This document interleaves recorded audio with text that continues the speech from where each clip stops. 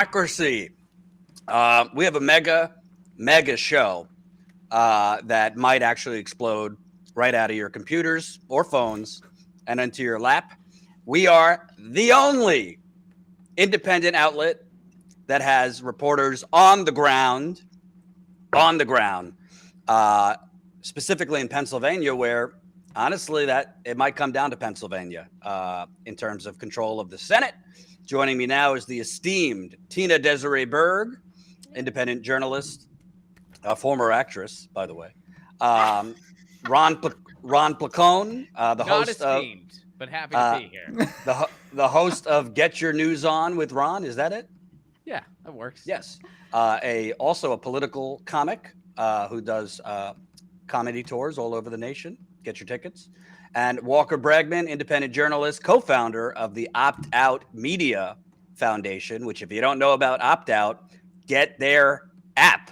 It is an app that is bringing all independent media sources right to your phone, so you can watch, read, and support various independent media that actually are independent, contrary to some who say they're independent but are taking money from dirty, dirty birds. But more important than us, Kim Brown, the host of Burn It Down with Kim Brown, she'll be joining in a bit. Unfortunately, Steve Grumbine has the flu, so feel better, Steve. He can't join us. And Louis DeAngelis, independent journalist, he is going to be on the ground with us. He'll join us in a few minutes from the riveting event for Dr. Oz near Philadelphia. And John Farina, who infamously got that footage on January 6th of the officer's head rammed into the door. He got amazing footage on January 6th and has the damage to his ribs to prove it. He's with us. He'll be coming to us from the Fetterman event in Pittsburgh. So we'll have John, we'll have Lewis. We have Colin behind the scenes, who, poor kid, he's trying to juggle making this work, but also John and Lewis are going to be going on Breaking Points, their live stream, because we have a partnership with Breaking Points. So Colin is going to be trying to make this show work, and there's going to be plenty of fuck ups, so prepare yourself, while also communicating with the Breaking Points people to get John and Lewis on. So bear with us. Smash that like button. If you can, share this live stream. There's a lot of election shows, but everyone else is full of it, and we're great. So share ours. And again, we're the only ones with actual reporters on the ground. So share it, care it. Super chats would be very, very much appreciated. Again, Colin is juggling a lot of things, so we will try to read every one of your super chats and all that stuff. So let's start. And we're not like, just to be clear, we're not like your de facto, like minute by minute, we'll get you the election results right away, because I don't have like a control room of producers. We have Colin. So we'll try to get you the election results as they come. Wait, you don't? I'm out. Right. We'll try to get you election results as they come. I'll be kind of one eye in with election results, the other one eating hot and sour chicken, or sweet and sour chicken, excuse me. But everybody, do you know who I voted for today? Who'd you vote for, Jordan? Sweet and sour chicken. Manchin and the Parliamentarian. So I'm putting out bids to be their campaign manager. But let's start, before we have any election results, just go down some information about the electorate. Shocking or not shocking, the American people are pretty pissed off and not satisfied. Colin, in no order, whatever order I sent you those images, let's show the exit polls for. So that is opinion of Biden as president. And this is for people who voted in the House election, but my guess is it's pretty similar in the Senate. This is election day voters, by the way, so it doesn't take into account mail-in, but I think you'll get a good feel. So 45% approve of Biden, 54% disapprove. So that typically would not bode well for a president or the party of the president. This is pretty bad if you're the Democratic Party. Age 18 to 29, only 10% of the electorate. 30 to 44, 20% of the electorate. 45 to 64, 36%. And senior citizens, 34%. So let's zero in on this. Ron, Walker, Tina, is it shocking that Biden, who we got the Biden is FDR in the early days, that only 10% of the millennials came out, or some of them Gen Z, I guess, when he abandoned a $15 minimum wage, he abandoned a public option. He said we'd get $2,000 checks, but got a $1,400 check and a little bit of rump roast. You got rump roast? Yeah, I did get rump roast. Did you have to sign up for that? How'd you do that? Yes. He did not fight for Fight Mansion whatsoever on extending the child tax credit. Biden, in many cases, has been worse than Trump on COVID, which Walker has a lot to say about. It's not shocking. You know, in midterms, young people generally dip out, but 10% is a lot lower than I thought it would be. Yeah, I think that's a pretty fair summation of the problems that Biden has. On the other side, you have a Republican Party that is increasingly aggressive with its rhetoric and its actions. Somebody said today, I don't want to take credit for it, but somebody said today, I would rather vote for the party that lies to me than the party that follows through on their threats. And Yeah. I think that is sort of what's happened, is that the Democratic Party, for many reasons, has failed to deliver on big ticket items like the $15 minimum wage, or the $2,000 checks, or even the student debt relief was very limited. And there are a number of reasons there that are not just Biden doesn't want to fight. I mean, he hasn't really been a very combative president. That's sort of changed as we've approached the election. The rhetoric has escalated. He's calling out the dangers to democracy. We've seen that. That was a positive step. The fact that he actually did any student debt cancellation is a huge step. But yeah, I mean, there are a lot of reasons the Democratic Party has been hamstrung lately, and I think that these results, if the demographics don't shift in the electorate, I think the results are going to reflect that. Absolutely. Yeah, I don't think it's the weird thing too is I don't think it's necessarily apathy. I mean, I'm curious where the numbers are going to land when it's all over, but I think that, you know, young people, they're very engaged right now. They're paying attention, they're plugged in, they're in tune with what's going on. So it'll be curious if that doesn't translate at the polls. And I think there's probably a variety of reasons for that. And I would say probably the main culprit is there's just nothing that they're really all that compelled to vote for. Right. Yeah. Also, I just want to point out, Jordan, that they actually call people now and they weight the calls in with the exit polling to try to make up for people that voted by mail. Just Okay. Got it. So you're saying that the numbers are a little skewed? I mean, I don't know how you nail that down, especially, you know, like in California now, just about everybody is doing vote by mail, even if they just go and turn in their vote ballot at the location, right? But I know that, and the reason I know this is because I've talked to a couple of pollsters now, because I'm like, how do you make up for this difference if people aren't leaving the polls and you can't ask them questions? And so in the days prior to the election, he said they've been calling voters. So I still don't know, you know, if that's an accurate reflection or not, but they are at least attempting. Yeah, I think even on the margins, maybe that would mean like, all right, maybe it's not 10%, maybe it's 11 to 12%, you know? Right. To me, all right, we're bringing on Lewis. Hey, Lewis, D'Angelo. Hey, can you guys hear me? I can. Yeah. Gotcha. So- All right. I'm trying to make sure. All right, there we go. I can see you guys now. How's it going? All right, Lewis, you're on the ground. You are at the, how do you say it? The coup d'etat? The coup d'etat? Yes, unfortunately, no crudité yet. It sounded like you were eating some sweet and sour chicken. I'm a little bit jealous. Yes. I was expecting crudité. Maybe it's coming later.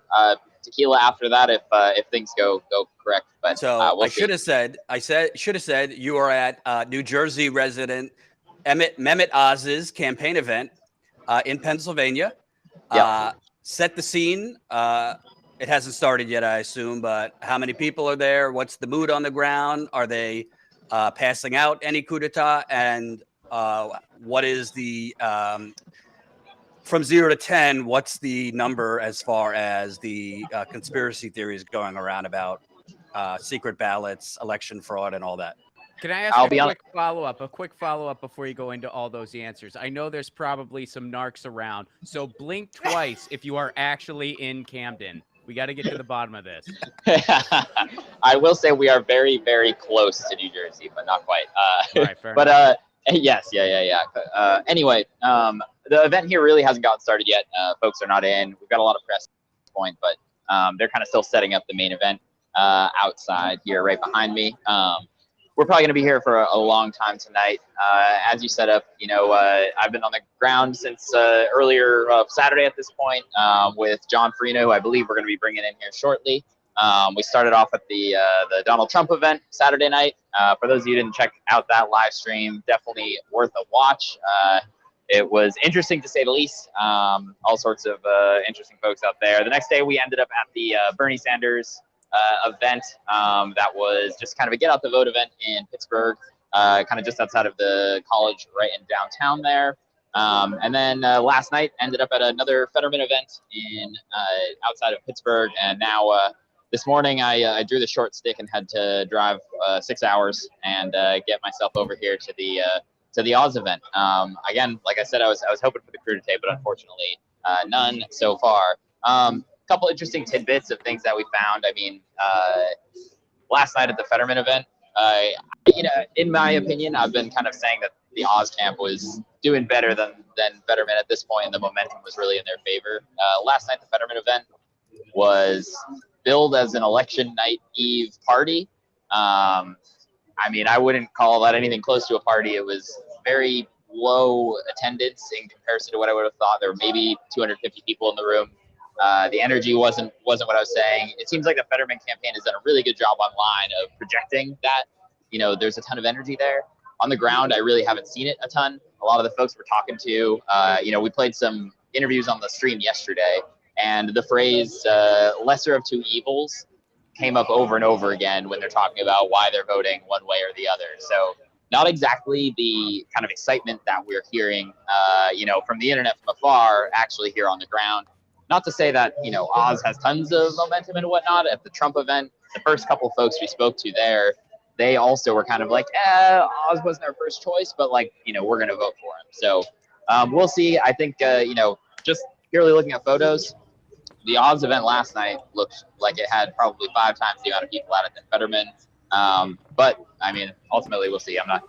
Who knows? It's a guess at this point. Right. Let me ask you, obviously it's close.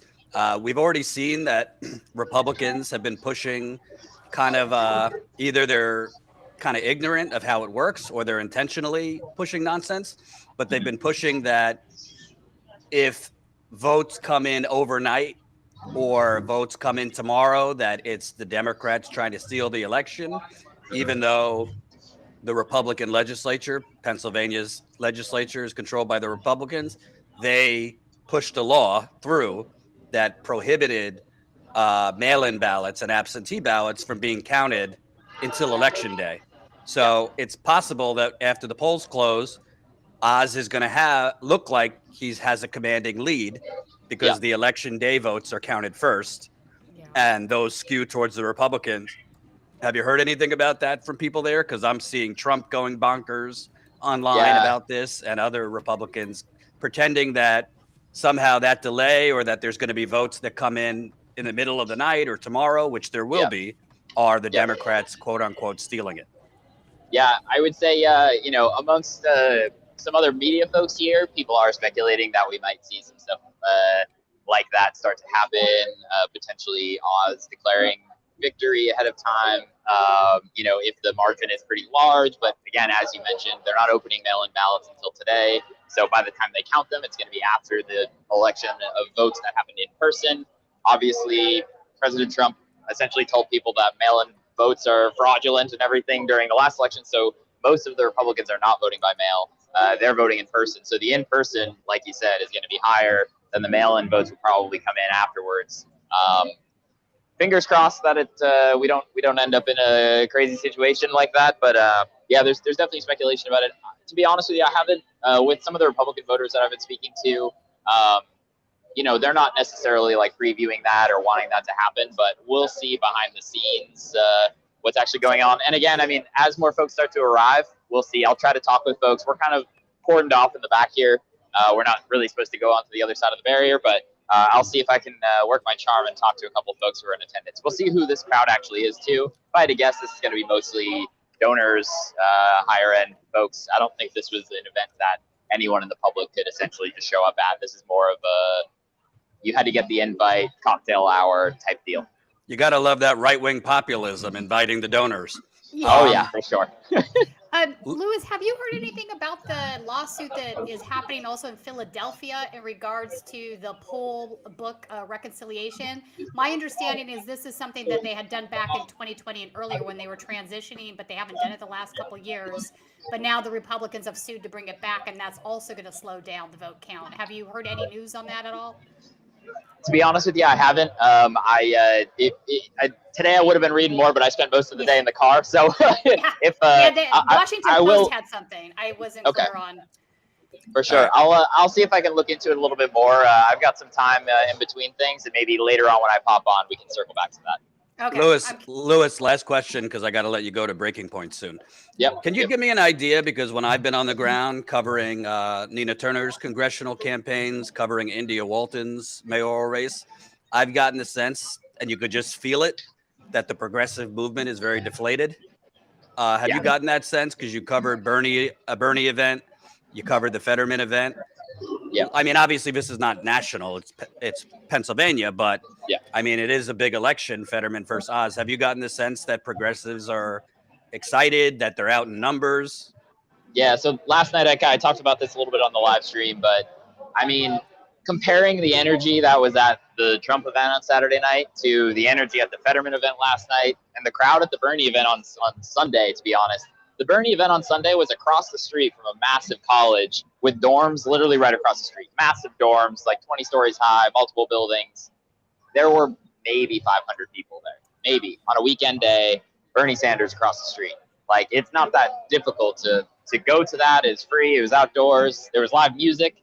I was expecting that part to be full. Last night we see the photos from the Oz event, and like, you can tell when a campaign is taking pictures trying to make the crowd look big. Yeah. This was clearly just a big crowd. They didn't have to try. There were people out excited about Dr. Oz. So Yikes. I'm not seeing that same energy behind the Fetterman campaign. And yeah, I think the word you used, deflated, I mean, all these voters that I'm talking to, I'm asking them after, what are your top issues, that sort of thing.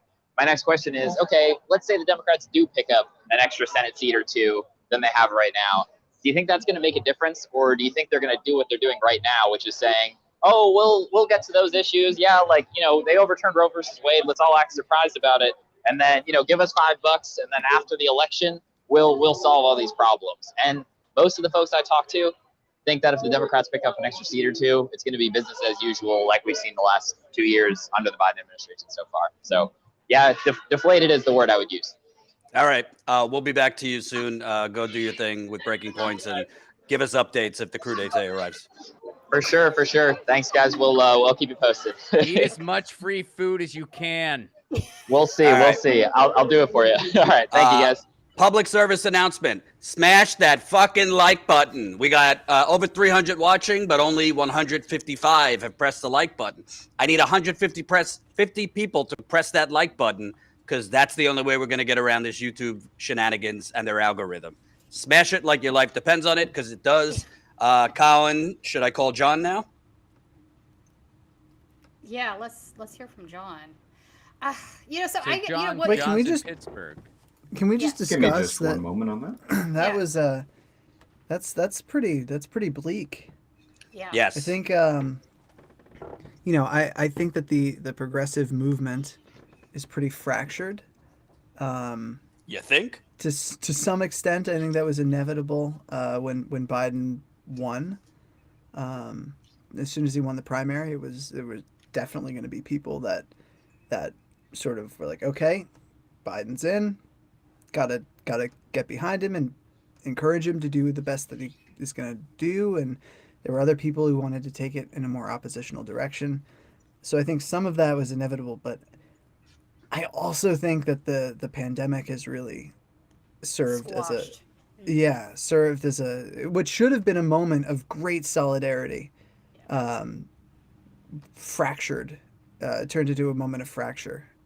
Well, I think this is a longer discussion about the progressive movement that I want to get to, because I think there's a lot of factors for why the progressive Am I movement jumping the is- gun? I'm jumping the gun. No, you're not jumping the gun. It's just I only have 7 minutes before Breaking Points needs John.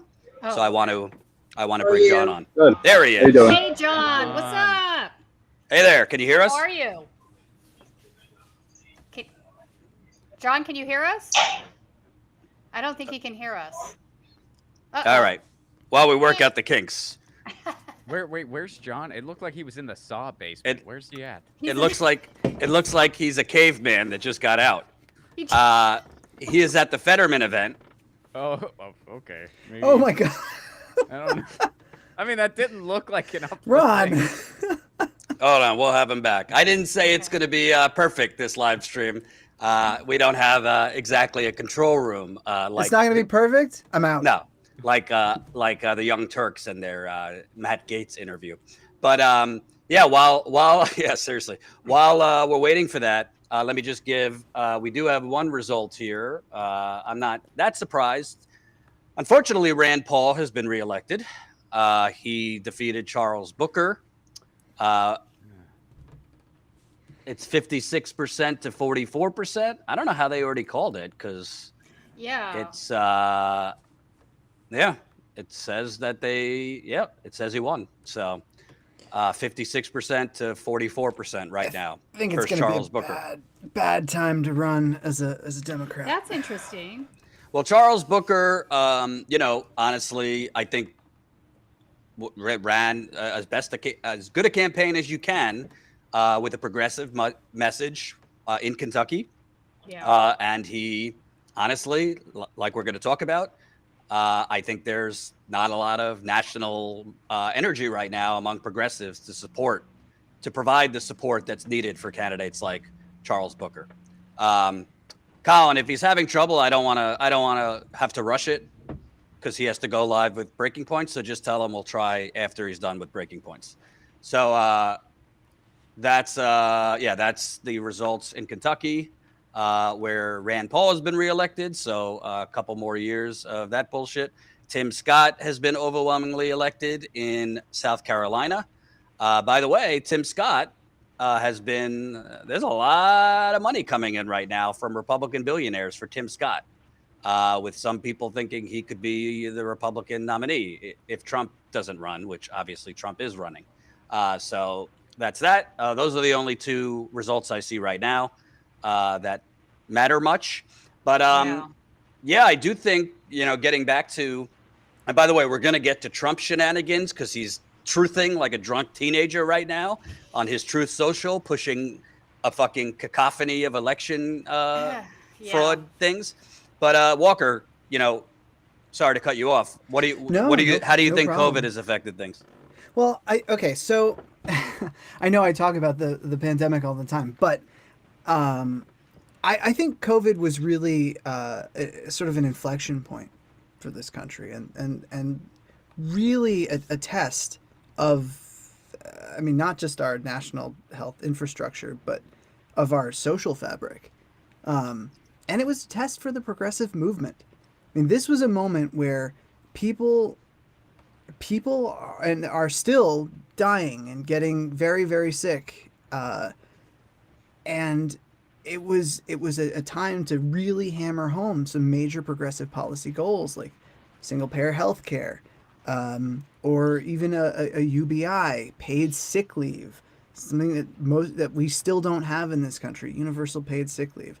There was an opportunity, and somehow the left fractured. You had some folks go off and buy into conspiracy theories about the virus, get distracted with right-wing propaganda. and it's stuck. I mean, I think there's sort of a natural suspicion on the left toward government since really since Watergate. But like this was just inexcusable in my opinion, because people suffered and are suffering for the inaction and lack of solidarity with the vulnerable, with immunocompromised Americans. That is the price for the left dividing between, okay, we can do something, and no, it has to be sort of this rugged individualism. Otherwise, it's a slippery slope to government tyranny, and we're never going to get out. And oh my God. Well, I think part of it, Walker, too, is that there's just a group of individuals that are incredibly angry about the raw deal that they've been handed. And I'd say a lot of them are just simply at this point anti-establishment, and that doesn't necessarily mean that it's more to any principle other than that, which can force you to, take up some. Do you hear this rain here, by the way? Wow. Is that what It's that hailing. is? It's hailing, yeah. Hailing. We haven't had it's rain in still Los raining Angeles for how many years now, and it's all coming at once. I mean, I love the rain. That's at least a little relaxation. No, in the we need it. background, right? We need it. We It's just need wild it that it's. desperately.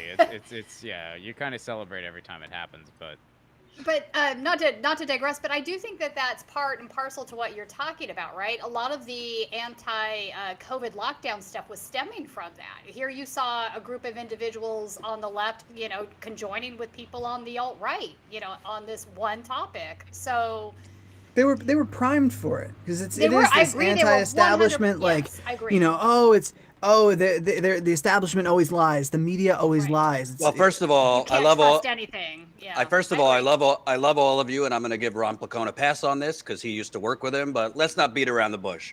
Jimmy Dore fomented.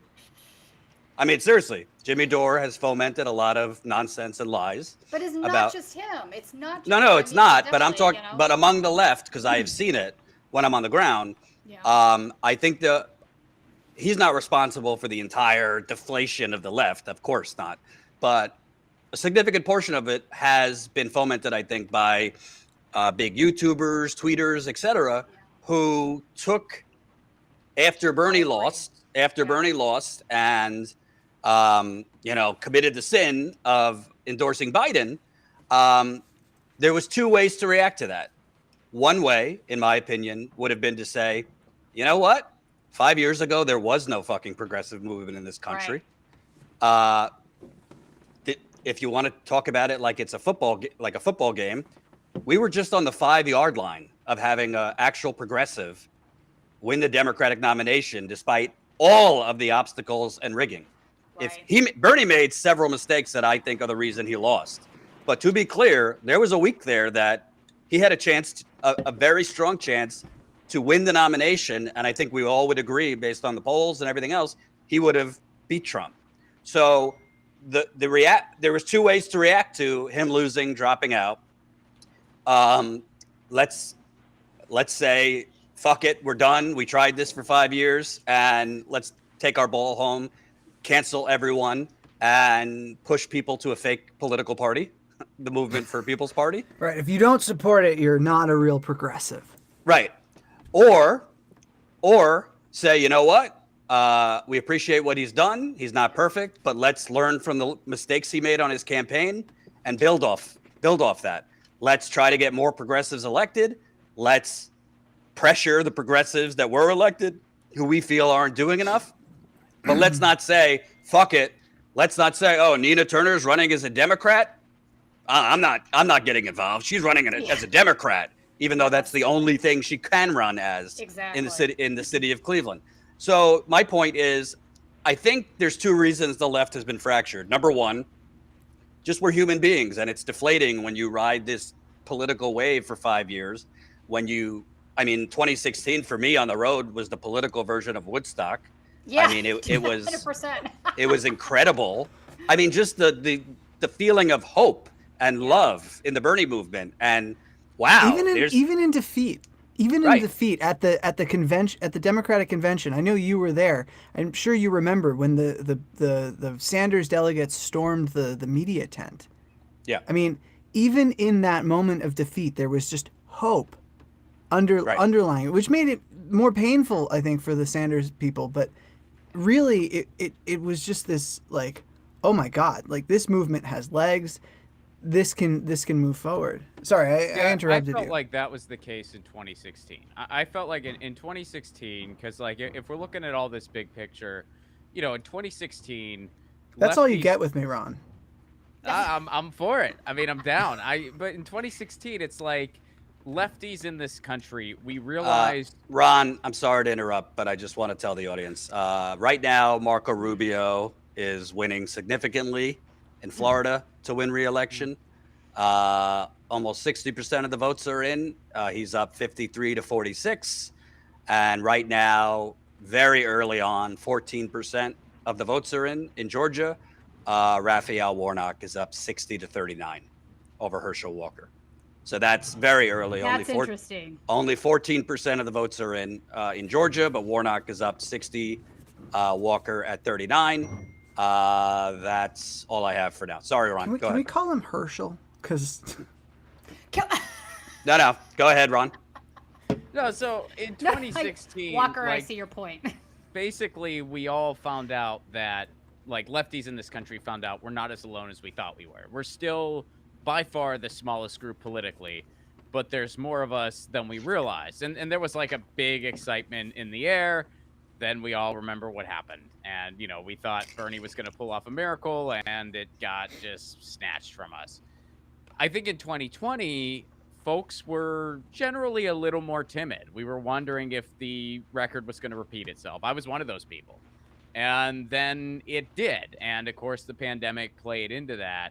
So now I think we're kind of in this place because it's only been 6 years, which in the big scheme of thing, it isn't a lot of time, especially when I would make the argument that like real leftward movement in this country has not existed for nearly 100 years. It's nearly been a century. I mean, pretty much the New Deal is the last thing we can really hang our hats on. I mean, there's been a few things here and there, but for the most part, like that was the last time. So it's been a long time since we really got a win.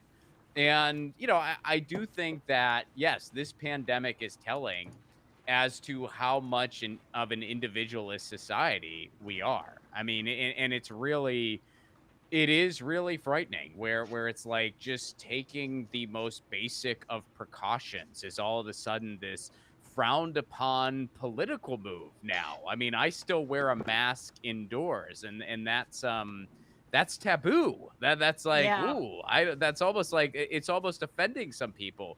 Whereas, I was in Italy not too long ago, and not everybody.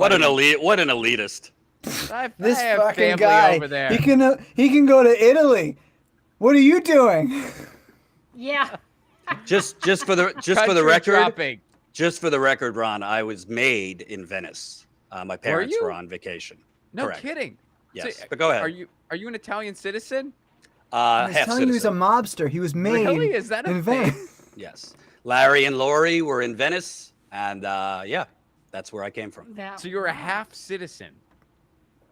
What does that Correct. mean? Like, what do you do with that? They send me gabagool every Groundhog's Day. Really? Yeah.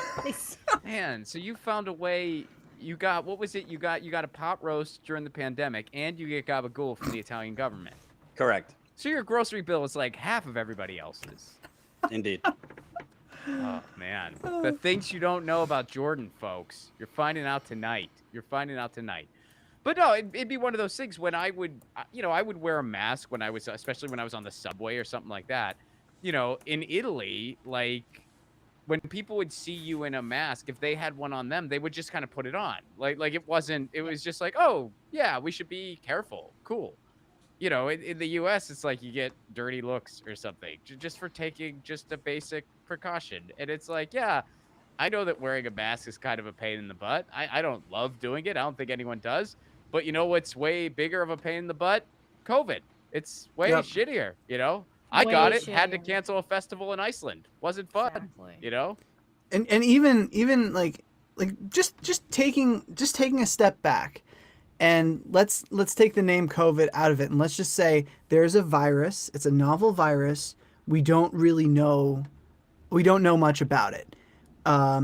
we are seeing that there are long-term consequences for even mild infections that affect multiple organs of the body. We know that it can kill and does. Like something like that, in a situation like that, the response should be, okay, caution. Like until we sort of know what's going to ultimately happen 5-10 years down the road after infection, like we should cool it, try to stop the spread of this thing, and come together. Like that is a functioning society. And instead it's, no, you telling me that I have to wear a mask is tyranny, and you telling me that I can't do and people on the left bought into this. Yeah. I got to It's wild. There's some updates coming in. I got to detour a little bit. Colin, I just sent you this, so if you don't have it yet, that's okay. I'll just read it. The RNC has sued Maricopa County, asked for an extension on polling location. This is in Arizona, by the way, Maricopa County. Yeah. Asked for extension on polling location hours amid ballot tabulator issues. So Tina, do you want to explain what that's about, since we were talking about it earlier? Yeah, I had sent some video to you earlier. I don't know if we can play it, but so some of the tabulators weren't working. So they have like every place that has had these issues, they have a plan B, right? So they had a box that was like labeled number 3. If you put your ballot in there, it's going to be counted later tonight by hand. So it doesn't mean that these ballots aren't going to be counted. They're going to be counted. So it's a machine breakdown. We've seen these happen time and time again. We've had it happen here in California. Is it okay and acceptable? No, it's not. It needs to be dealt with. But does it automatically mean there's election fraud going on? No, it doesn't. But that doesn't stop. QAnon was losing their minds today on Telegram this morning. Well, forget QAnon. Let's go to Donald Trump. Let's go to Trump. Colin. He's QAnon now. I don't know. Colin, let's show the Truth Social posts, because Donald Trump. He's the main character in QAnon, right? Like He's the- Correct. leading. He is. He's the leading dude. Donald Trump, who, by the way, Rolling Stone reported like a week or two ago that Trump and his allies already had a plan in place to try and contest election results all over the country. So what's happening already today is what they planned. But Trump on Truth Social, I guess you called it truthed. It's not tweeting. He truthed it. He truthed it. People of Arizona, don't get out of line until you cast your vote. They are trying to steal the election with bad machines and delay. Don't let it happen. Wait. YouTube, to be clear, that's what Trump is saying. We're not saying that, and it's false. They're not stealing the election. Wait. There's more. There's more. Let's say Trump. They are now saying that about 20% of the so-called voting machines in Maricopa County are not counting the votes that have been placed in the machine. Only Republican areas? Wow. Carrie Lake, Blake Masters, and all others are being greatly harmed by this disaster. Can't let this happen again. I believe Attorney General Mark Brnovich is on the case big time. He has a chance to be the biggest hero of them all, and at the same time, save our country from this cancer within. Yeah. So we have Calvin Stewart there, as somebody I work with. He's there in Phoenix right now, and he's going down to Mesa. I know you talked to him today too, but he told me that they got the tabulators working around 1 o'clock or so. So it wasn't even out the whole day. Don't talk sense. Don't talk sense. I get Colin. Let's play the video. Trump in front of his memorabilia. He's making videos too now? Yeah. Oh boy. All right. That is, hold on. Let me see. To the great people of Arizona, Maricopa County in particular, don't leave your line. Stay where you are. They say that the machines aren't working. They say that they're running out of paper in different locations throughout different states. There's a lot of bad things going on. Stay online. Do not leave. I know you don't want to be there as long as they're going to try and force you. They want to delay you out of voting. and you cannot let them delay you out of voting. So to the people of Arizona in particular, because that's the one that's come up right now, stay online, don't leave. Already a lot of people have left, and it's very, very unfair what's going on. Maricopa County, don't leave. Stay there. Do you know what makes me angry the most about this, Jordan?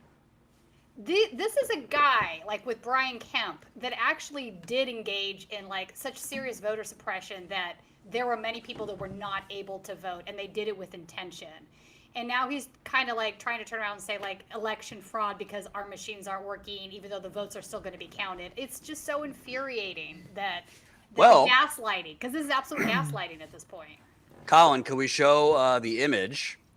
Trump's hyperventilating over this is now going to cause, I don't know, protests, possibly violence. No, there's armed men at ballot boxes in Arizona, so the potential for violence is definitely there. This was put out after Trump's bat signal, November 8th, 8 o'clock Mountain Time.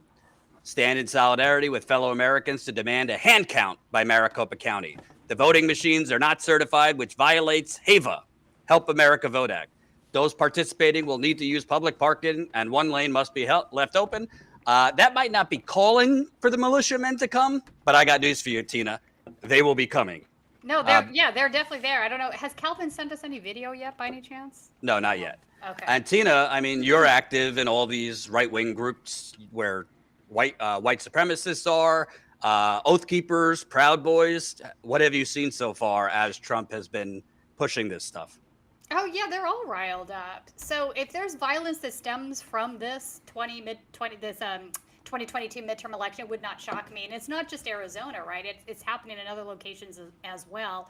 I think Arizona is just the more prominent because in this particular state you have both a governor candidate, Kari Lake, and Secretary of State that are part and parcel to election fraud conspiracy theory and have been from jump, right? Kari Lake has never walked away from the big lie. She put out a video, in fact, yesterday or the day before, basically saying that if you believe that Biden actually won the election, that you were believing a conspiracy theory. So this is what they do, right? They turn the narrative, they turn the table around, and they gaslight you and say, no, we believe the truth. Your version of the truth is what's wrong. It's what's the conspiracy theory. But meanwhile, we have actual facts that don't support that. True the Vote, which is this organization, I'm sure Walker has some knowledge about True the Vote as well. I mean, this started with the Tea Party, over 10 years ago. They've been very active in various voter suppression tactics the last 10 years. One of them has been, they worked with Brian Kemp in Georgia. I brought that up a minute ago, so we can use that as a prime example, where they took voters. And so, for example, this is how ridiculous it is. So say you have a name, Jose Garcia, right? And I know for a fact this is one of the names that they had on their spreadsheets, right? So there's 200 guys named Jose Garcia. This is a really common name, right? This is not, it wouldn't be wild that there would be 288 different Jose Garcias in the state. That would be, yeah, I believe that, right? But they ended up knowing this, even though on the voter rolls you can see that they have different middle names. They decided that this was the same guy registered over and over again and that he was casting multiple ballots. So now everybody with this name has been purged from the voter rolls and they can't vote. Right. They now have to go through, this whole. So they did this tactic over and over again with thousands and thousands of voters, and not just in Georgia, also in Ohio. There's billionaire money behind the foundations. The Bradley Foundation is one of them, Koch brothers as well. So, it's a playbook we've seen time and time again, but it just infuriates me because we know for a fact that these folks have absolutely engaged in a form of voter suppression, mainly targeted against people of color. And at the same time, they're screaming election fraud over the smallest thing. And here's the thing. I'm not saying it's okay that voting tabulator machines aren't working. We've had this frustration time and time again. We've had it here in California. But there's a big difference between that and saying, okay, we're still going to get around. We will count the votes. We're just going to have to do it a different way. So please leave your ballot here, versus what these guys are doing, which is actively purging legal voters from the rolls to stop them from voting. Right. And just to give it, just by the way, quick reminder, if you want to know about real election fraud, the Supreme Court stole the election for George W. Bush 22 years ago. That was actual election fraud. this country has never reckoned with the fact that the Supreme Court stole the election, I agree. stole the presidential election.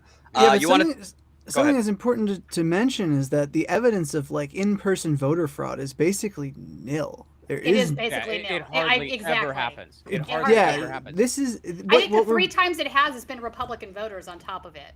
right. What we're really what we're really seeing is a Republican Party that is increasingly untethered from any commitment to democracy Or reality. or reality. Yeah, but that's and that is the result of sort of the right wing creating this outside ecosystem to challenge the liberal media or the liberal institutions like Brookings, which is Right. hardly a liberal institution, but it's all backed by capital.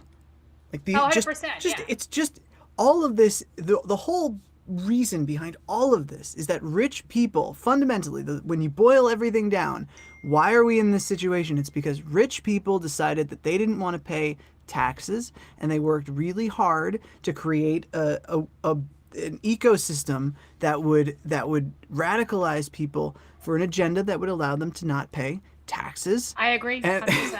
And so and the road that it's led us down is to autocracy.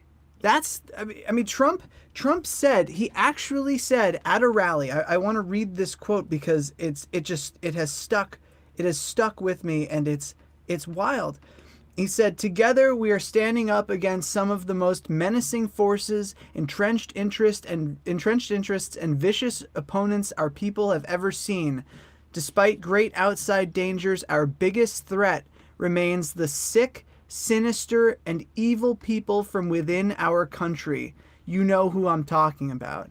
And he goes on and says, "You must never forget, this nation does not belong to them. It belongs to you." This is fascism come to America. Oh, 100%. Not even hiding itself. Not even hiding. I agree with you. Like and in the face of this, the Biden administration, the Democratic House, the Democratic Senate had one responsibility, one real meaningful responsibility, and that was to prove to people that democracy is worth saving.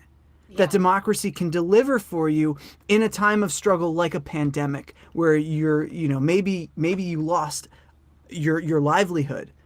Like the government is there and will step in and protect you, that it has your interest at heart. And I think tonight is going to be a referendum on how successful they have been at that. I just want to give failed miserably. Yeah. I want to give an update. The RNC, the NRSC, that's the National Republican Senate Campaign. Blake Masters, who's running for Senate in Arizona, and Carrie Lake, basically the televangelist now, TV star turned election she denier. used to be a journalist. Can you believe it? Or I should call her a broadcaster. I don't know if she was ever a journalist, but they've all filed the joint lawsuit asking to extend voting hours in Maricopa County until 10 p.m. Honestly, I'm not even against that. I'm not either. I'm like, go ahead. I'm not offended by that. But usually they're on the other side they're trying. on the other side saying, "Don't do it." Exactly. Right. Sorry, Ron. I cut you off. I just wanted to update. Here's the thing, man. Like, when you look at all this stuff, it's really sad because there are some serious issues when it comes to our elections in this country. As Noam Chomsky nicknamed it, our pristine elections. Issues with the machines, issues with the purging of roles. I mean, it's like, I'm no Hillary Clinton fan, but I'm sure y'all remember in 2016, while everyone was talking about Russia 24/7, Greg Palast showed us there was all that purging of all those roles, and he explained how it happened. And had that not happened, that election could have gone differently. I mean, that was I'm related not sure to True the Vote, by the way. So it's like, we do have like some serious issues, but when you take it to a place where you're just like, okay, well, if my Wall Street sponsored team doesn't win, I'm here and I'm ready and I'm armed and it's definitely fake. It's like, well, now not only are you a reactionary, you're just a pre-reactionary. You're like getting ready to be a reactionary. And when people bring up valid concerns about why we should be concerned about some of these machines, why we need to care about Secretary of State and stuff like that, well, you kind of just get lumped into the extremes. Right. Which is ridiculous. Yeah, no, you're not wrong on that. I want to touch on something Walker said. By the way, so far on the election, the exit polls, democracy was not high on the priority list for people. I'm not saying that to mock you. I'm just telling you that democracy was not one of the top issues. No, it's a sort of an esoteric, like They've all made peace that we don't have it. Well, okay, that I do take issue with that a little bit because No. I was just stating. Oh no. Just the idea. This and I see the sentiment a lot that like, oh, America is not really a democracy. It could still get a lot worse. Yes. You know, 100%. and people make the mistake of saying, oh, it's everything is screwed up now. Yeah, but like, wait. I guess it can absolutely get worse. What I was trying to get at, and this is from going on the road, particularly the road trip I just took a couple months ago, where I went through Pennsylvania, Ohio, and West Virginia, covered homelessness, inflation, evictions, all that. Honestly, there are real threats to democracy, but the problem is, if you're working 2 to 3 jobs, or you have to search your couch for change to fill up your gas, or you have to pull your kids out of Little League because you literally can't afford soccer for your kid anymore, or you can't pay your rationing or choosing between medicine or groceries for your kids. Or I just interviewed somebody who worked at Tesla. He developed grand mal seizures. Elon Musk, champion of free speech, they fired him right after he had seizures and wouldn't pay him, and now are fighting his unemployment. I mean, I could go down the list. In this economic Hunger Games we live in the United Corporations of America, it's not there for, out of to be cute. That's the truth. We live in the United Corporations of America. It is really a privileged position to have the bandwidth to worry about democracy if you're like one catastrophe away from being in the streets. No, of course, but that's my point, though, that there are so many people in this country who are struggling, who can't have that, it doesn't, that is, preserving democracy. Screw it, I'll go whoever gives me my next, whoever ensures that my kid is fed. Like, that sentiment does exist. It might not be all. It's certainly not all of this malignant sort of right-wing reactionary movement that we're seeing. There is a lot of capital behind that movement, but there is that sentiment out there, and because of that, it is able to be successful because, right-wing politicians can point and say, oh, it's the wokesters, it's the trans people, it's the Jews. And that will resonate with people. You play to people's, biases, deeply groups that make people uncomfortable or they don't understand, and you pin and that aren't large enough to really fight back. Like, trans people are less than 1% of America. You're holding that community up as the source, the root of all problems. Like, God, your political project is fucked. And, and you're not wrong. I just want to give a shout out to the 440 people watching right now. Smash that like button. Share this live stream. We're almost at 500. I think we can get more. We're going to have John come on in a few minutes. He's on the ground from the Fetterman event in Pittsburgh, Pennsylvania. We'll have Lewis back soon from the Dr. Oz buffet table. No, his campaign event. Shout out free grub for everyone. That's ridiculous. Shout out to Denise and Mary Beth, just signed up as Status Coup members. Woo-hoo! Sign up. We need every single person who's watching, if it's within your means. Obviously, if you can't, we understand. If you got $5 to $10 a month to support on the ground independent journalism, support Status Coup. That's statuscoup.com/join. Become a member for as low as a burnt cup of Starbucks coffee a month. I wanna just give an update here. I don't think anyone. They've called it for Florida. For Rubio. Yeah, I would.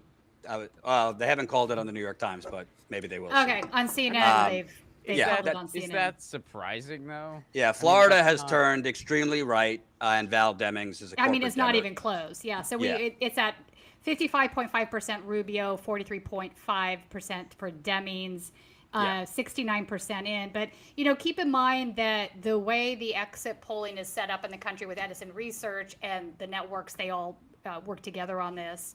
Part of what they use the exit polling for is to predict accurate elections, which is why they feel they can call it at, 60%. So, I think this is interesting here. It's only 26%, but that is a quarter of the vote. In Georgia, Raphael Warnock is up He's- 56 to 42 over He's way ahead. over the CEO of Planned Parenthood, Herschel Walker. No, he's just been in Planned Parenthood so much. You know what's interesting about that is a lot of the polling had them within the margin, neck and neck, and obviously from what we're seeing thus far, that's not. I'm not going to read anything because it could narrow. Change. It could But narrow. right now, with a That's quarter quite of the vote, Raphael Warnock is up by 13 points. So in Ohio, it's only 9% of the precincts. Tim Ryan is up 61 to 39.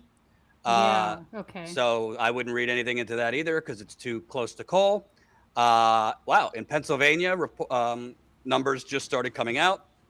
Again, it's only 3% of the vote. Fetterman, 84%, but that's 3% of the vote. So I wouldn't at all read anything into that. But CNN right has now, some different. I'm What did reading you it have here. for Ohio? Ohio's at 10%, and it's Tim Ryan up 61 to JD Vance 39. So this is wild. So CNN has at 8:02 Eastern. So this is the new update. Ryan at 58%, Vance at 41% with 19% counted. I don't know what the difference Yeah, is. so CNN might be slightly ahead of New York Times then. So maybe I should go to CNN. Which is weird. Yeah, I'm on the. That's what I'm keeping tabs on is the CNN live update page. Okay, let me go to. Where are you? CNN Politics? Yeah, Senate. So North Carolina, they have estimated vote in 46% at 8:03 p.m. Eastern Time. Beasley is at 53.8%. Budd is at 44.5%. So the Democrat is leading in that race. Mm-hmm. In New Hampshire, only 8% in. Hassan is at 64.1%. Bolduc is at 35.4%. So the Democrats also leading in that race. Got it. So I think we're going to see some, sorry not to interrupt, but I think we're going to see some different outcomes tonight that aren't going to match the polling at all. I think, we talked about this a couple days ago.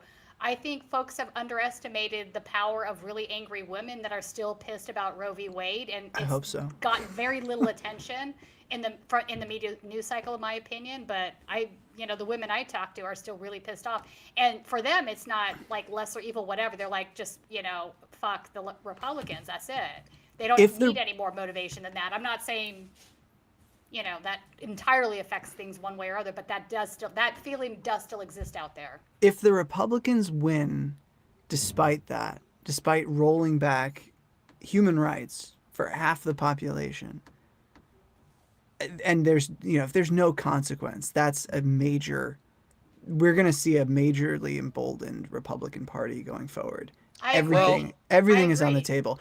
I hope that we see that the results we've underestimated the impact that Roe v. Wade being overturned will have. I really do. And bad as the Democrats are, and as long as they've had to codify Roe, they're still not the party that undid it.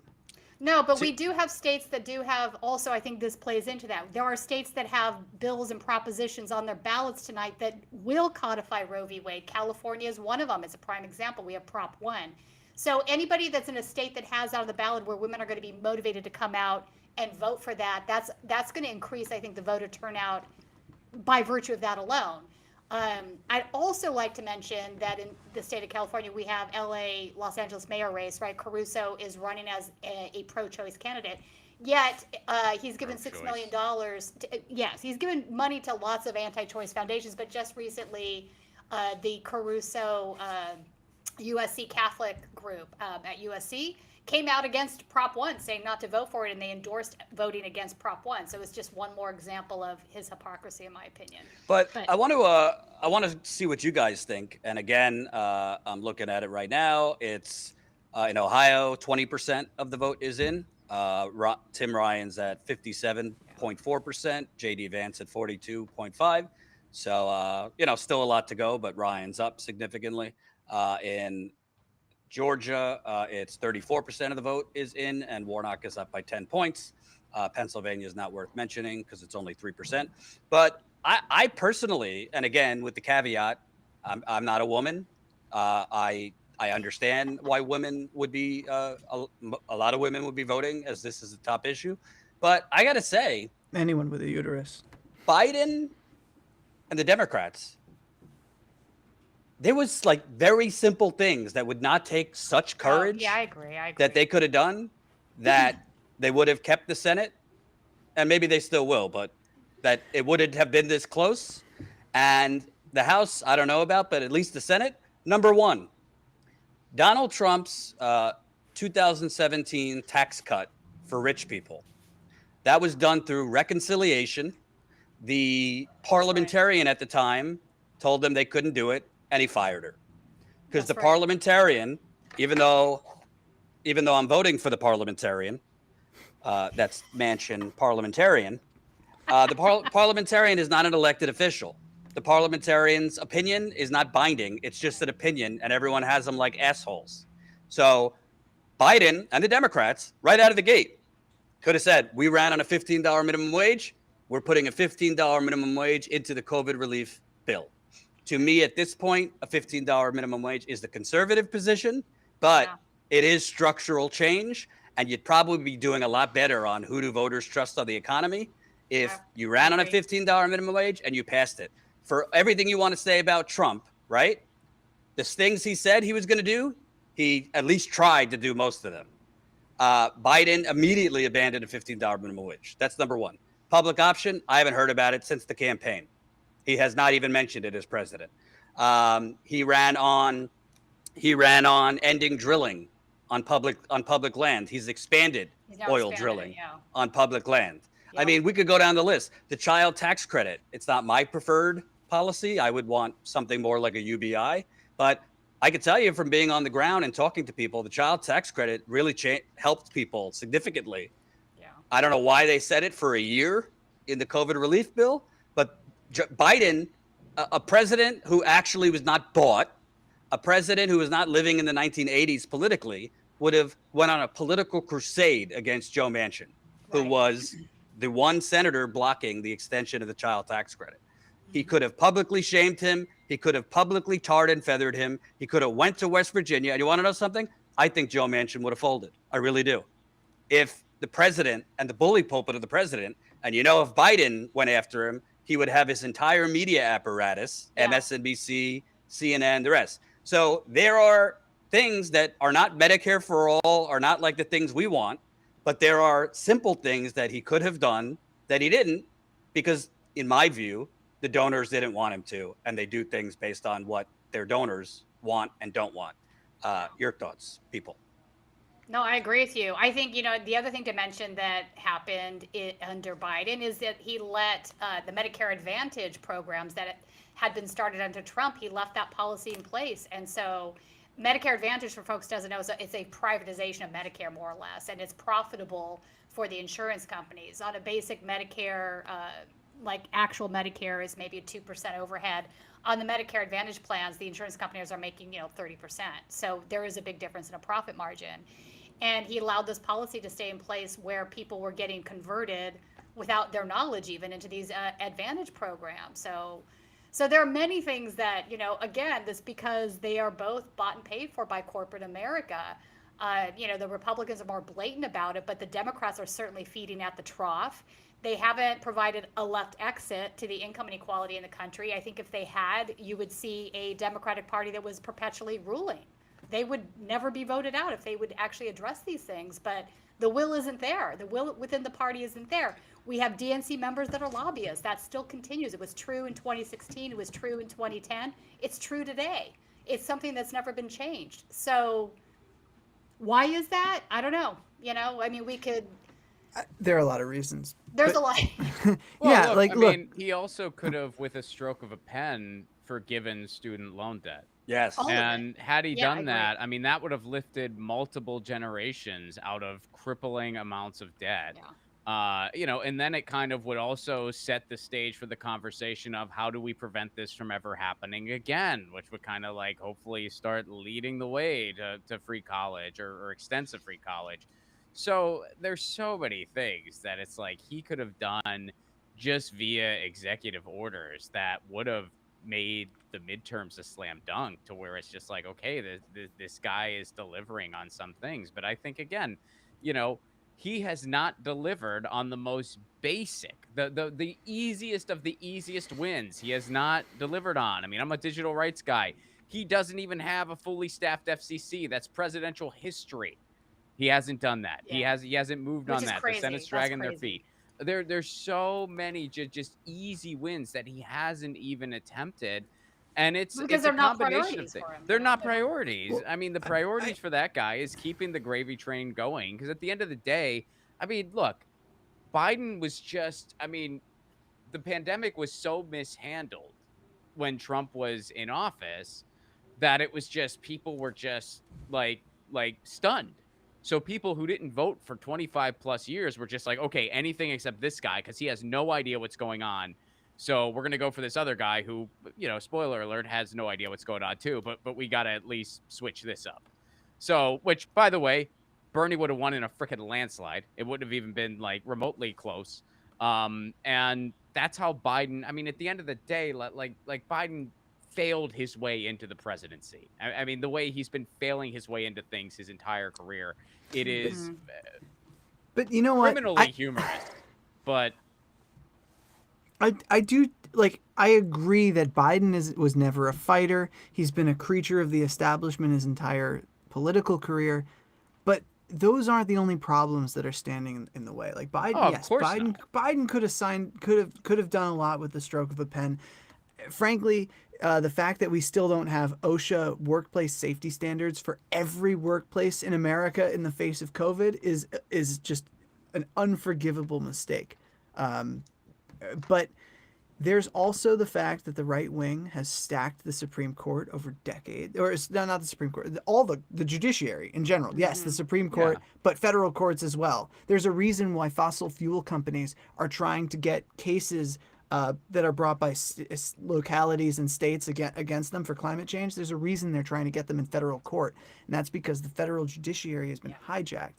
And when you don't have a 100%. backstop, That's another issue. Yeah. when you don't have a backstop for democratic backsliding, when you have a judicial system that is going to strike down everything that you do, you have to be very careful. And I think that caution, combined with the lived experience of like living through the Reagan Revolution and seeing the rise of neoliberalism and being a part of that history and having that as your background, I think that makes you fundamentally ill-equipped to handle the crisis that you're facing. On top of that, you have a very slim majority in the Senate. You do have a majority, and because of that, I think you have a mandate, especially given the stakes. But I think that Biden is human, and it's not just like, yes, I do blame Biden for a lot of things.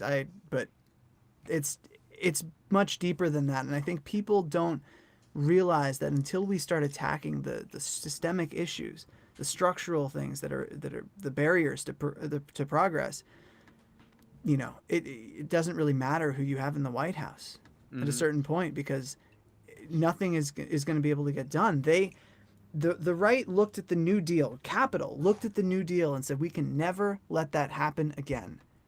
And then Obama got elected, and after the subprime mortgage crisis, and Capital got together and said, we can't let this guy do anything. We have to pull out all the stops. We have to stop any real political realignment.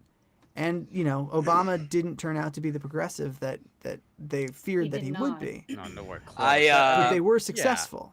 No, no, no. Um, Well, let me just say one last thing. I agree. I wouldn't go as far as to say it doesn't matter at all. Like, I mean, we are in a historic moment. The president is like Rip Van Winkle meets a parking ticket. We would be better off if that wasn't the case. You know what I mean?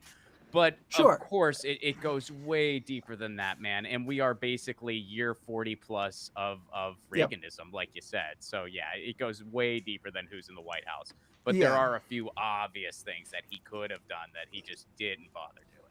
Agreed. That's true. So should we give an update on some of these Senate races? Some new totals are coming in from Ohio. We have Ryan at 57.2%. Vance is at 42.7%. So that's pretty much on par as it was before, but now 26% of the vote is in.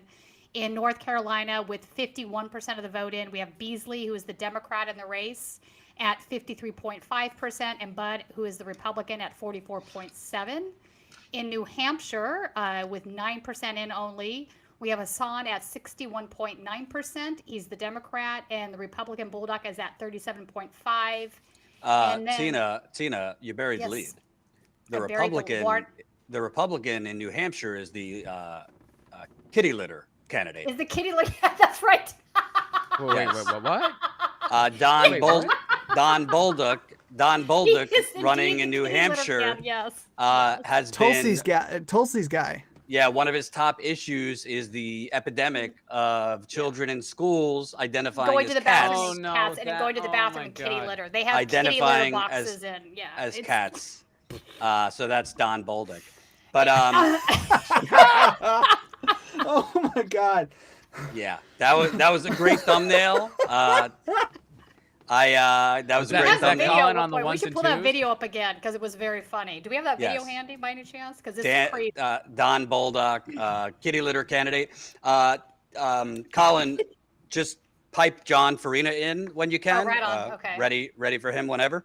Sorry to interrupt you, but I That's just all right. wanted to. Yeah. I just one more update. Warnock is now at 53.8%. Walker Herschel, not Thank Walker you. Bragman, is at 44.6%, and they're at 38% of the count in. So he's definitely leading in that still.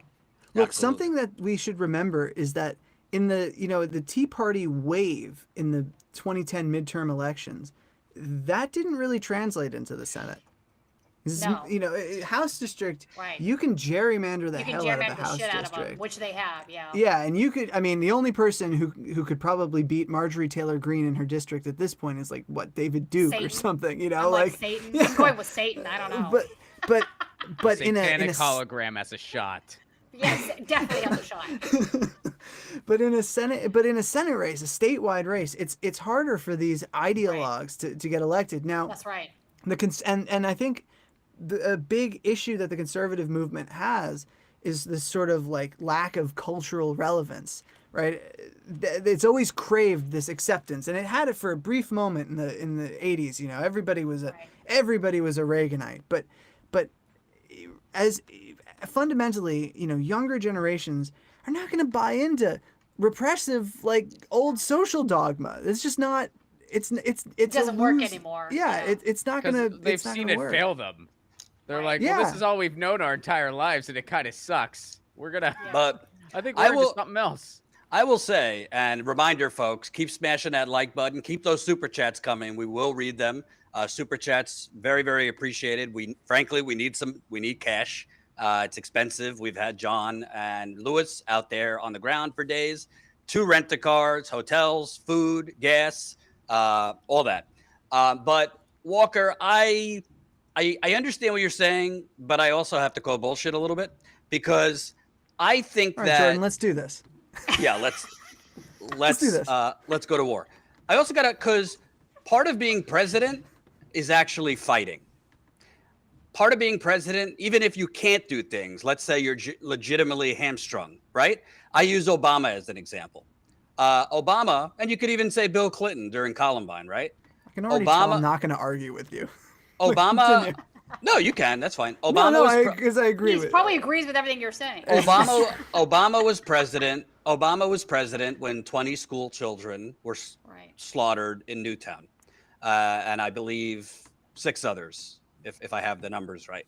And he did a press conference. I think it was genuine. He cried, And then he didn't do anything to fight for gun control, saying, well, the Republicans have control. Obama was gifted most of it's bullshit, but he was gifted with one hell of a voice. He can articulate very well. He could have went around the country and shamed every last fucking one of these Republicans who are taking NRA money, blood money. He could have called on the media not to cover it for a week and then move on. Right. And he could have really went on a crusade if he wanted to. And to hell with the politics. We could go down the list on things, not just Obama, but other presidents could have done to fight, even if they didn't have complete control. Right. Biden, the American prospect, at the beginning of the Biden presidency, did an article. You're probably familiar with 100 executive actions Biden could take. Sure, he would have been in court. He would have been in court for a lot of them. But the point is, if Bernie Sanders were president, he'd be fucking using that pen over and over and over and deal with the consequences and the lawsuits after. So even though, and I believe OSHA, I do think the federal government has control over OSHA, correct me if I'm wrong. Biden, by the way, instead of giving lip service that I'm a union guy, when people are dying in Amazon warehouses because Amazon won't fucking let them leave during a goddamn tornado, remember that? Biden could actually speak on it. And he could say, you know what, maybe Amazon needs to be criminally looked into. So there are things, even if you have a 50-50 Senate, even if the Supreme Court is Republican, people want a fighter. That is why Donald Trump is so popular. He's a phony. He's fighting for all the wrong things, but people think he's fighting for them. And the Democrats don't do that because, in my opinion, based on evidence, they get neutered as soon as they get in there. Not even the corporatists. Let's just look at AOC and the squad. I've never done hashtag fraud squad. I'm not 16. I'm not gonna like throw them out with the bathwater. But AOC said, I'm gonna bring the ruckus to the Democratic Party. Great. When she was effective was right when she started, she fucking led a protest outside Nancy Pelosi's office. It got media attention. And you want to know something? She must have got one hell of a lashing after that, because that was about the last thing she did to activate the base. Part of why, going back to our previous conversation, part of why I think the Democratic Party, the progressive movement is deflated in this country. I am not Jimmy Dore. I'm not going to call Bernie Sanders a coward. He's not. But Bernie said, vote for Biden and then we'll fight him on day one. Well, it's long past day one, and Bernie did not activate his base to fight Biden on anything. So I think you're right on some things like OSHA and things like that. But at the end of the day, when you're the president and you're not going to even attempt to fight for certain things, you're gonna have what we're seeing tonight. I agree with you. Look, when FDR was in his inaugural speech, okay, FDR was like, we hope that the established order is enough to get us through this crisis. But if it's not, you know, if the need of the times is so great, then I'm going to test the limits of my authority, and that's just how it's going to be. When and he also said, you know, the big problem we have is that people aren't working, and this can be answered by the government using the government. Like the government itself can hire people. Biden, in his inaugural speech, doesn't even mention the word government. He doesn't mention the federal government at all. He just says. He describes the problems. He accurately sums them up, but he says what we really need now is unity. Like you're not going to. There is nothing. Absolutely. It means nothing. But it's an abdication of responsibility, and a lack of political imagination that I think is just inherent to who Biden is. I'm not saying it doesn't matter who the president is. If we had a progressive president, I'd be much happier. But at the same time, I do acknowledge that there are these structural barriers to progress that can't just be waved away, that we, progressives need to attack. The left needs to come up with an answer to the infrastructure that the right has put in place. Break down walls where you can. Build institutions outside of government that serve to bolster the progressive agenda the same way that the Koch network operates. We have Now John. Guys, I let's- think John's trapped in a basement. Yes. John is trapped. Yeah, Breaking- John, where are you? John Farina, can you hear us? John, where are you being held hostage? Blink twice. Do you need us to rescue you? He can't hear us. Can you hear us, John? I We can, can hear yeah. you. Okay. I can't hear You can't hear anything? You can't hear anything? Hold on. We're going to do this gangsta Okay. style. What do we do? Are you calling him on the other line? Hey.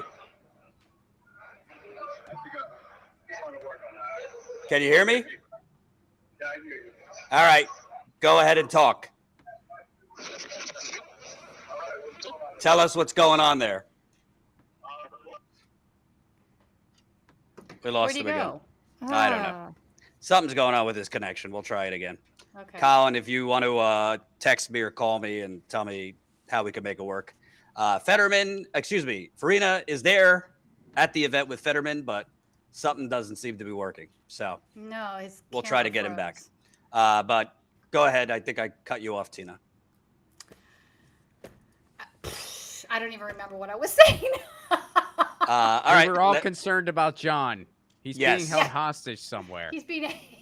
Let me give an update in Pennsylvania where John is.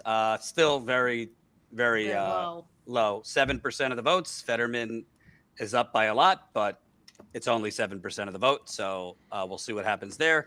In Ohio, almost 30% of the vote.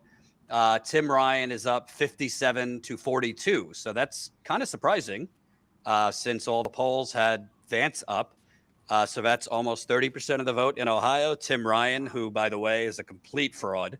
He is not a union guy. I have been in Ohio and talked to union members, Right. and they say Tim Ryan is a fraud. I think he'd be better than J.D. Vance, but let's be clear, Tim Ryan is. I mean, J.D. Vance is Peter Thiel's pet project, so Yeah. No, I'm just saying. I'd rather have Ryan, but he's not like a union. He's like I get it. he's like a younger Joe Biden. It's full of malarkey. Tim Ryan. You know what though? Like politicians do change over time as the politics change. They have to. A lot of these people really true. aren't ideologically based. They're out there for their own political survival. Yeah, but don't So they if- usually get shittier? I mean, how often do they get better? Not necessarily. If they're pushed in one Really? direction or another, yeah. I mean, they have to don't know. respond to their constituents on a certain level, unless they're really super, super douchey. Look, you Well, go back. I think a lot of them are super douchey. Oh, I agree. I'm not arguing that. Maybe point, not but all of them. but not all of them. I mean, But you know, look, if progressives start winning more races now, that is hard because the money is against it, and right. you know there's incumbency advantage as well, and there's a whole. But whatever, if progressives do start winning more, you will see a change in the narrative, and a lot of these people are not leaders; they're followers. Right. That's Agree. Sure. that I is- also think part of this is voting against the billionaire class. I think people are just fed up with that. They don't want Peter Thiel's money rushing into the state and propping up this candidate, in the way that he has. So, I mean, part of that could be just voting against Vance. Period. I don't think it necessarily has to be enthusiasm for the other guy. Update: the far right Bannon sphere. Rogers. Hey, There we go. John, can you hear us? John escaped. Did you No. escape? You can't hear us? Can you hear us, John? The villain's in the room, John. I can't We hear can- you guys. But But we you can can hear me, you. right? So yes. Yes, Bad yes. guy is in Okay, the room. all right. He's wearing a I can't hear you. costume. All right, He's I'll just wearing start a talking. costume. He's We'll alive. figure out a way to get this going. Okay. But let me show you down here. People are starting to come in now. If you can see, people starting to come in. So we have the press here. I was able to speak to a few people as they were walking in. A lot of people are just really, supporting Fetterman, being that he's from Pennsylvania. He's for unions, for medical marijuana, legalizing marijuana, abortion rights, women's right to choose. People are concerned about inflation and minimum wage, so they're hoping that Fetterman will, once he gets into the Senate, he'll he'll make a change there. But if you can see down here, people are starting to come in here. But yeah, it's going to be a big crowd. I think probably they'll have a few hundred people here. Hold on one second, I'm getting a text. Uh-oh. Oh, there we go. He's back. So there's definitely people here than yesterday. Yesterday he held a rally at the Carpenters Union here in Pittsburgh. It was just a little bit outside the city, but definitely more people are showing up tonight. And people are excited for Fetterman. He's a down-to-earth guy. He dresses in shorts and a hoodie, and he did a lot more campaigning in rural areas here in Pennsylvania. Stopping at restaurants, speaking with people. It's not something that Democrats have done in the past. So I think that's why he's really connected well to his supporters. Okay. Hold on. Thank you, sir. I'm going to try and get the audio going so we could have a conversation here. Okay. Let me see what I can do. All right. Thanks, Ben. I know Ron Placone has to go soon. So, Ron, give us your final dissertation on on politics and life. It's interesting because John sounded a lot different than Status Lou did. Yeah, Yes. As far as and I don't just mean like John kind of sounds like the Fonz, Lou's a little more, but like. Well, no, do you know John was originally cast in My Cousin Vinny, but then he got jury duty, so he couldn't do it. But no, like, but as far as like, joking aside, like as far as the enthusiasm Fetterman is generating, John's report is a little different than Lou's was, and I feel like chances are it's a little bit of everything. There's pockets of excitement, pockets of not. Right. As far as Pennsylvania goes, I mean, I gotta say, if Fetterman does lose, and I'm not a big Fetterman fan, I mean, because there's a lot of things where I'm not even quite sure where he stands. Obviously, he's better than Oz, but just speaking objectively here, I feel like if he does lose, this is really going to be snatching defeat from the jaws of victory. I think that some of that is on Fetterman. I mean, obviously, I'm not going to blame the guy for having a stroke, but like, I think that's part of it, just being realistic. And also, I think the corporate media, I mean, they really did the guy dirty. I mean, because I think that he was running away with this thing. And so they wanted a horse race, and all eyes were on Pennsylvania because it was an appealing race. And Oz is such a freaking goofball who, steps on himself every 5 seconds. So they wanted a horse race. Charitable. Here. Oh, yeah, I know. I'm trying to be like, but yeah. So I think like they really, really honed in on Fetterman. Not to say I don't have my own criticisms of the guy, but like, they really honed in on it to try to make it close. And so, I mean, this will be a really big, like, snatch and defeat from the jaws of victory. And in closing here, there's a few things I'm optimistic about here in California, some things I'm not. I desperately hope here in LA, Rick Caruso is not our next mayor. And folks, I do have some tour dates coming up. January 28th, Tucson, Arizona. February 10th, Los Angeles. February 17th, 18th, San Diego. ronplacone.com for all those tickets. And maybe I'll see you guys when I get back. I'm not sure, but I'll try to check in and see where we're at. You have the link, my friend. Come back if you can. All right, y'all. Peace. So I want to tell people it has narrowed a bit down in Georgia. 43% of the vote, 43% of precincts have reported. So Warnock is at 51.7 and Herschel Walker is at 46.6%. So, yeah, Herschel Walker has grown, and Warnock is losing steam. I kind of want to make a point, and Tina, I think this is up your alley. I want to make a point because I think Donald Trump will have many legacies, but one of Donald Trump's legacies, in my opinion, is kind of ushering in the post-truth society. Oh, yes, 100%. Yeah. Where it doesn't, like, literally you could have video of Herschel Walker walking into the Planned Parenthood, walking out of the Planned Parenthood multiple He'll be like, times. It didn't happen. And if he Throwing said out the fetus. right, if he said that's not me, it's fake.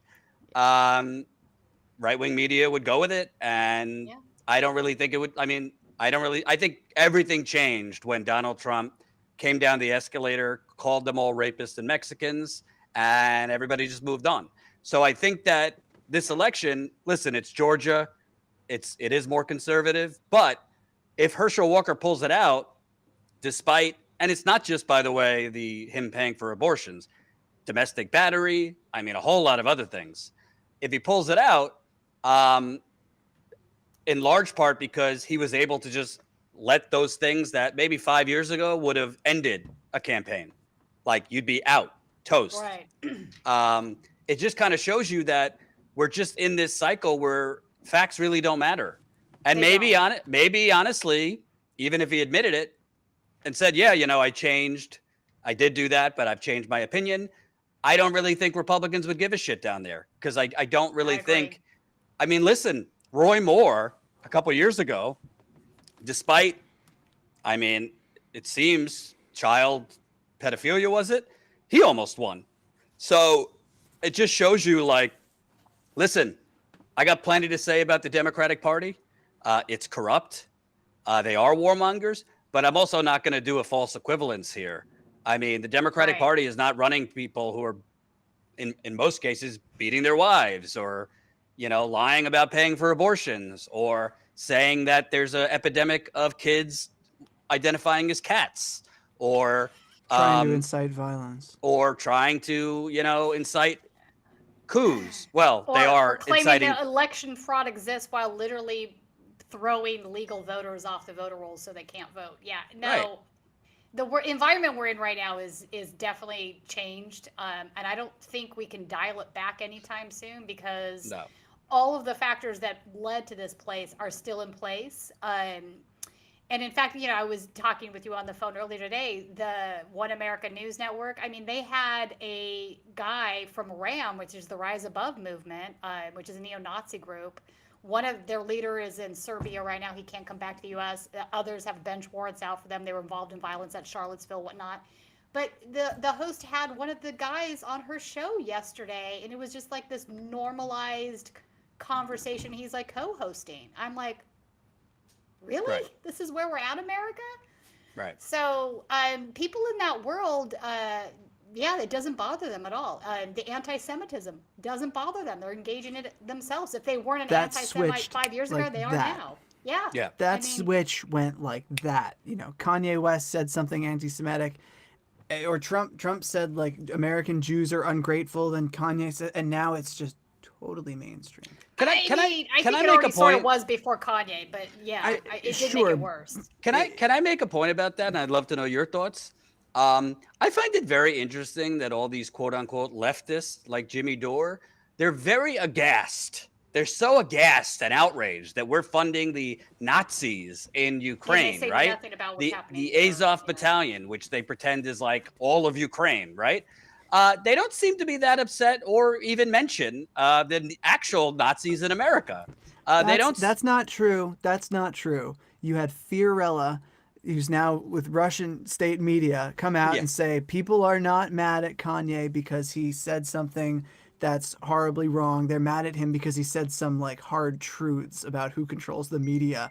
And like, are you kidding me? She said that? Yeah, this is somebody, by the way, who called me anti-Semitic for a image that we put up of on Gilded Age of Max Blumenthal getting vaccinated. So that's not even a hard truth, though. Like, I mean, most of the people that run media are not Jewish. I don't know where this. Well, by the way, I don't know why this trope exists. No, it's just the same. It's just anti-Semitic nonsense. I mean, by the way, Fiorella and whatever the fuck his name is, Stop the Steal under the guise of election integrity. So, you could. But my point is, I don't want to hear from these leftists who are they're morally outraged with the Nazis in Ukraine. They don't say a word about literally anti-Semitic hate crimes rising in America. They don't say a word Not that I expect you to cover Kanye West 24/7. I don't see any of them covering that Kanye West is doing a tour de force of anti-Semitism. They don't say a word about, literally, Tina covers this 24/7. There is literally a growing anti-Semitic white supremacist movement in this country. They don't cover that. They don't care. And they don't say a word. In fact, they go on and suck him off on Fox News. Sorry for, excuse my French. They don't say a word that Tucker Carlson pushed the great replacement theory and anti-Semitic bullshit conspiracy theory. The New York Times reported he talked about it on Fox News over 400 times. They go on and they have a pillow party with Tucker Carlson. So I don't want to hear from these people who care so much about the Nazis in Ukraine. I mean, by the way, it's not just anti-Semitism, it's racist too. Like, white genocide isn't a real thing, but that is what white replacement theory is, right? It's the idea that all of these other groups are going to replace you. I mean, this is a story as old as time with these groups. And by the way, normalizing it. I think the scary part is getting normalized. Is my point. I mean, these thoughts have existed in the past, right? There's also. Oh, sorry. No, I was going to say, what's happening right now that really worries me is the Overton window is moving so extremely this way. It's becoming so normalized, not just on the extreme programs, right? Not just on the Nick Fuentes, outlets, not just on, Roger Stone or whatnot. It's getting more normalized within the mainstream media because people are hearing it so often. I sometimes worry about. Oh, hello! Welcome. Wow, we got Kim Brown joining us and Lewis. Yes, Lewis is sideways though. Lewis, here we go. Hold on a sec.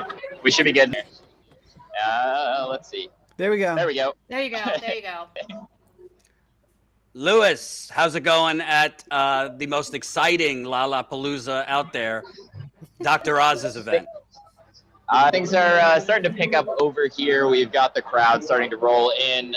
Earlier, when I came on, there was no one in the building yet. I did talk to an Oz staffer to just see who the folks who are allowed to come in are, and I was right earlier that it's predominantly a mix of donors, also some volunteers involved as well, but kind of a pre-ticketed type deal. I'll try to give you guys a little bit of a look just to set the scene without knocking things over. There you go. I don't know how much you can see, but we'll do that for a second, just so you can check out what's going on. Now let's not hit these people. I just took someone out with the leg of my tripod. Sorry. Alrighty. Yeah, I mean, things are starting to pick up over here. Kind of another fun tidbit. I don't know if you can hear it, but they're actually playing Fox News live in the background through the speakers, which is something that I was not expecting. But I guess maybe I should have been expecting it. I don't know.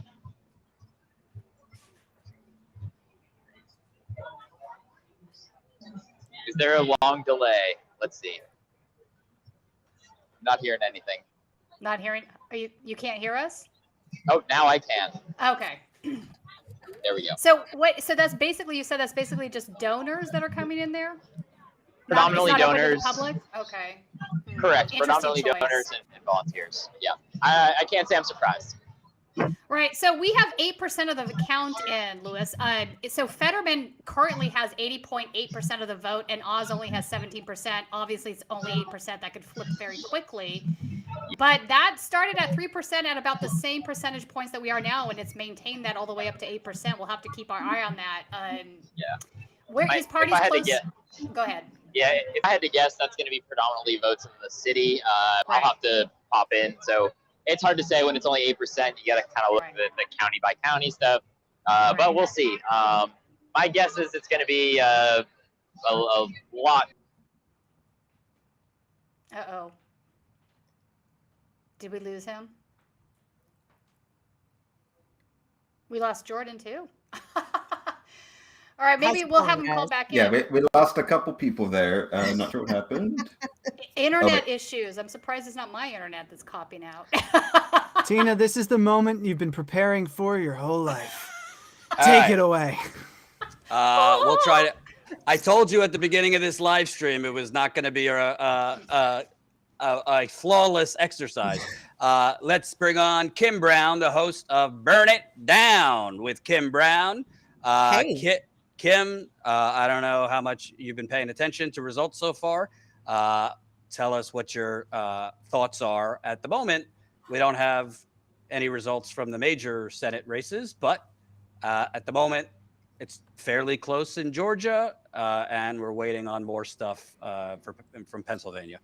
So, what is the latest on those delayed mail in ballots that went out? I think, was it in Cobb County outside of Atlanta, where the judge ruled that those residents who did not receive their ballots in the mail in a timely fashion still would have their ballots counted, but they would be accepted later? So I'm kind of not expecting a final result out of Georgia tonight, just because maybe I got this all the way the fuck wrong, but I mean, I was pretty sure that I had read today, or even yesterday, that there was going to be some grace period extended to those voters who did not get their mail-in ballots. I believe it's either Cobb or Clayton County, somewhere there outside of Atlanta in Georgia. So those votes would not be counted tonight. They would be counted over the course of a few days. A judge has extended voting for residents of Cobb County after more than 1,000 people never received absentee ballots by mail they requested. These voters will have until November 14th to submit their ballots, which could affect tonight's outcome. So, yeah, I think that's what you're talking about.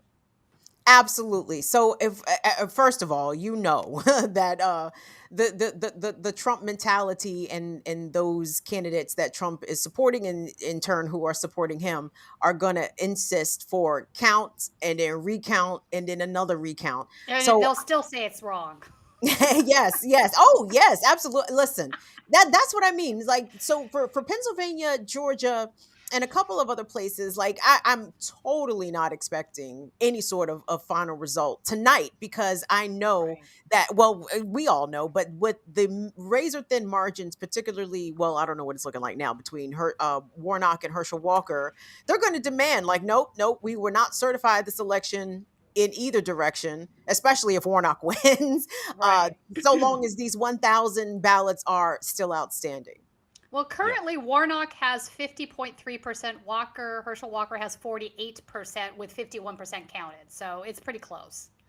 And remember, in Georgia, you have to get over 50% to avoid.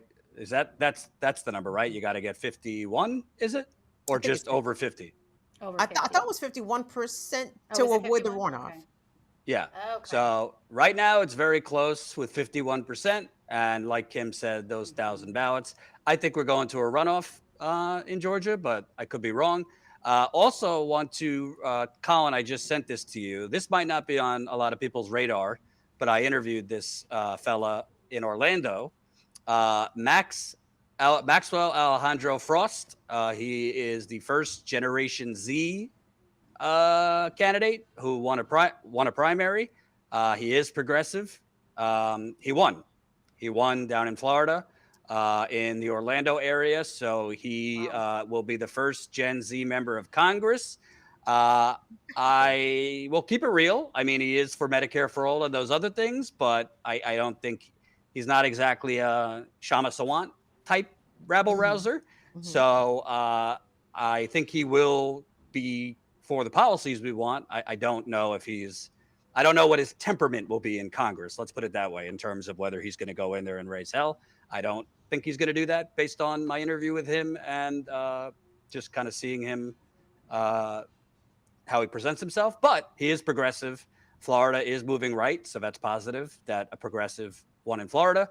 And we need to get some of those old fuckers out and put in young people. So that's positive.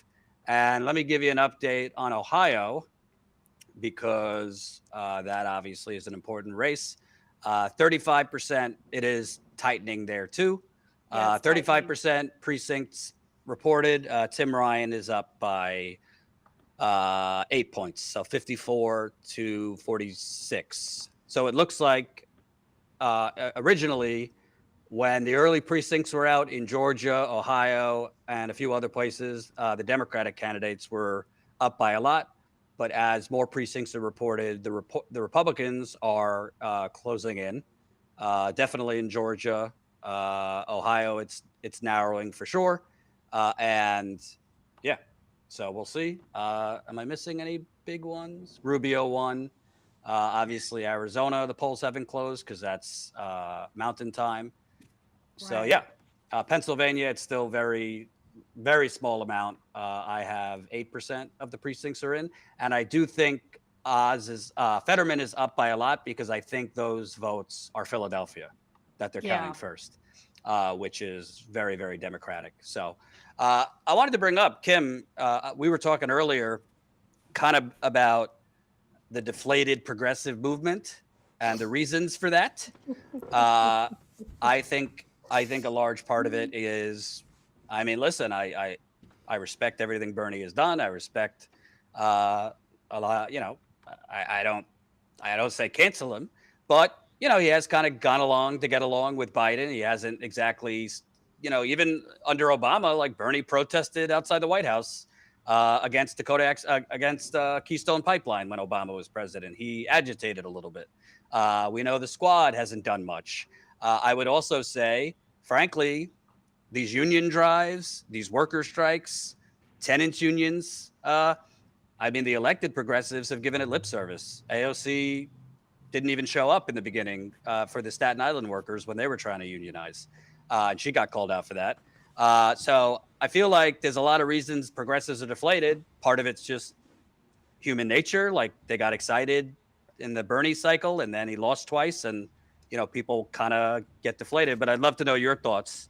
Why you think kind of there's not a lot of spirit, shall we say, out there right now on the left? For the simple fact that these Democrats and the progressives, even more disappointingly, are not doing anything substantive to address the issues that people really care about. I understand that the inflation and the economy and gas prices, I understand how all of that polls. But when you talk to people 40 and under, the climate is still a major concern for them. You're talking about Generation X and older millennials. These people are parents now, right? Like they're bringing the kids into the world and they're seeing all of these dire climate stories and they're not seeing any action coming from Congress, coming from the White House, regardless of who is in the White House. May I be clear? Because I just talked about this on my show. Like Joe Biden likes to position himself, and the Democrats generally like to position himself as the only party that really does anything to address climate change or even cares about it. But look at their policies. Joe Biden just had his chain yanked by Big Coal for that errant statement apparently that he made in Southern California about we're going to close all the coal plants, and Corinne Jean Pierre had to stand up there and look dumb and walk it back. Like, come on!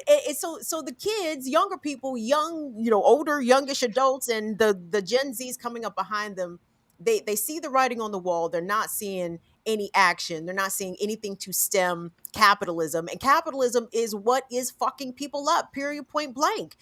People's wages are not going up. Rent is going up. There is no rent relief, no housing relief in sight.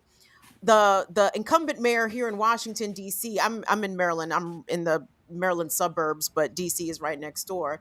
Muriel Bowser is running for re-election. She does have a Republican challenger, but she's going to win with no problem. But she in one of her campaign ads, she talks about how D.C. has added the most affordable housing in the region. Where? Where is the affordable housing? Rents in DC average over $2,000, right? So it is, everything is outrageous, and the Democrats just seem to be extremely feckless. The progressive wing, just disappointed beyond belief. The movements that came out in 2020, post George Floyd, post Breonna Taylor, were ignored. The policy demands made by people, millions of people who came out in the streets and demanded to defund the police and abolish the police, that just gets hand waved away by Democratic leadership as something that is untenable and something that they have directly gone in the opposite direction of. And people take note, okay? People take note. Police brutality and police violence may not poll very well about issues that people care about. But when I saw other polling, I think it was NBC News or Meet the Press polling, whatever, they were talking about the enthusiasm gap coming primarily from young Democratic voters and Black Democratic voters. And if you okay, the Democrats can you That's can not keep shocking. ignoring. I know, but they can keep ignoring Black people to their peril about this issue of police violence and police Agree. funding, and then going to be upset when the Black vote doesn't turn out, and then they're going to be like, "Oh, well, y'all didn't turn out," and Obama's going to come back out and tell us to pull up our pants and get off TikTok and shit. Colin, if you're listening, could you bring up the exit poll image on race? I sent it to you on the breakdown of white voters, Black voters, because what Kim's talking about, it was 9%. Yeah, couple in 2018, or excuse me, 2020, it was 13 or 14%. So that's a pretty big drop, Huge drop. in terms of Black voters. And by the way, in 2020, don't quote me on it, but I believe Trump's margin went up to 8 or 9% among Black voters.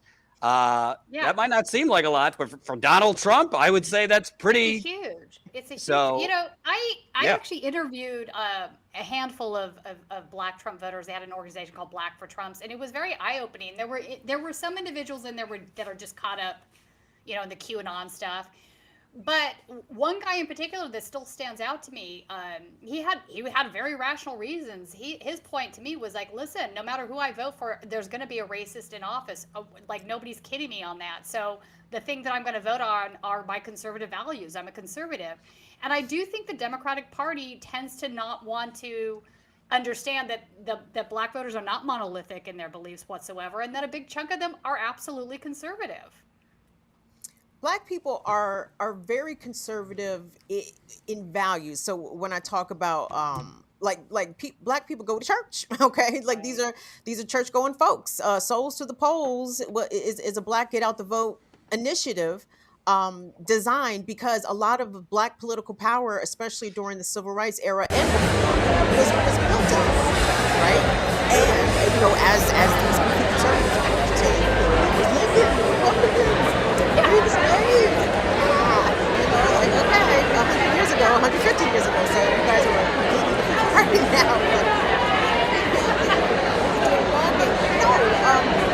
Values-wise, Black people are conservative. Black people are for gun rights, but at the same time, do want some sort of policies to address the gun violence in urban communities, which is it's horrific. But the problem is the only solution that is ever touted out is people should be funding the police. Well, we just need more police. We have to give the police more money. Well, the dots need to be started to be connected. This is where community grassroots organizing comes in. People have to start making those connections themselves. That more money for the police does not equal safer communities. It in fact equals more dangerous communities, more economically disparate communities, more income inequality generally, because resources that could be spent trying to literally house people and uplift their lives are being spent to militarize them and to occupy their communities with this state-sanctioned militarized force. So, no, yes, Black people are conservative, but they understand that the Republicans absolutely do not have Black people's best interests at heart, and neither do the Democrats. But at least the Democrats are a little bit nicer about it. They say it with a smile. Yeah, you know, they say it with a smile. But I would also point out all this, because, by the way, much of this right-wing hysteria about crime, they're not saying it, but they're talking about Black people. Yes. Much of this, like, let's just call it what it is, Anna Kasparian, with the Young Turks, who I used to work with, she's been on some, like, wine mom kick about crime, and she just did a piece in Newsweek about how like people like me are gaslighting people on crime. Nowhere in her piece, which I read, and some of her statistics are accurate, nowhere in her piece about crime did it say, why is robbery up? Why is there more shoplifting? Right. Why might there be more murders in certain places? Maybe because people are fucking starving. Yeah. And by the way, that's not just Black people. It's white people. It's Hispanic people. I mean, Walker said it. COVID wasn't just a health epidemic. People have been torn to shreds economically too. Evictions, going into debt to avoid eviction. I could go down the list, but like crime is significantly up because a lot of people and Black and brown and indigenous people never had a pre-pandemic. It's basically been like a fucking 300-year pandemic. Yeah, when you're struggling, that just statistics and data show violence goes up. Not necessarily murder, but like armed robbery, things like that. Certain crimes are up. Yes, certain crimes. In a lot of places, murder is down, but they leave that out. Right. And sometimes they even compare the data to like 2020, which is kind of stupid to me. It's like, well, nobody was out walking around in 2020. So you're obviously coming from a super low to a super high. So, I mean, you know, it's easy to cherry pick the data, and it's easy to ignore the underlying factors that are causing it. You know, for example, here in Los Angeles, you know, 52% of our budget goes to the LAPD. It's over half of our city budget. And part and parcel to that is that the LAPD is now tasked with things that they should not be involved in that do create problems. For example, mental health issues would be a prime one. It would make more sense to take that part of the funding and give it to folks that are trained to deal with mental illness so that they're not pulling out their guns and just shooting people. So, yeah, we kind of got away with just this, you know, tough on crime rhetoric that's just been escalating up to a point. But I think a lot of people are realizing that maybe that's not the solution, and they do want to change it. So we'll see where that goes. But yeah, I hear what you're saying, Kim. It's a problem. I hope. But the problem is when you have somebody like Joe Biden, who's in office, who is the standard bearer for the Democratic Party. And let's be clear, when Joe Biden was a senator, the whole 1994 crime bill was a Democrat fucking jerk off of how to be further right on crime than the Republicans. You understand? Like they tried to outright the Republicans and were successful, and Democrats will never miss an opportunity to do exactly that.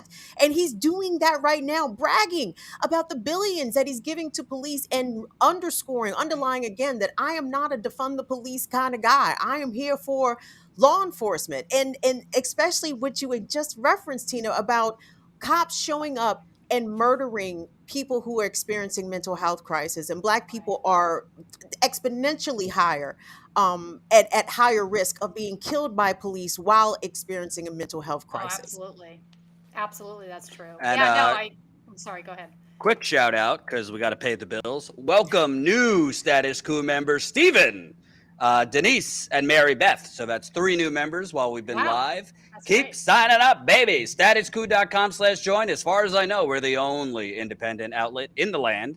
Well, progressive outlet. There's all these batshit right-wing channels. But we're the only on-the-ground independent outlet on the ground covering these elections. So support us if you can. StatusCoup.com/join. I will read the super chats in a bit.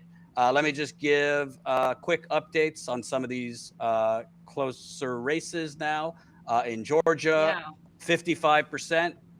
It's almost tied now. So, excuse me, no. For the Senate, for which? 55%. Herschel Walker is taking the lead. So he's at 49.3%, and Warnock is at 48.9%. So wait, I'm not seeing that, Jordan. That's what I'm seeing on CNN. I'm 55% seeing, in. What do you see? I'm seeing 51.7%. How many votes does Warnock have on your count? So Warnock has 1,285,000. Okay, you are ahead of me. Oh, yeah, CNN is the most. It just is updated. the most updated. Yeah. Now so it has reversed. In. Now it is reversed. 61% Warnock is now in. winning. Warnock is now winning. How did that happen so much? Big chunk of that's what my phone was showing, that Warnock was ahead. Fuck you, Walker. You're right. Warnock. It's very confusing with the Walker. Let's do Herschel and Walker. Wait, can we? Yeah, seriously. and you know, I'm seeing it in the let's chat. Let's just call him Planned Parenthood. Planned Parenthood is right now at 46.7%, and Warnock is at 51.5%. So Warnock is up by a decent chunk with 61%. In New Hampshire with 24%, Maggie Hassan is beating the kitty litter candidate by a significant amount. 58.4% to 40.5% for Bolduc. In Pennsylvania, it's still very small, 10% of precincts. Fetterman is up 71 to 26. That's going to narrow significantly because those are mostly Philadelphia votes, I think. Ohio, it's definitely tightening, 41%. Tim Ryan is up 51.2% to Vance 48. And let me tell you something. If Vance loses, Peter Thiel has spent $20 million to elect this fake fucking hillbilly, JD Vance. So I don't like Tim. I don't like Tim. I don't like Tim Ryan. I don't like Tim Ryan, but I love it when millionaires spend a lot of money and lose. That makes me happy. I mean, you know what'll be needed then? A hillbilly elegy. Yes, like part 2. Yeah, the second. They've called Florida for Governor DeSantis. I don't know if we brought that up yet. Okay, good for Ron. Happy to hear. I find this guy to be really disturbing. I got to be honest with you. The ad that he ran last week that was unbelievably Christian fascism about him being created by God to be the fighter on the 8th day. It's like declaring a holy war in the United States. Like that. But how are these people putting these ads out and voters are responding to that in a positive manner? Well, that is what concerns me. It took Chris a day to respond to that. Can I also point out, and I'd love your guys' thoughts, I also have to put this on the candidates the Democrats run. I mean, Charlie Crist is a 100%. Fucking vanilla ice corporatist. And there were things to go after Ron DeSantis on that might have, maybe he would have won, but I think it would have been a lot closer. Number one, this right-wing populist has given $600 million in tax cuts to corporations. This right-wing populist, if you live in Florida right now, if you're watching, let us know in the chat. Your property insurance is through the roof because Ron DeSantis is giving corporate welfare to the real estate industry. In Florida, your taxes went up because Ron DeSantis decided to have a little fight with Disney, and your taxes are going up because he took away Disney's tax, whatever, or local government rights. I mean, the list goes on. He's corrupt as sin. Florida's economy. Yeah, Florida has higher inflation than the national average. You cannot, if you live in Orlando, Tampa, or Miami, good luck finding an apartment. 80,000 COVID deaths. 80,000 COVID deaths. A national leader in, all right, stop. Collaborate and listen. Wait, Florida is a leader in COVID orphanhood among the states. Walker, Jimmy Dore told me that Ron DeSantis kept businesses open and did a great job there. No. So what I appreciate about the conversation that I'm witnessing is that you guys are not racist, so it's not obvious to you. The white nationalism is the point. Like racist white folks will cut off their nose. No, I agree with you. No, I 100%. No, I 100% agree with you. And in fact, I had somebody on Right Wing Insanity last week who is an ex-FBI agent who became a whistleblower against some of the stuff that was going wrong inside the agency. Anyway, he works at the Brennan Center now. But what he said to me that has still resonating in my brain, that he's made the point that the mainstream media isn't picking up on this really obvious thing to him, that what happened on January 6th was driven by white nationalism and that we should view it that way, right? And I'm like, yeah, no, you're not wrong. Every one of these groups has a white nationalist sort of, if they're not having it as part and parcel to what the group's about, they are certainly openly saying these viewpoints online in various places. I mean, that's no big secret. And DeSantis is saying it from the podium. 100%, exactly. It's like, so regardless of what the economic situation is, or and I would also be curious about who made up the majority of the COVID deaths. I would venture to say it was majority Black and brown folks. So once it was established that certain people were dying from COVID and other people were not dying from COVID, people stopped giving a fuck about COVID. Like, oh, what is this COVID? But anyway, no, DeSantis, I'm telling you, like that white nationalist siren call, it appeals, right? Like poor white folks, racist white folks could be down bad. It doesn't matter as long as they still have more than the Blacks and the Browns. That's all that matters. And if Ron DeSantis's policies or in his rhetoric, he is implying that he wants to, continue to disenfranchise the Black and Hispanic vote and target trans children and trans people in unconscionable ways. To the Yeah. white Christian nationalists, like, that shit is cool. It don't matter if everything else is fucked No, up. they like it. You're right. They're responding know, to it in a positive way. It's frightful to me, though. It's I it's think really that frightful. there is a way to address this, and I think that they did it in the 1940s. They put out this anti-fascism like propaganda, and it basically is like Ron DeSantis has an enemies list, and that enemies list is gonna grow and grow and grow, and maybe you're not on it today. Maybe today it's the trans kid next door and their family, or maybe it's the black family or the Jews. But how long until somebody Before it you love broadens, or yeah. you is on that list? That's, I think, because fascism needs works. an enemy. It always needs that enemy. And I think we are beyond, it is, white nationalism is the foundation, but this is what they are advocating for is a Jordan's fascist, having his dinner right now. theocratic society. Sorry, I didn't eat all day. My bad. Well, I I'm also sorry, Jordan. think, Am I boring you? No, not at all. I'm just laughing because but I also think a big part of it, honestly, people like Ron DeSantis can actually be beat electorally. You need, I'm not saying I agree with all of his politics. You need, whether it's a third party candidate or a Democrat, somebody with balls, man or a woman, think like a Jesse Ventura, to stand on that stage and to go after him. You need somebody to point out that he's fucking lying to you, and this fool is distracting you with culture wars, and you're gonna get cooties from gay people in school, and the critical race theory, which is just like keep that black history to a muzzle, while he's screwing you. He's screwing you. But it's not every just which the way. economics.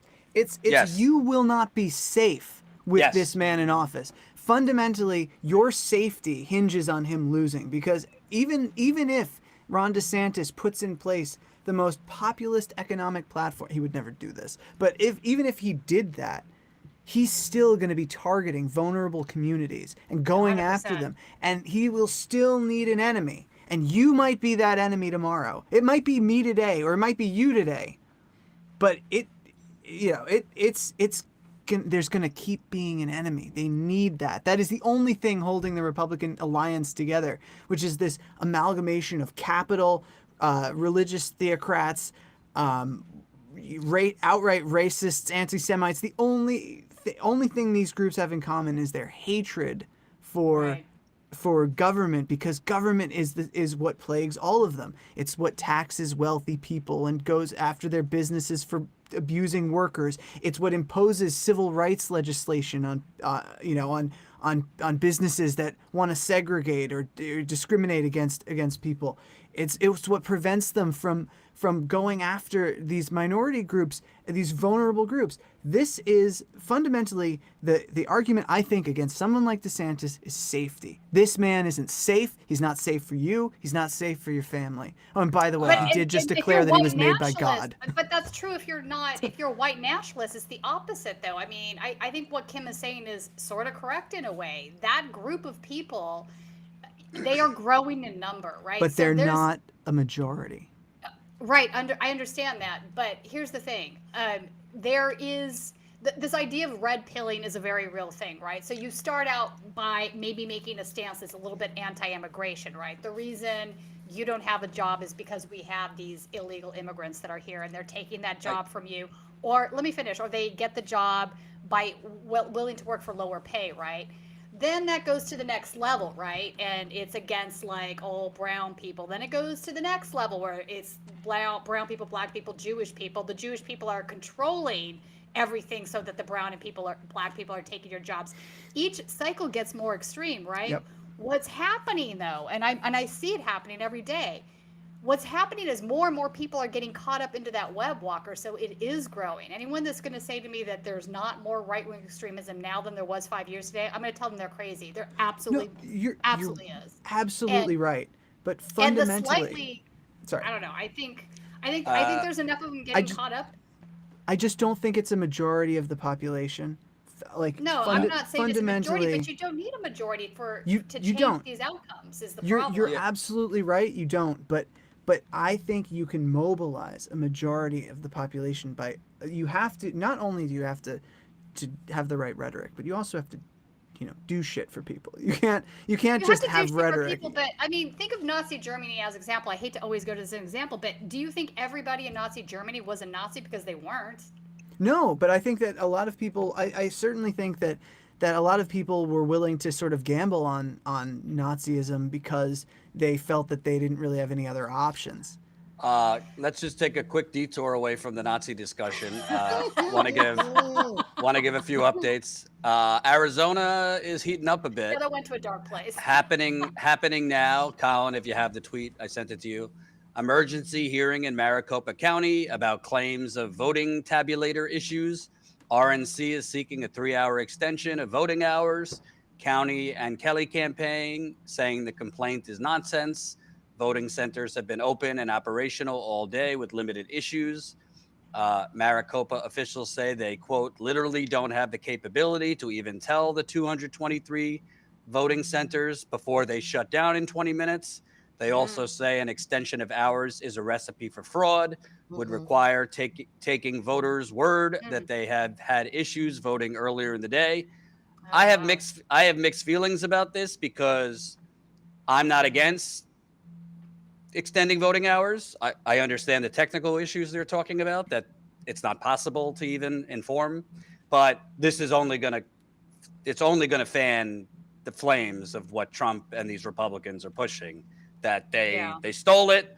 The voting machines weren't working. The tabulator wasn't working. They wouldn't extend the hours, and you're going to have a mini Stop the Steal January 6th at the fucking Capitol, led by Carrie Lake.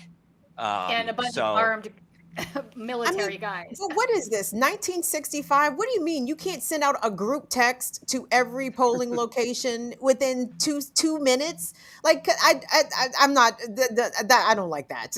I don't like that. We said before, supposed to be 2022. Like, seriously, I agree with you. I think that if whatever issues there, I don't have an issue keeping the polling places open later, but it's too much of a they can't coordinate it. Why? That doesn't even make any sense. Yeah. I want to give an update because J.D. Vance has taken the lead in Ohio.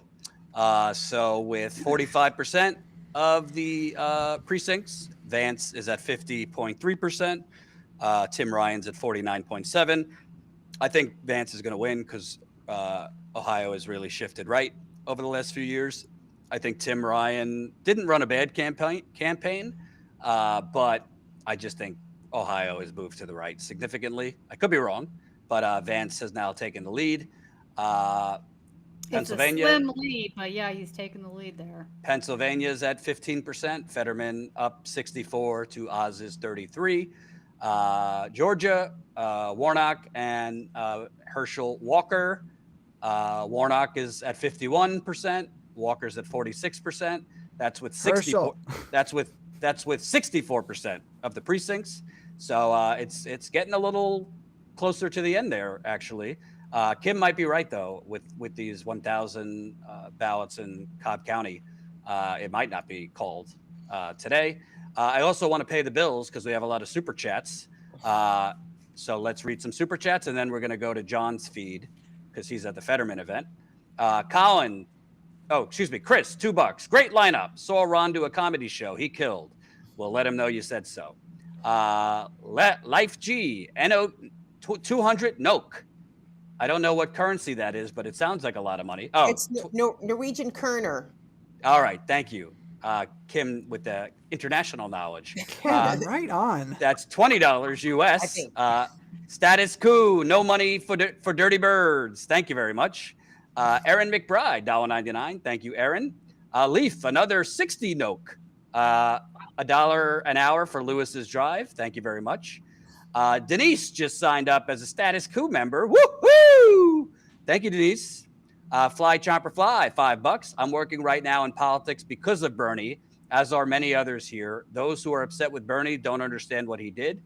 I'm more on your wavelength. It's fair to criticize it.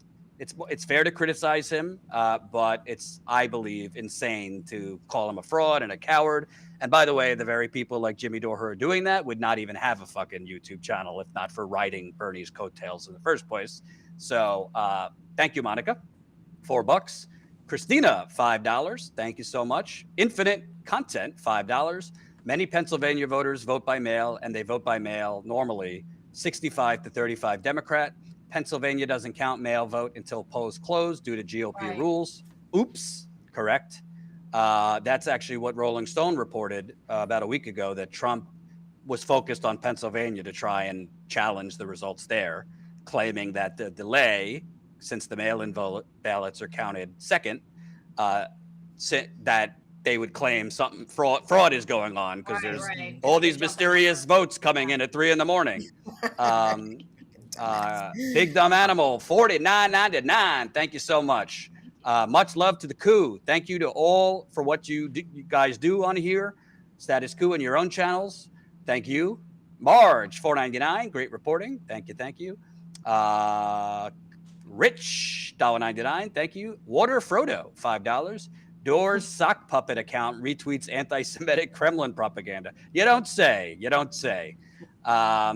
Oh, Jimmy was busy this week pushing the Paul Pelosi was really attacked by his gay lover conspiracy theory. So that was fun. Well, when you're gonna go in, you gotta go in deep. Charlie Kelly, $10. Thank you, Charlie. Elisa, $10. Enjoying the Mega Coup stream. We're enjoying it too. Thank you. Jason R, $10. Cheers from Vegas. Thank you guys for all the outstanding work you do. Thank you. Keep those super chats coming. Colin, can we bring John's feed in? There we go. So that is the Fetterman event in Pittsburgh. Looks like the crowd is filling in a little more. Could John hear us, Colin?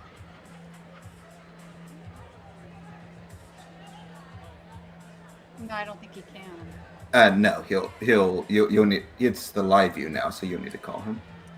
We got big tech. We got big tech here. Hold on. The choice of campaign event music is always interesting to me. Walk this way. Hey, we're on your feed now. If you want to tell us what's going on, all that stuff.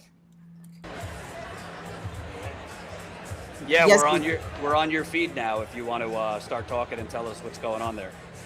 Okay, hold on. I'm just gonna connect my Bluetooth. Sounds good. Connect his Bluetooth. Should we take a look at the governor races? We haven't focused too much on those yet. We have some movement going on there. Yes, we should. Georgia. Oh, but yes. Hold on one second. I don't want to interrupt this technological momentum we have here. Oh, okay. Oh, I thought it was going to take more time. Nah, he's I was hooking going up to his fill Bluetooth. in some of the dead airspace. Oh, go ahead. If you have the Georgia governor. Yeah, so it's not looking good for Abrams. Kemp has 51.6% to Abrams 47.8 with 66% counted. Hey. Yeah. Can this be a good time to mention that I had a write-in campaign in Maryland that was very loosely organized, and I wrote myself in for governor and senator tonight in the state of Maryland. So Hold on because one I second. said, I see all these clowns up here. Surely I could be a better governor and Surely senator. you can. All right. John, go for it. Is he there? Oh, there he is. All right. How's everyone doing? Hold on. Let's see. I'll get this light on here. There we go. All right. So we're here. Looks like there's a couple hundred people. Here about 400, 500 people. The mayor of Pittsburgh just spoke. I don't know if you guys got to hear that. But yeah, everybody's it's good energy here. Everybody's having a good time. Spoke to a few supporters. Some of them, one guy said to me he's supporting Fetterman because he's really the only candidate that he's really ever connected with or felt a connection with. John's just like average guy. He understands the people. He's not a billionaire, so Fetterman's been spending a lot of time with people. Going into rural areas. which a lot of Democrats. I don't know if I explained this, but a lot of Democrats haven't done that. But and Fetterman yesterday at the Carpenters Hall, he sounded really good yesterday. A lot of people brought up that his health was a factor as to if they were going to vote for him or not. But he sounded really good yesterday. I'm sure he'll sound really good tonight, whatever he has to say. Yeah, you guys have any questions? Yeah, I'm wondering the people you spoke with. Hello? Can you hear me? Can you hear? Yeah, I'm wondering if the people you spoke with, did it sound more like they were voting for Fetterman because they liked Fetterman and were passionate about him, or just that they did not want Oz to win?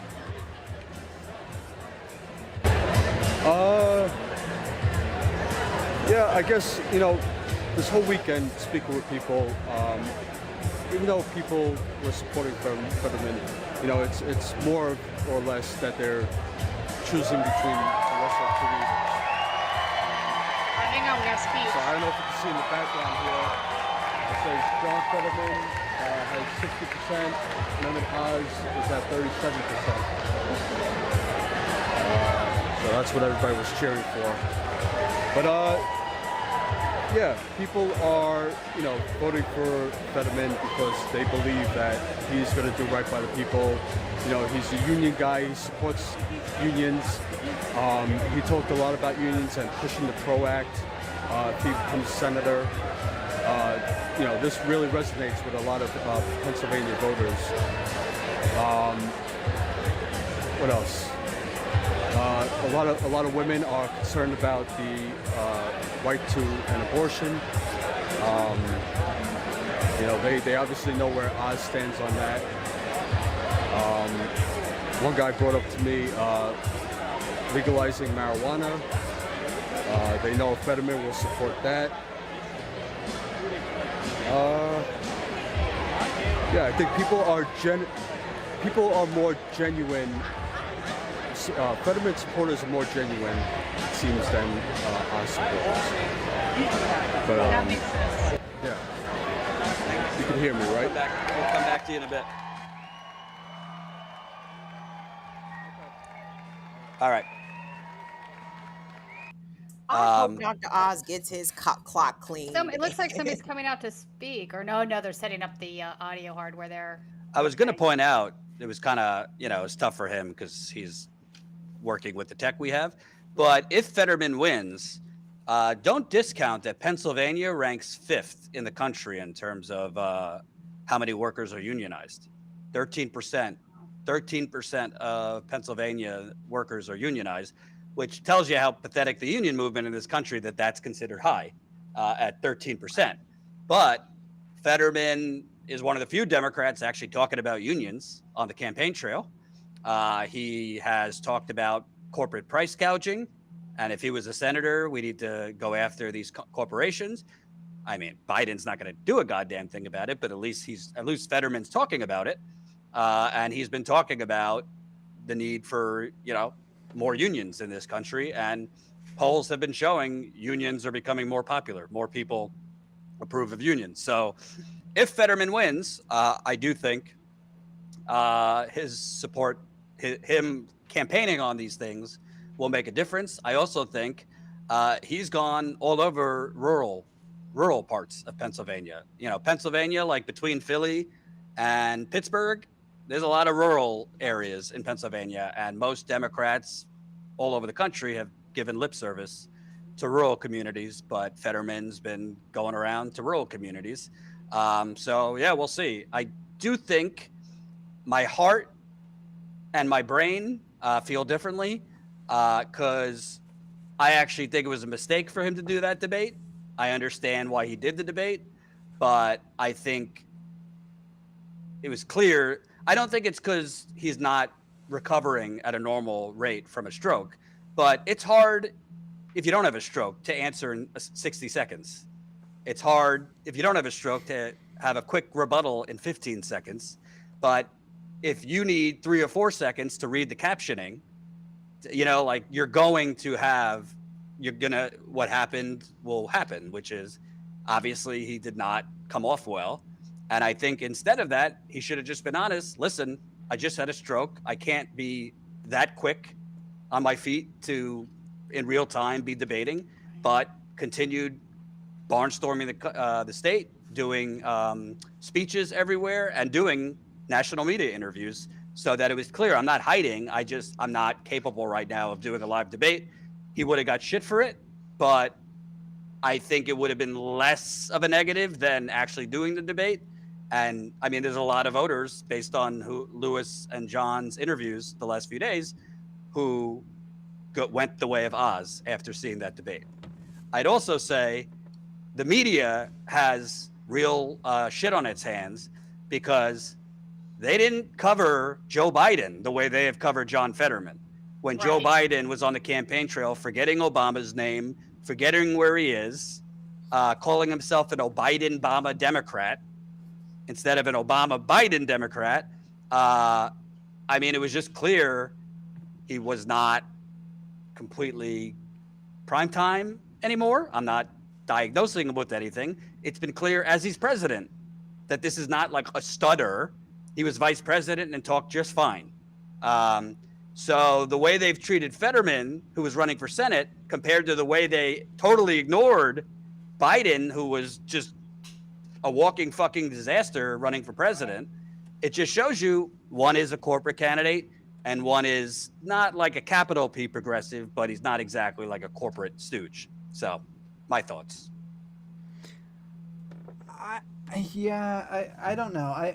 I think that I don't know how much debates really matter anymore.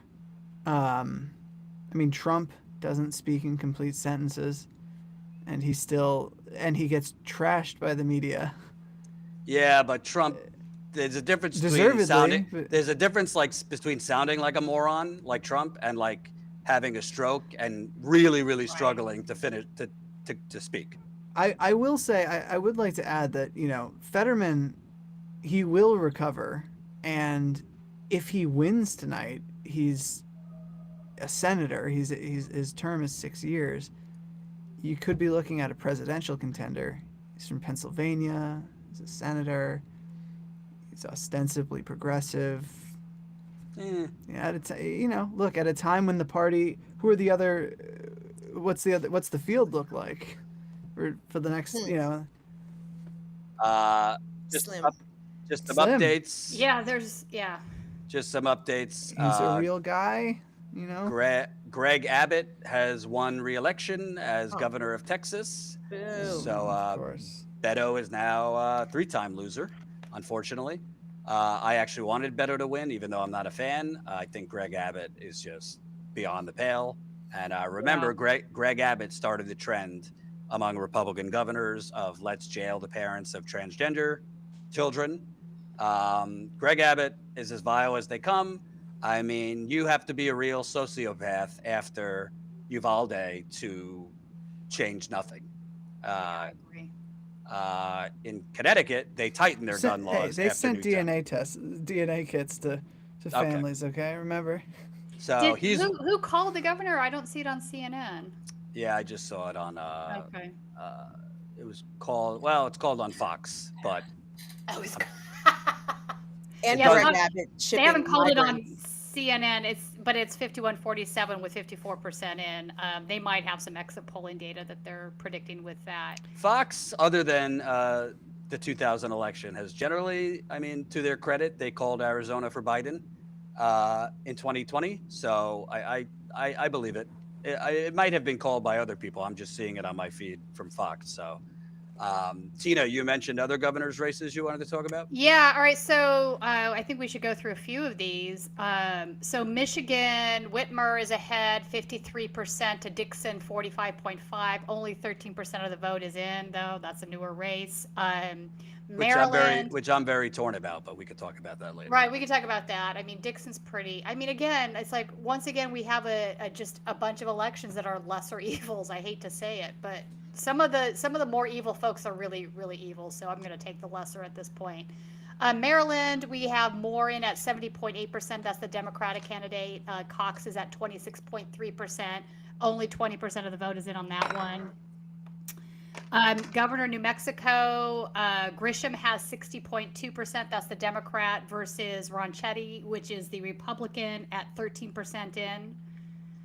New York, 19% in only. Hochul, I never know how to say it. Hochul. Hochul, thank you. 67.5% in. Zeldin has 32.5%. Oklahoma, we have multiple candidates in this one. They have some. Stitt is at 56.6%. That is the Republican. Hoffmeister is at 40.6% and with 65% of the vote counted. So it looks like the Republican governor is going to prevail there. Pennsylvania, we've got 24% in. Shapiro is at 60.3% versus Mastriano at 37.8%. Good. So Wisconsin, we have Evers at 55.1% versus Mickles at 43.9%. Evers is the Democrat, and they've got 13% of the count in. I just want to make a comment, and obviously Yeah. I'm biased on this one because I cover Flint a lot, and I think Flint is not just a local story, but it is a national story. Gretchen Whitmer is basically the definition of the problem with the Democratic Party. Yeah. Because I can tell you, having been to Flint many times, the people of Flint, which to be clear is a majority Black community, they were very, very excited to vote for Gretchen Whitmer. I mean, you had Rick Snyder, who poisoned them Right. and then covered it up, leaving, and they were not getting the help that they needed, the accountability that was justified, the answers.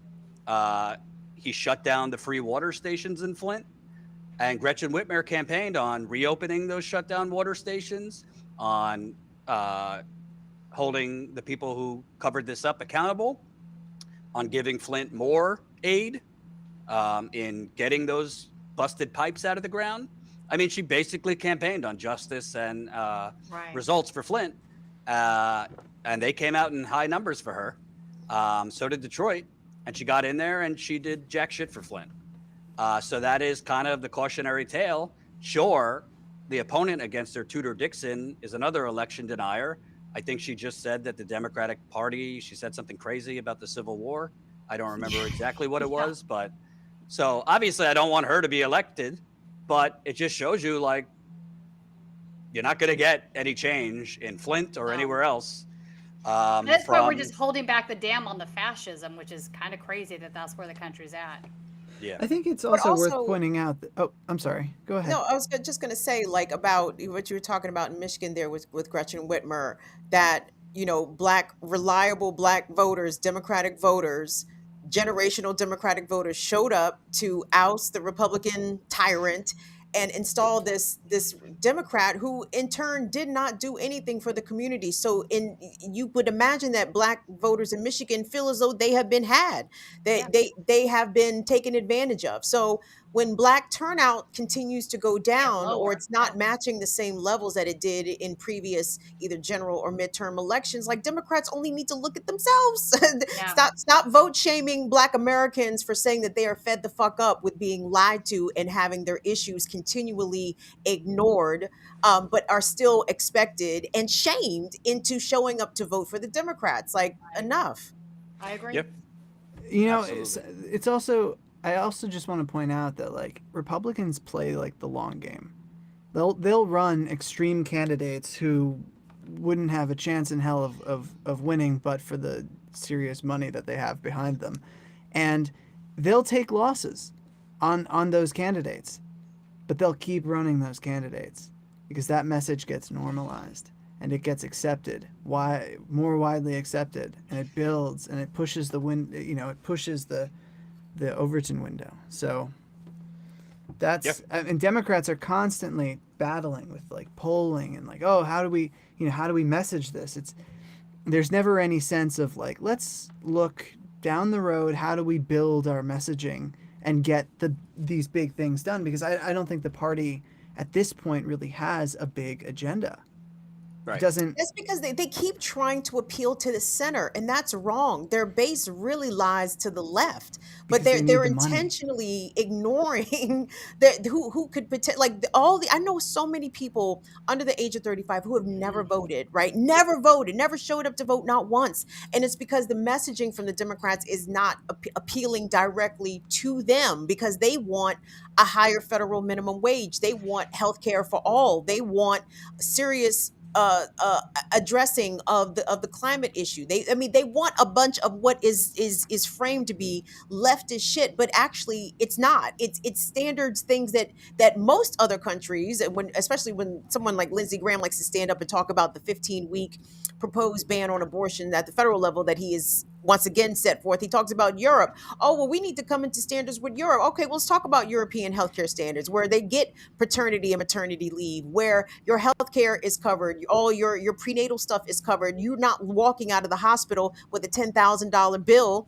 on day one of your baby's life, right? Like, Right. so people that are further to the left who are not engaged in the political process, the Democrat is leaving all these votes on the table because they keep want to appeal to the middle. They want those Trump Obama voters, people who voted for Obama then Trump, and they want them back. Fuck them. Let them I don't fucking go. think that's a part of it. Sure. I think that's a very public justification, but I think the real explanation is that in a system like ours now, where all the guardrails are off and anybody can spend as much money as they have on politics, races are getting more and more and more expensive to run. And what's the fastest way to become competitive? It's to get money from as few sources as possible, as much money as you can from as few sources as possible. And in a system like that, you inherently empower people who have a shitload of money to throw at races. So both parties compete for the same donors. They're competing for the same money. They need to be very wary of where that's coming from. So and that's why wealth and corporate interest has such a outsized influence in politics. Like, yes, a majority of Americans would love to have their health care taken care of. They would love to have all of these things. But even if whatever the polling is, if those policies were in place, they'd be immensely popular. Everybody knows this. But at the end of the day, that's not the money is going to come from a small group of people, and maybe they align more politically with a very small segment of very centrist people. So this is an issue. I think the Democratic Party is sort of at war with itself. They don't have this long-term agenda because they can't agree on it. You have candidates who are so reliant on these special interests. A few things I want to point out, because this might be the first time a lot of people who have seen the brilliant Kim Brown on this channel, because I just saw this comment. This is my first exposure to Kim, and she's brilliant. You're damn right she is. And Yes, she hosts weekly on Status Coup. So make sure on Wednesdays, 5 o'clock Eastern, put it in your calendar and smoke that pipe. Kim Brown. I don't know tomorrow, I don't think, because we're going to have Lewis on the ground at 5 o'clock. But normally Wednesdays, Kim hosts on Status Coup. I also want to shout out a new member. Lorianne just signed up. Lorianne. Walker, again, I hate to disagree with you, but I have to disagree with you. I do believe you are correct. We do live in the United Corporations of America. Our government is bought. However, I do believe, based on what Bernie has now done twice, if you run an authentic, populist, progressive campaign, sure, not every progressive campaign that runs like Bernie will get that magic juju. They certainly won't get the media attention. But I do believe if you run anti-establishment campaigns, Trump didn't raise a lot of money in the 2016 primaries. He didn't. And to his credit, at least in the primaries, he self-funded, and he didn't take the money. He was outspent by Hillary 2-1. Bernie in 2020, he outraised during the primaries Biden and a lot of these other candidates just through his donor network. But this So is a I don't new think phenomenon. This is new. This is the way that what I'm talking about has been the way it's been for decades now. yes. This is what they're used to. This is the system that they know, they understand. It's safe, and breaking out of that, like it's very hard for a progressive congressional candidate to raise the kind of money that you need to beat a capital backed establishment candidate. Fundamentally, it's unless you get national attention, as you mentioned, unless you catch fire, which is hard. It's like catching lightning in a bottle, right? Like that Bernie campaign from 2016 was lightning in a bottle. Unless you do that, the money's going to win 9 out of 10 times. right. Which is why we need to burn the system down. That's the name of my show, Burn It Down with Kim Brown. Because guys, what does that sound like a democracy to you? Where the fucking billionaire dickheads get to cherry pick their candidates and who gets what support and who gets air time and TV time and radio time and this, that, and the third? Like the system is not going to correct itself, right? The Supreme Court is not about to roll back, Citizens United. It is incumbent that a new system be created, but enough people have to recognize that this system is so far gone. It is so corrupted. It is so disjointed. It is so deep in the sewer that it is irredeemable. It is irredeemable. So I want us to have seriously like philosophical and existential questions about the kind of democracy that we're trying to preserve. See, I think that the answer is actually taking a more surgical approach to it, looking at exactly where your barriers are and chipping away at them as precisely and powerfully as you can. Citizens United is a bad decision, but the real place where you should be looking is Buckley versus Vallejo, which I've talked about on this channel so many times. I won't bore you with it.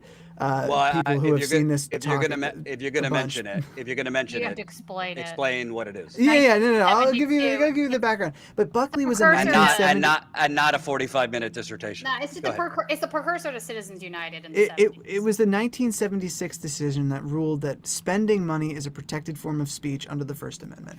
And it said that while direct donations to government has an interest in preventing corruption and the appearance of corruption. The court acknowledged that. And it said that direct donations to candidates can be corrupting because you're giving a candidate money. That can create at least corruption or the appearance of it. But spending money on advocacy outside of that, not coordinating with the campaign, that can't create any semblance, any appearance of corruption because you're not coordinating with a candidate. Now, as we know, outside spending groups do have influence with candidates. Take AIPAC or the NRA. You have a meeting with a candidate, whether that group is going to support you or not based on the positions that you take, and that's still that, but the court said that was fine. That sort of wheeling and dealing was protected under the First Amendment. So taking a scalpel to Buckley and chipping away at it, saying actually the system you created, not only does it create an appearance of corruption, it creates real corruption. That system, if you can break down that, you could undo the entire conservative movement in a heartbeat. That is their lifeblood. This outside spending, this outside advocacy, that is the lifeblood of the conservative movement. If you topple that, or if you put new laws on nonprofits related to political advocacy, and you say that you can't be tax deductible if you're engaged in this kind of activity, you can neuter this movement that is so effective, that is turning our politics so far to the right. This system is broken, but there are ways to fix it that involve that just follow the model that was laid out by the people that broke it.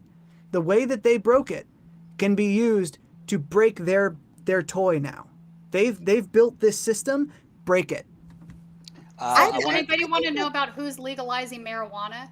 Oh, Yes. yes. So we have ballot measures that are starting to come in. Some abortion and pot are big on the ballot across the country. So early percentages but not smoking pot while having an abortion, just to be clear. No, definitely not. Okay, I'm not good. advising we do that. So Arkansas, Maryland, Missouri, and North Dakota right now look like they might be legalizing marijuana. And South Did you just Dakota, say North Dakota is going to I legalize indeed marijuana? did. I no, Holy. I mean it could change. It's a very early percentage in right now in all of these, but they're starting to pour in, and thus far, those are all on the column of possibly having that happen. And South Dakota is on the no side of that. Oh, Abortion interesting. initiatives: Michigan, Kentucky, Vermont, California are the 4 states that we're looking at. Obviously, Vermont and California we don't have numbers for yet. Michigan and Kentucky, though, both, I'm surprised by Kentucky. Looks like they do not want to change that at the state level. So they're 2 different. Let me read these. So they have different ways of approaching this as far as their state constitution is concerned. All right, so in Michigan, it's a guaranteed constitutional right to abortion. So if you vote yes on this, it's going to be into the state constitution that a woman has a guaranteed right to that. So right now, only 11% in, but yes is 55% yes on that. So Michigan could codify Roe v. Wade, basically. And in Kentucky, it's the opposite. They're saying no constitutional right to abortion. So it's the opposite. It's a little bit more confusing. So a yes vote supports changing the Constitution to state that there's no right to abortion, and a no vote opposes not changing the Constitution, so nothing changes. So in this particular instance, you won't codify Roe v. Wade. You'll just prevent them from putting in something into the Constitution that would take away your rights completely. So right now, the no position is in the lead at 53% in. So that's good, in my opinion. Yes. Now carry absolutely. on with whatever you were doing. I want to ask you to, because obviously you are women. To me, and this goes hand in hand with the Florida governor's results tonight. Ron DeSantis won by 20 points. He won by 20 points, which is a fucking landslide. It's fucking scary. Trump, I believe, is going to be indicted for the classified documents brouhaha. Yeah. Now, convicted, that's a different story. I mean, we do live in the United Corporations of America, so generally wealthy white people do not actually see prison cells, and if they do, it's usually a bed and breakfast version like Jeffrey Epstein. But if Trump is indicted, I do believe Republicans might say, we're done with all this. DeSantis is our guy. And I think if it was DeSantis versus Biden, DeSantis would win. And I think if DeSantis gets in there with one or both houses of Congress, they're going to go for a national abortion ban. 100%. If they have complete control. So They absolutely are. They absolutely are. That's exactly where this is headed. That has been the ultimate goal all along, right? When initially a lot of these Christian nationalist groups they're now being successful now, right? They started this work 30 years ago. This has been a long time in the making. Putting these judges in place to have this happen.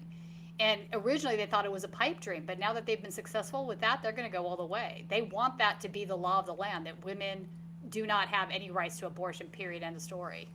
Right. I know you've covered this quite a bit, Kim.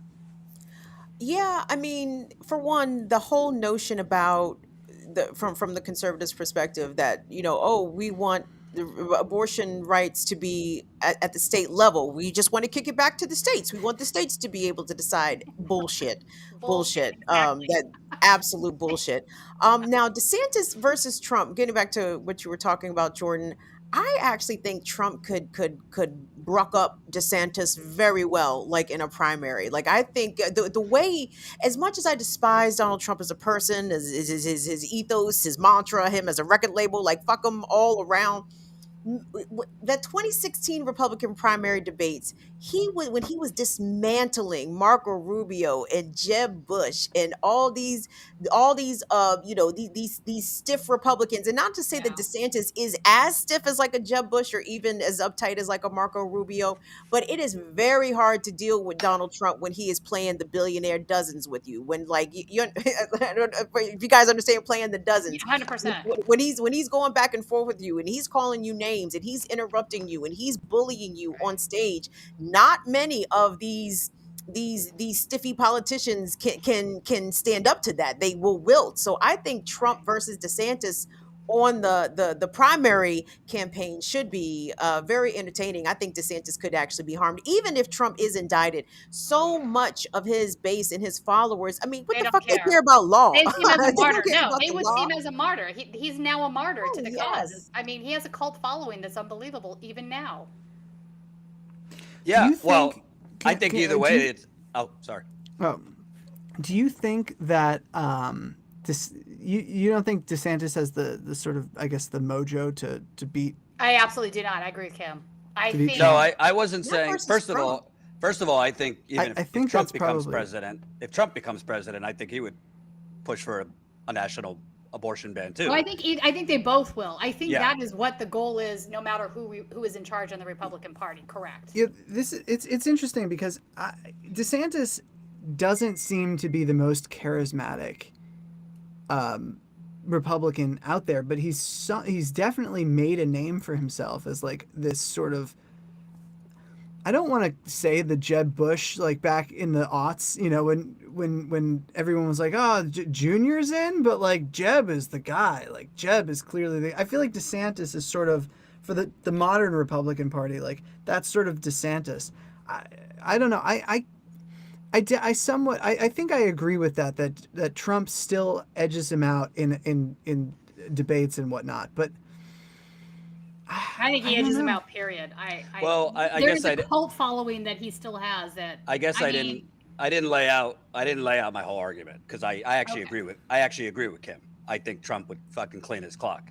What I meant yeah, I think I was do too. what I meant was I actually think Trump, if he is indicted on these classified documents, I think he might also be indicted something related to Georgia because he's on fucking tape saying, give me the 11,000 or whatever, 11,000 Right. votes. Like he's going to go down, I think, for the classified documents. But I think Georgia is the other one that's very but why possible. is Brian Kemp going to get away with murder in the state of Georgia? I mean, he's part and parcel to all of that. He absolutely removed legal voters from the voter rolls. That's not even up for Oh, debate at this point. 100%. But so did Ron DeSantis in Florida, and so is every fucking governor of black people in every state in America. But I guess what I was getting at is I think Donald Trump, if Donald Trump has in front of him basically a slap on the wrist for these multiple things, but you cannot run for president, there is no chance in hell Donald Trump is going to ever take the chance of seeing a prison cell. No chance in hell. Even if he got in jail, do you understand? Like the nut jobs that we saw run up in the U.S. Capitol would try to break him out of prison. Like Oh, I that, agree with you. the cult of personality that Totally. Trump still commands. Like we really can't underestimate it. You know what I mean? No. Hey, Because- I've been on the road for 5 years covering it. I'm with you. My point is, I think if he had less of a penalty or less punishment, if he agreed not to run, I don't think he would run, is my point. Or I think he would drop out if he was indicted and they were dangling, you cannot run for office anymore. You're going to, I don't know, see a couple fucking Some months sort in of quid pro jail. quo? Okay. Yeah, that's what I think. When's That's the Steve argument. Bannon going to jail? Is that he got He's going sentenced? to- yeah, for contempt. When? think- Maybe when Rick Snyder goes to jail, meaning never. He's just waiting for Trump shit. If he waits long enough, Trump will get back in office and can pardon him again. Pardon him again. Exactly. Let me give an update on the Senate here because there are closer races. Down in Wisconsin, which we haven't mentioned because it was an hour later, Mandela Barnes, with 33% of the vote, Mandela Barnes is up 51% to Ron Johnson, 48.6%. I would love to see Ron Johnson go. I mean, Mandela Barnes I don't think he's like progressive, but he's certainly better than Ron Johnson. 100%. They Ron called John- Colorado. For Michael Bennett, right? Yeah. Yeah, Michael Bennett won in Colorado. Colorado was getting a little closer, so he won. Mandela Barnes is up, but again, only 33%. He's in Pennsylvania, 38%. Fetterman's up 53 to Oz at 44. So that is getting closer. In Ohio, Vance has a pretty decent lead, 65% of the precincts in. Vance is up Yeah, that 50 really flipped, didn't it? 53 to 46. Ooh. In New Hampshire, Maggie Hassan is still beating the kitty litter Kitty candidate, litter guy. 57 to 41. Nevada, the polls haven't closed yet. And in Georgia, wow, it's basically tied at 77% of the precincts. Warnock is up by 1/10 of a point. Yeah, it's deadlocked. That looks like it. That's like a it's going to go to 77% in. Yeah, that might go into a runoff.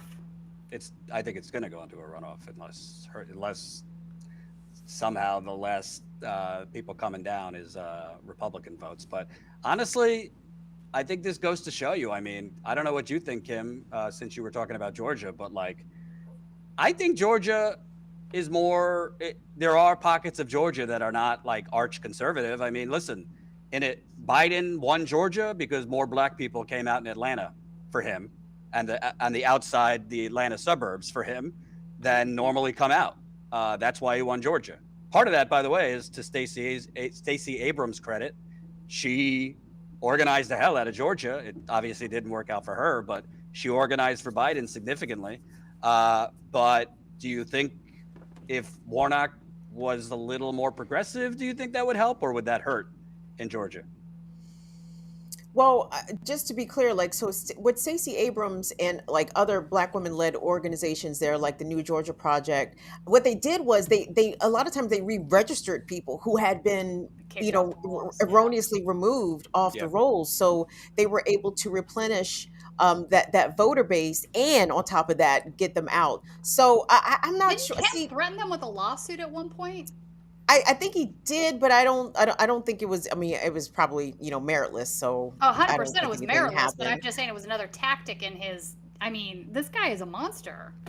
Oh well, listen. Ever since Shelby County versus Holder, no rules. There's no rules around trying to prevent voter suppression, especially, and I can't even characterize the South as an entire region of specific Black voter suppression, because truly the Black vote has been suppressed all across this country in some form or fashion at various points during history. But I mean, again, see, I'm kind of stuck on the police thing, Jordan, because Warnock has made a number of ads running where he is openly, embracing the police. He and Stacey Abrams, like I know it's not showing up. I know it's not showing up in the ways that are significant to pollsters, but I'm trying to tell you there is a growing contingent of Black Americans that are definitely like fed up with the police and fed 100%. up with the Democratic acquiescence always to the police unions, to police funding. People are putting together the dots that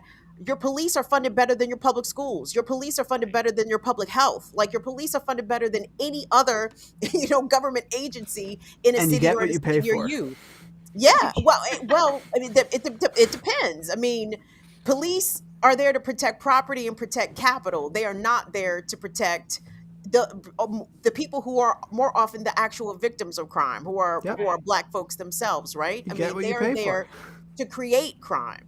Right. And also, police crime is never factored into the crime stats, but that's just a little caveat that I wanted to factor in there, because the police themselves do commit a tremendous amount of crime. But Warnock, I think, is just going to have, I mean, the messaging, the optics, it bothers me. So I can't say if it bothers Black voters in Georgia per se. It bothers me to see these Democrats so cozy with the cops and using that as a wedge. The Democrats themselves use crime as a wedge issue. Like, no. Like, like we stand with the cops. We understand that there's violence in the neighborhood, but again, never diving into what the root causes of crime are.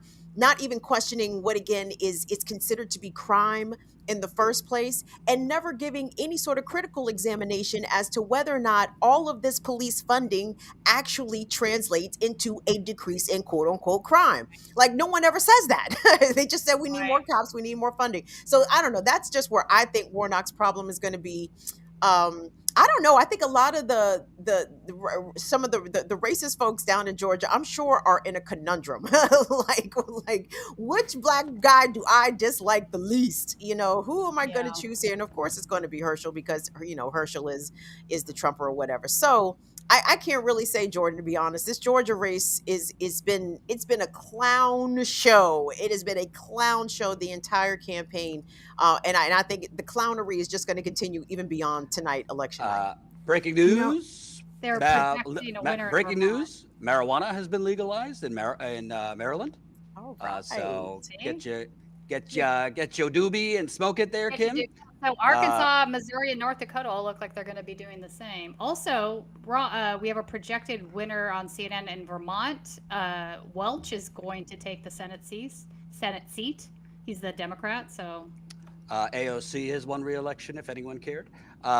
So also, I want to point out, this is just, Tina, you'll love this. Cenk Uygur, my former boss at the Young Turks, is doubling down on Rick Caruso as mayor for LA. I'm sorry. No, it's the Cenk. It is tweet. laughable. It's laughable. The guy is not only is he a billionaire, he's a corrupt billionaire. For It people just that don't doesn't make any know, sense. Cenk went on a Twitter rampage that LA is an episode of The Walking Dead and there's not. garbage and all this shit everywhere and it's not safe. People gave him shit because he said he was going to vote for the Republican billionaire as a change agent. So, Colin, can you put that Because back the up? Republican billionaire who's like devastated, part and parcel to why we have devastated affordable housing here, is going to solve the problem. It just doesn't make sense. So he wrote, Garcetti is the worst mayor ever. Anyone who says the current system is working fine is clueless. When I was growing up in Turkey, we had better conditions than we have in LA now. Cops don't come, power goes out, no one cares. I'm so glad I voted for change. Wait, okay, so look, here's the thing. Let me pull this apart. Garcetti is the worst mayor ever. Okay, listen, I'm not defending Garcetti. He's a terrible mayor. No argument there. And an Obama guy, by the way. Right. Anyone who says the current system is working I don't think the current system is working, but you're clueless if you think that Rick Caruso isn't part and parcel to the current system. This is a guy literally, so folks need to know this about Rick Caruso. This is a guy that quid pro quo, pay off city council. City council takes 15 acres of lands and declares that area blighted so they can use eminent domain to take the land away from the mom and pops that own it at that point, right? Pay them pennies on the dollar via tax dollars because Caruso did not pay a dime for this land. He was given the land from the city council after that to put up this giant upscale mall with housing units that start at $3,500 a month. So it's like, seriously, dude, this guy is part and parcel to why real estate development money runs the city, runs the state, and is why we don't have affordable housing. We have gentrification that's out of control. He is the problem. He's not going to fix it. Like, the idea that he's going to fix it is just ridiculous. All right, sorry, I can't. What's up with Cenk's mild xenophobia there? When I was in Turkey, even in Turkey, we had better conditions. It's like, wait a second, sir. Like, America also can be a shithole country. I'm not calling Turkey a shithole country, by the way. And mind you, most of LA is not a shithole. Most of LA is very upscale, wealthy, and clean and nice. The areas there's a lot of litter in are Skid Row, and like nobody seems to want to do anything about the damn poverty in the state, right? You can't pay rent on the minimum wage here. It's not possible. There are students that are at UCLA that sleep in tents because they can't afford to pay their tuition, buy books, buy food, and also pay rent. I mean, so like the guy though that is part and parcel to the quid pro quo between city council, other politicians, and real estate developers, he is the problem. Cenk, he's not going to fix shit. He is the epicenter of the problem. Yeah, absolutely. So yeah, that's Can the we Young get it? Turks. Can we get it. pivot? Can we pivot back Yeah, we to can Georgia for a second and just Sure. and just talk about the decision, Biden's decision to say, you know, give me 2 senators in Georgia, and $2,000 checks will go out the door immediately. And Warnock runs an ad with a picture of a $2,000 check. You know, it says vote for me, you'll get the $2,000 check, and then Democrats decide to manage expectations and say, well, it's actually a $1,400 check. The $600 check that you just got from Trump with Donald Trump's name on it, yeah, that's a part of it. We're just fulfilling that and making it $2,000. And like, that kind of felt like are you serious? Like, You know, really, you're gonna haggle over $600? Like, just add $600. Like, what is that? Like, oh my God, that's nothing. That's pennies. That's pennies for taxpayers. Like, just throw it out there. Help the people. And I think that made Warnock look bad. Put him in a difficult position. He put his name on a photo of a $2,000 check. I don't care if you're the head of your party and you know that you've got this election coming up in a couple of years, and you've got to keep these voters activated and mobilized. You don't do that. And you certainly don't let the child tax credit expire. You don't let pandemic unemployment assistance expire. You fight like hell for that eviction moratorium. You preserve the inadequate but miraculous relief that was put in under your predecessor. You build on it, if anything. You don't let it expire. And let the Republicans paint them as socialists, as communists, Marxists. I know. Like that's the thing that Democrats always run away from. They run away from their own good policies because they are so easily derailed by Republican name calling. Oh, this is socialism. This is communism. Look at Joe Biden's trying to do the reason why the inflation is where it is because it's all because of all the government spending. Fucking bullshit. But the Democrats are so poor at defending their position. They are also so poor at messaging. Like they are the worst salespeople in the world. They're so bad at this. They are so terrible at this. But yeah, no, you're right. Because I mean, that is a point I feel as well. The Biden administration and ergo all the candidates that he support. Y'all are in a deficit. Y'all still owe me $600 fucking dollars. Like I have not forgot. Like why do you think I would forget about such a thing? And for people who are still obviously struggling right now, you make an excellent point there, Walker. Like they're in Georgia. Raphael Warnock had his face on the thing and has not delivered. Still, like I'm telling you, so much goodwill could be engendered if they had sent out $600 checks. I'm trying to tell you. And I'm sure people would be like, you know what? It's 18 months too late, but I'll still take it. We have some numbers coming in from Arizona now. They're starting to roll in. So in the Senate race, Kelly is now at 56.4%, Masters at 41.3%. With 41% of the vote counted. Another Peter Thiel special. So Blake Masters is another pet of Peter Thiel's, 100%. Yeah. Absolutely. We'll see if Kelly can maintain that lead. I'm curious to know if the governor's race for Arizona is if they've got some numbers up. Let's see what Lake Walker. That's going to be a doozy. Walker, can we take a quick can we take a quick detour here? And I want to get you excited for a minute. Oh well. Can you give us an update on the very still active pandemic known as the coronavirus that the Democratic Party and the media have pretended is over? Yes, I can, and I can pull up exact numbers in terms of what we're still looking at. I'm sorry if this is going to trigger some viewers who want to pretend this is over, but I can tell you since my mother just had 103 fever and was coughing her lungs out for days with COVID. Wow. Fortunately, she's better now. It's not over. But go ahead. So in August, we had about 16,000 COVID deaths that month, reported in the New York Times nationally. Wait. What? 16,000 in 1 month? Yes. And then in September, we had about 14,000. And then in October, we had roughly 11,000.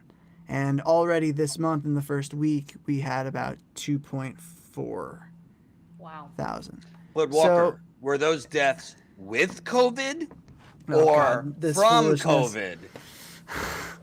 As if it matters.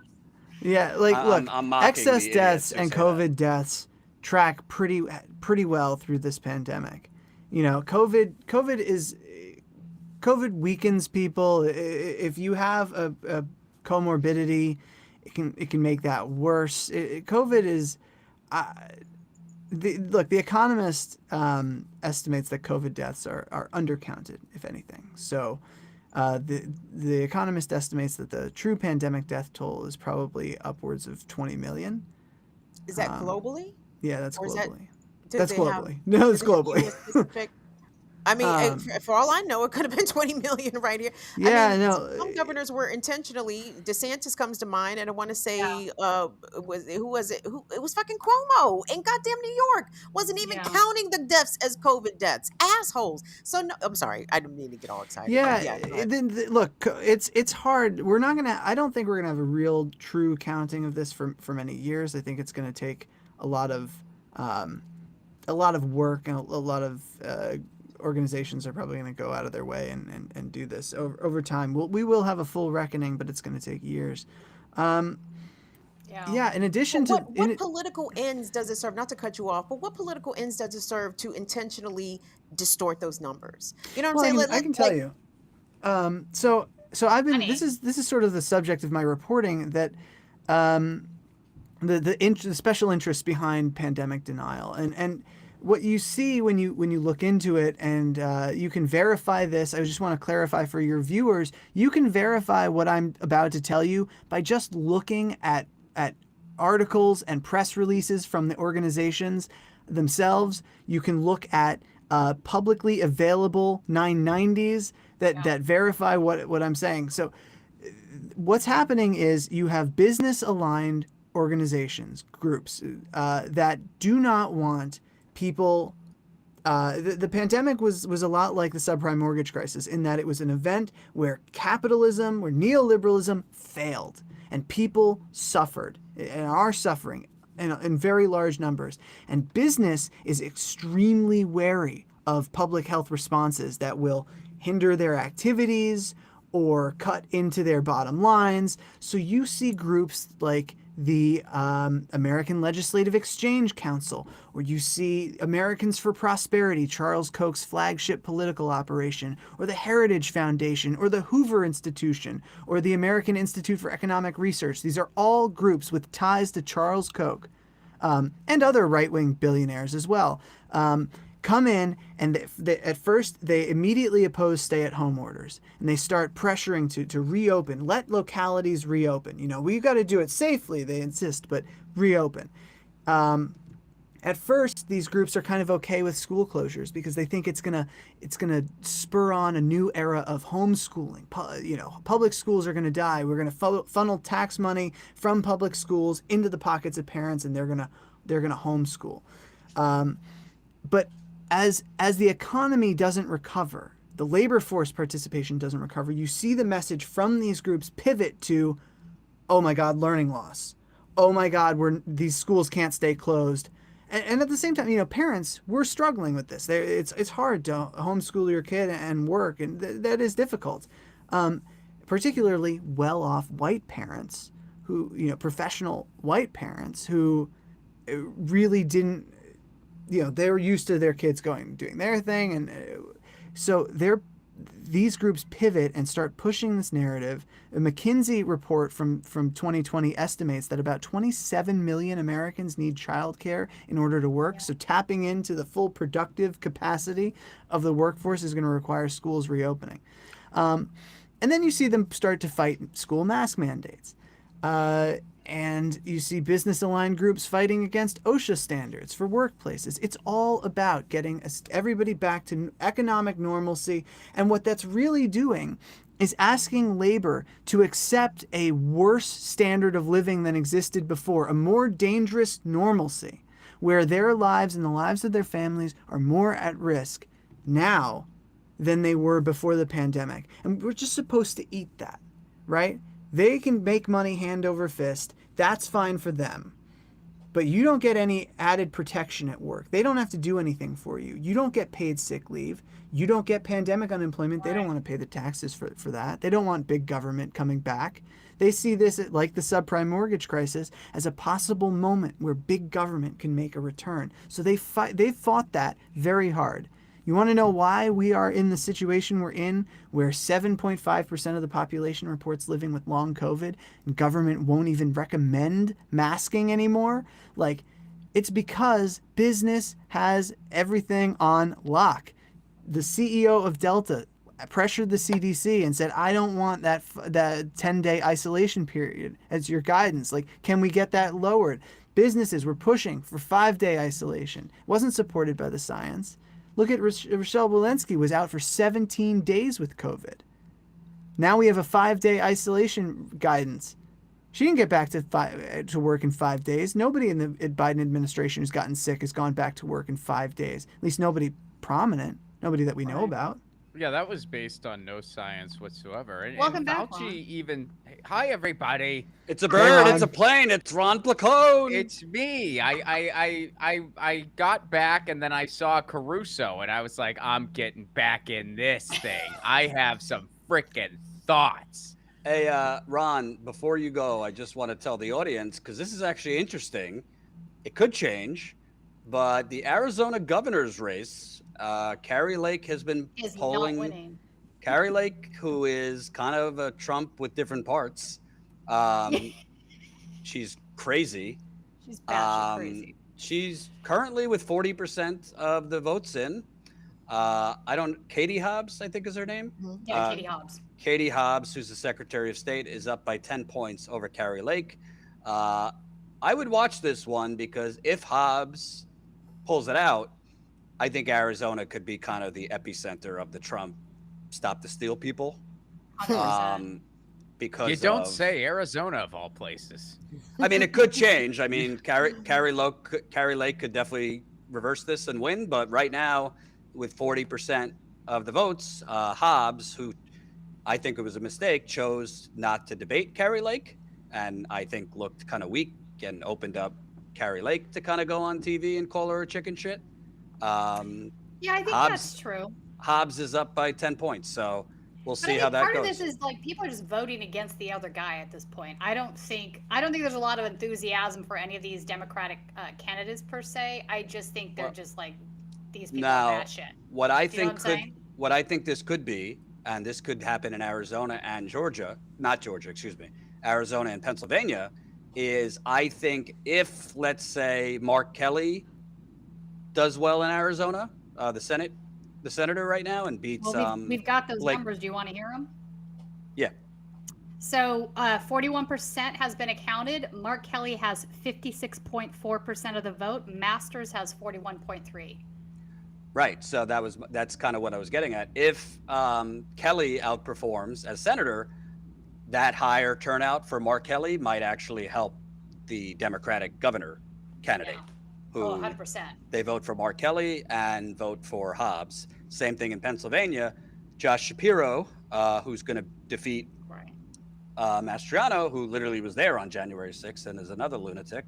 That high turnout for serious lunatic. That high turnout for Shapiro might have a downstream effect for Fetterman too. So, Ron, updated that just now. It updated. So Fetterman is at 51.3. Oz is at 46.3. Yeah, so that's 53% in. Ooh, that's interesting. So I mean, because I think that once they start counting the mail-in, that's gonna typically that leans heavy. Democrat. Yeah, that'll lean heavy towards Fetterman. I agree. Yeah. And if anyone's interested, 90-year-old Chuck Grassley looks like he's about to win. So, is he 90 actually? Is he literally 90? He's about to turn 90. Yeah. Oh my god. Yeah, I just saw that. Hey, can I just, the hell, man? Ron, if you'll allow me before you talk, can we just say I have to take the L, and I'm very disappointed in myself. Tulsi Gabbard is the biggest fucking grifter on planet Earth. Oh yeah, she literally just did like a fucking video. Oh, Grassley. I'm supporting Chuck Grassley because he's against the woke brigade. Well, here's a question since we brought Seriously, what the fuck? Since we brought her up, where do you think she can go next? I think we got to do an over/under on this because like let's like start from the beginning. First, she was. I mean, it's quite the arc. Well, yeah, She's totally, running. and it's come. She'll run. So first, she like had a conservative background, like a right-wing background, whatever. Then she became like homophobic. Right. Oh yeah. No, totally. wait, hang on. Don't skip the part where she was like a Clinton darling for 2 seconds. Let's not I'm skip getting that. to it. Okay, Then okay. she became a DNC darling. And Then, grew up in a cult, by the way. But go ahead. All right. So we're past that now. She became a DNC darling. That didn't work out the way she hoped. So she became like a leftist, or like I mean, obviously this is all fake, but a leftist, quote unquote. stuck up for Bernie. Some people were like, okay, cool. That didn't catch on. Then she was like, well, I'm anti-imperialist. That's my lane. Okay, cool. Right. That was completely insincere. Now she's just basically MAGA, right? I mean, she's just like Trump now. I'd say she's alt-right, yeah. And I guess maybe before that, there was a little bit of a lane in there where she was just kind of like a crypto libertarian type deal thing going on. So where is she going to go next? Like, she ran the gamut of like American political stripes, at least ones that are like, there's nowhere else for her to go. Like, no, I don't know. I mean, Marjorie Taylor Greene and Lauren Boebert have a nice little niche for you themselves. think that's next? Why not? Why not? Well, how is that? Why not? Well, no. Why not? I'm with you, but like, how is that? I mean, isn't she kind of already there? Yeah. Or do you think like she has a little bit to go? Oh, I think she has a little ways to go. I have a I have a major there. I have a major breaking news alert. Okay. Sent to me by my beautiful wife. It looks like Lauren Boebert might lose her congressional seat in Colorado. Lauren Boebert is at 47.9%. Her opponent is at 52% with 71% of the precincts. So that's good news. Is it? She'll be an analyst on CNN in 2 weeks. No. Hang on. She'll definitely be an analyst, but she'll be on Fox. I don't know. CNN hired. Don't write CNN out. I wouldn't even write out MSNBC to tell you. No. It'll be One America. Come on now. I think all of you are wrong. Newsmax? She'll be Steve Bannon's co-host. Kim, I know you got to go soon. So any parting thoughts? By the way, everybody, while you're watching, go subscribe to Burn It Down with Kim Brown, her YouTube channel. She does a great job over on her YouTube channel. It's Burn It Down with Kim Brown. And she also hosts on Status Coup once a week on Wednesdays. Kim, your parting thoughts before you go? I'm hoping that the votes go up for my write-in campaign for both Maryland governor and senator of Maryland. I've decided to aim high because, the quality of the candidates available are so low. But I don't know. Just one thing to say from my little corner of the world here in Maryland, you're going to hear a lot about Wes Moore. Wes Moore is going to be, at least by these polling numbers, exit polls show that he's probably going to be the first Black governor ever of the state of Maryland, which would mean something if he actually had policies to back them up. And I'm not certain that he does. So just let's not be too excited about representational politics, because we have had the Obama game run on us before. The first Black president, and who actually put Black people in a worse economic situation by the time that he left office. So that's it. And congratulations to Weed. Weed did very well tonight. I imagine that Weed probably got more votes than Wes Moore and Dan Cox tonight in the state of Maryland. So. And by the way, Kim, it's official. He won. Moore won. Yeah. Oh, okay. So, yeah. Weed won. Yeah, Weed's doing well tonight. Well. Yeah. Also, look out for Wes Moore. Wes Moore might be drafted onto that Democratic 2024 presidential ticket should Biden not be able to continue for another campaign cycle and serve another term. We'll all know how deeply unpopular Kamala Harris is. Wes Moore is nice and shiny, friendly, safe Black guy. I think he by 2024 he will have been Maryland's governor for 2 years, and they'll be like, oh, look at what a good job he's done as Maryland governor. It's very hard to fuck up being governor of Maryland, by the way. Let me just say that. So anyway, Wes Moore, keep him on your radar, but look at him skeptically. Kim, it was a pleasure meeting you. Hey, yeah, nice pleasure. to meet you all. Definitely Thank you so much. keep in touch if you're we'll Twitter thing. I'd love to have a conversation with you in the future about and pick your brain. Oh, yours as well. And I appreciate your coverage about COVID, because COVID has just gone away as a story. There is no health mitigation strategy in place. It is every person for themselves versus this pandemic. So thank you for keeping the story alive and telling the truth about what's going on with COVID in this country. Well, thank you very much. All right. Kim, we only had one back and forth, but I felt like we nailed it. I mean, sometimes it's quality over quantity, and I guess I'm tagging in. We're like subbing. Yeah, we Like- are subbing. like- Aren't you? like- But you're on California time, and I'm on East Coast starvation time right now. I So know, I know. Yeah. That's why you got to be like me, Kim, and be super unprofessional and eat Chinese food the whole live stream. So, I should there brought you my go. dinner up here with me. I haven't had dinner. all yet. right. Have a good you night, guys Kim. have a good rest of your broadcast. Thanks. See y'all Thank you. later. Bye. Ron, I'd like to ask you, what are your thoughts on the fact that at the moment, at least in the Senate, it does not look like a red wave to me. No, it really doesn't.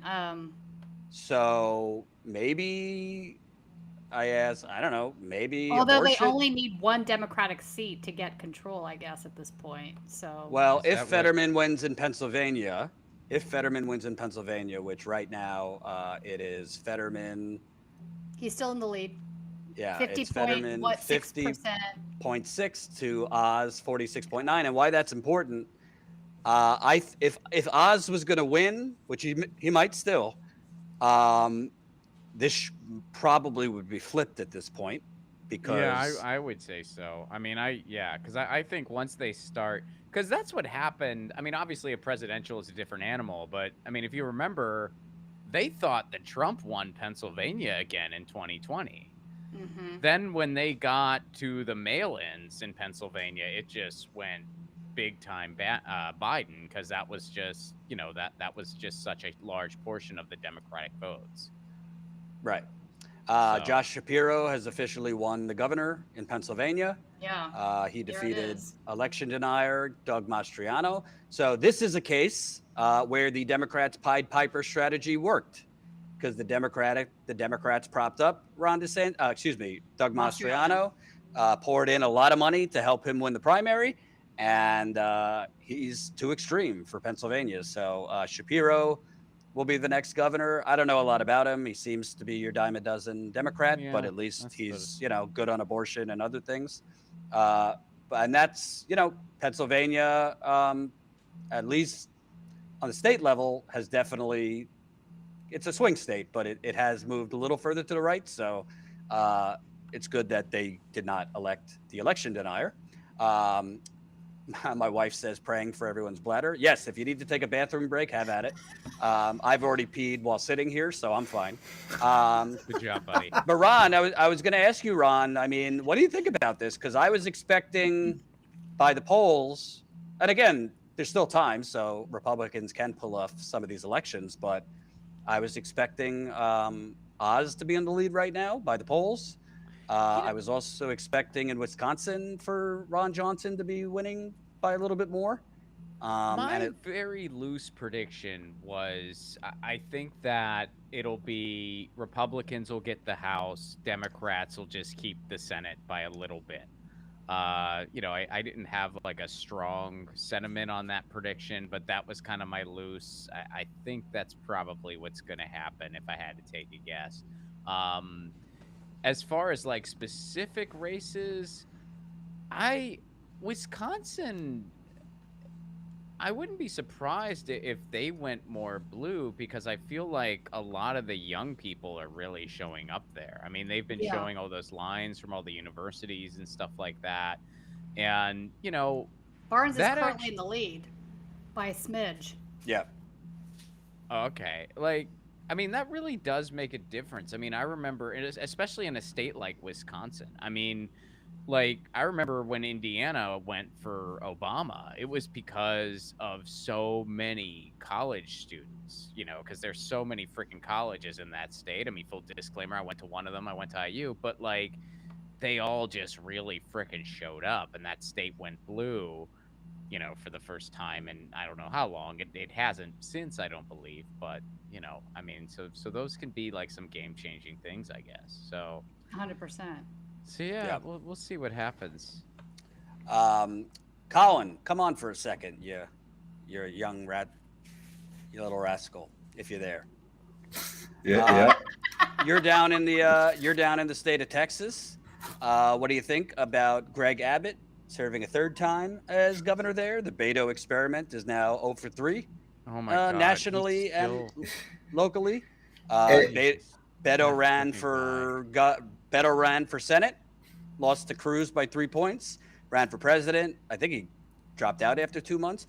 I will say, in defense of Beto, it is not easy to win in Texas as a Democrat these days. He did overperform against Ted Cruz a few years ago, but I don't know. I know you're moving soon, thank God, out of that fucking state. But what are your thoughts on Greg Abbott remaining as the governor there?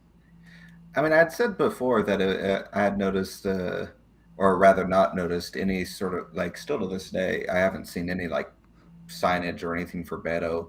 The only reason I keep knowing that he's running was because I would see Twitter posts occasionally about him. But so I don't know what campaign he was running, but it was definitely a lot different than his Senate run. Because the Senate run against Cruz, I remember there was signage, there was ads, all that type of stuff. But it is kind of crazy that Abbott, because you had mentioned Uvalde and stuff like that. Like, not only did he not do anything, but like he literally was responsible for Uvalde. He's the one who passed the laws that allowed 18-year-olds to buy guns, and it was an 18-year-old who legally bought a gun 1 week after he turned 18, and then shot up Uvalde. Like, there's a direct line from Abbott to Uvalde, and the fact that he's still elected after that, and scary. Yeah, and I didn't know you hated freedom so much, Colin.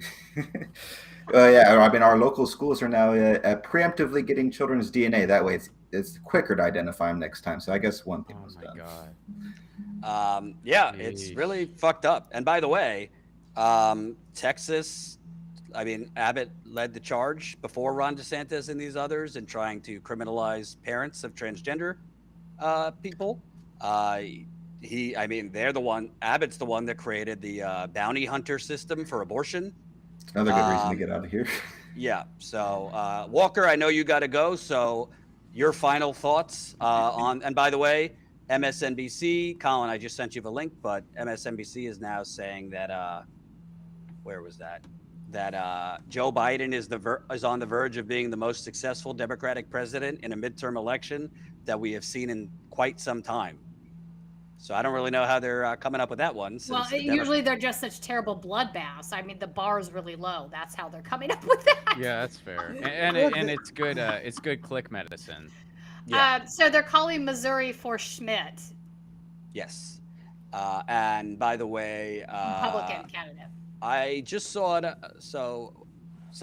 I just saw one outlet. I'll wait till more, but one outlet just called the New Hampshire Senate race for Maggie Hassan.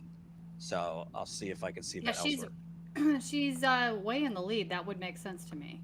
Yeah. They haven't done it on CNN yet. That's if she wins, which I think they're declaring it for her. She defeated the kitty litter candidate guy who said there's an epidemic of children identifying as cats, and they're putting kitty litter boxes in high school bathrooms. Yes. But Walker Bragman, meow.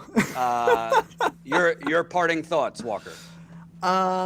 Yeah, I think that, I don't know. I've said what I need to say. Look, if you're watching this, download the opt-out app on iOS or Google Play.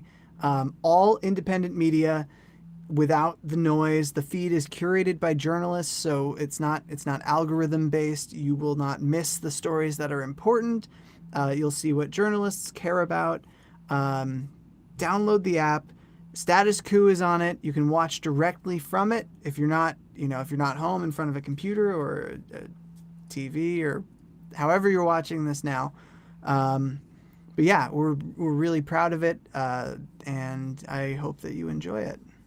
We're also a not-for-profit. The Opt-Out Media Foundation is a not-for-profit, and if you want to donate to us, it is a tax write-off. Absolutely. Thanks, Ben. Thanks so much for having me on. It's great to see all of you. And Ron, it's a pleasure Walker. to meet you. Good meeting you, man. Cheers. I still remember that segment. It had me laughing long after it was over. Oh, thanks, man. I appreciate that. Thank you very much. Colin, I just sent you. Bye-bye, Walker. Thanks. Later. Thanks, Walker.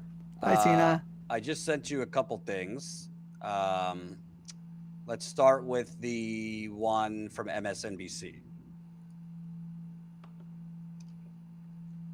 Isn't it amazing what people think goes on in schools? Like the past Oh yeah. year or so. Just like I'm still I'm still letting this freaking kitty litter guy sink into my brain. Where it's like, yeah, people believe that. Are you talking about the first one you already read from, real quick? Yeah, the Joe Biden is most Insane, absolutely insane. It's just nuts. Like the It thing, is nuts. and that's how they got people to go along with that ridiculous Florida bill. Right. I mean, there are people in this country who honestly believe that a kid can just walk into, a counselor's office and then get like some gender reassignment surgery a couple hours later. Like that never happens. That's not how it works. That has never happened. That's not That is- what that On is. the list That's of not things how that have it never works. happened, that's at the top. No kidding. And it's like, I mean, and you look at these people who are adults and you're like, you think that happens in schools. You think that every, all right, sorry, I know we're moving on here, but I just can't. It's mind. No, it is. Like, Rock. it's just mind-numbing that mind-blowing. people watch these videos and they're like, "Yeah, that's right." It's just They think that like people, I mean, it's like, you think that a counselor who helps LGBTQ youth, right. they're not doing that because they want to help children. They're likely LGBTQ themselves. You think they have some hidden agenda to groom your child, and they decided to get to get some of the sweet nectar of being a school counselor. We all know that's a big cash cow. Like, what are you? It's amazing. It's amazing. Speaking of amazing things, in Georgia, at 83% of the precincts, Herschel Walker is at 49.6%. Warnock is at 48.5%. 40,000, only 40,000 votes in between them difference. They're going to probably go into a runoff.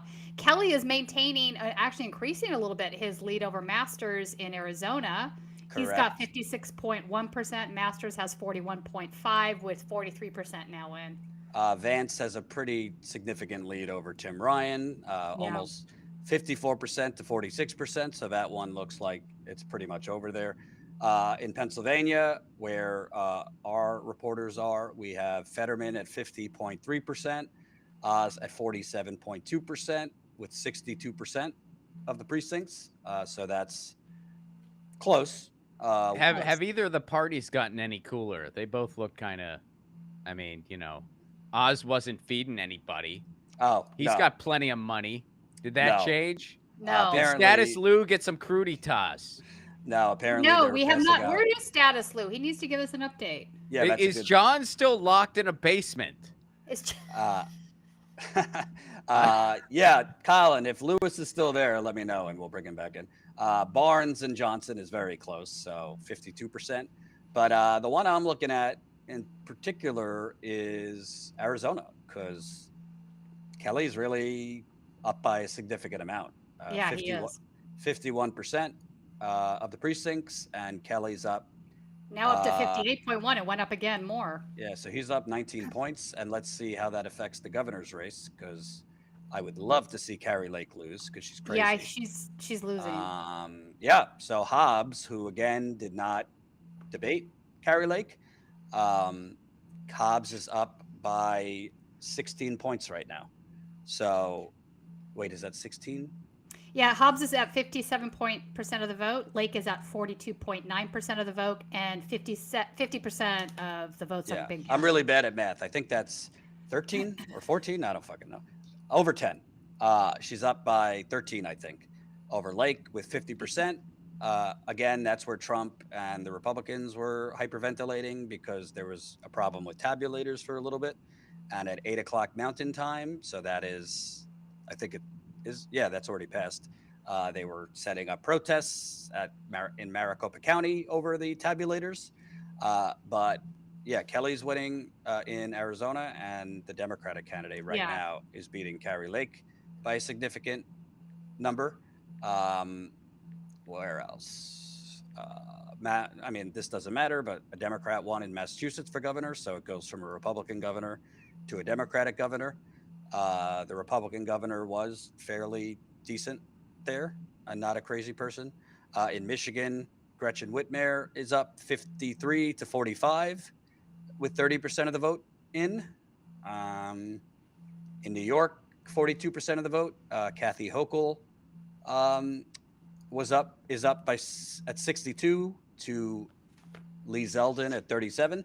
I should point out, because I spoke about this a lot on the campaign trail, the polls often are bullshit because Republicans were flooding the zone with polls in the last 2 weeks.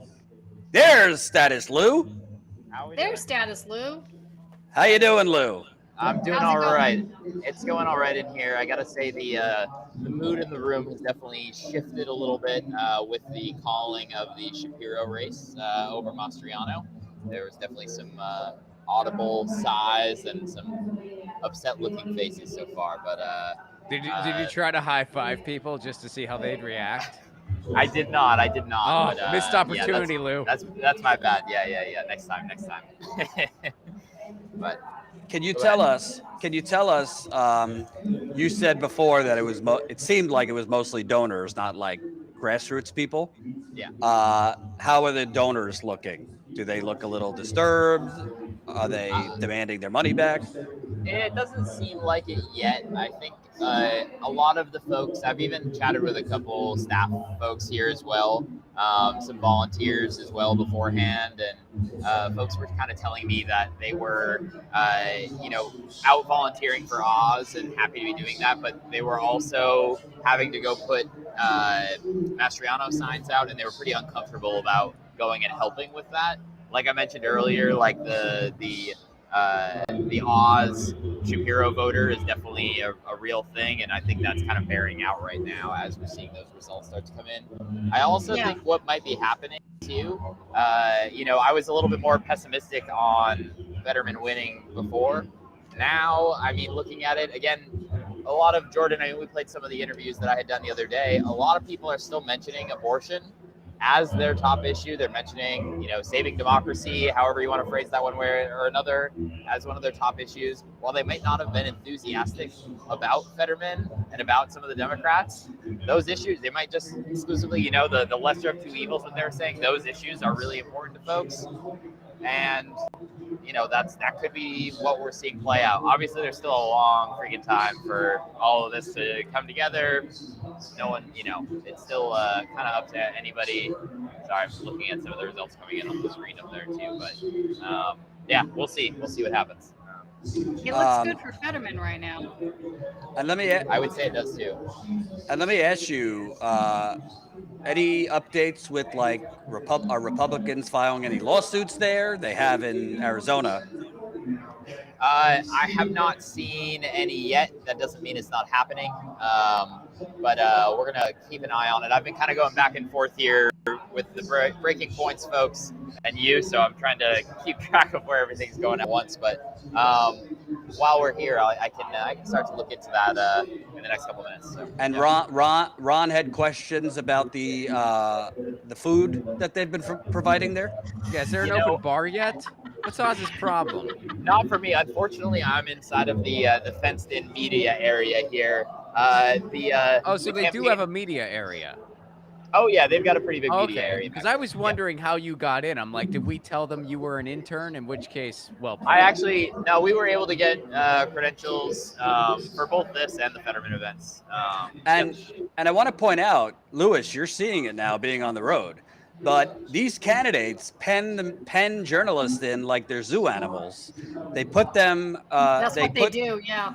Yeah, I'm like connected to a lot of things right now, and I'm on my laptop, or I would spin it around. But we are all very coordinated. I've got someone sitting right next to me here. Here he is. Yeah, we got got people behind me. So it's we're definitely in close quarters here. Are they all asking for jobs at Status Coup because they want to leave their corporate jobs?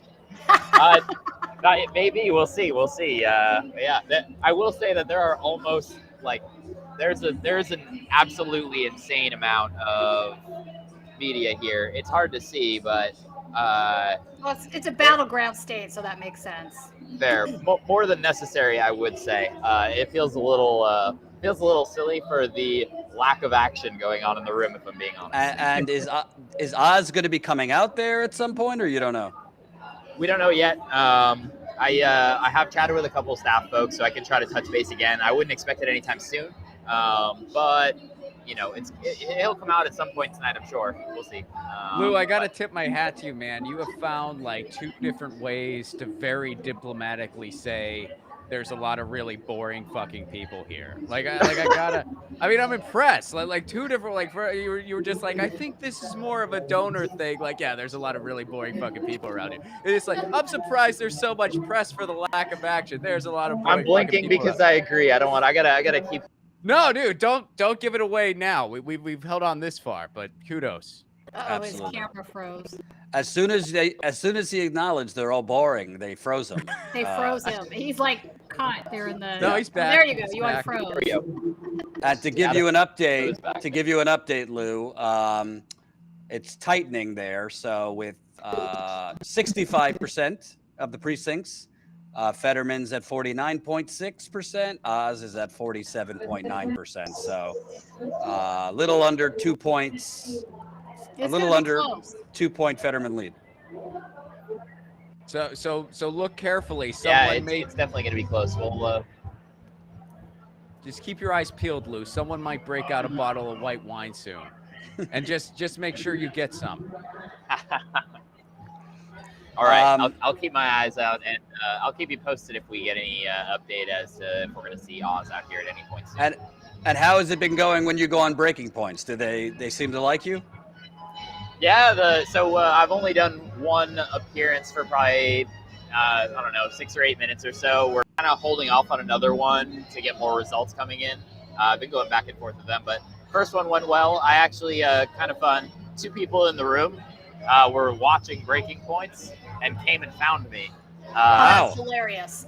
Yeah, it was, that's a first for me, so that was kind of interesting. I was like, people are watching, but that is literally the YouTube algorithm at work. They've never seen Status Coup, but they saw breaking points and then found you in the room. Yeah. I will say though, on the ground a couple times, I don't think I told you about the second one. On one of the live streams, Jordan, you were watching and someone asked where you were. Another time while I was on the street, I finished interviewing someone and they recognized the microphone and they were like, "Where's the guy with the glasses?" So, okay. On Very the nice. street of Pittsburgh. Yeah. Next time, tell them, who the fuck cares about him? I'm here.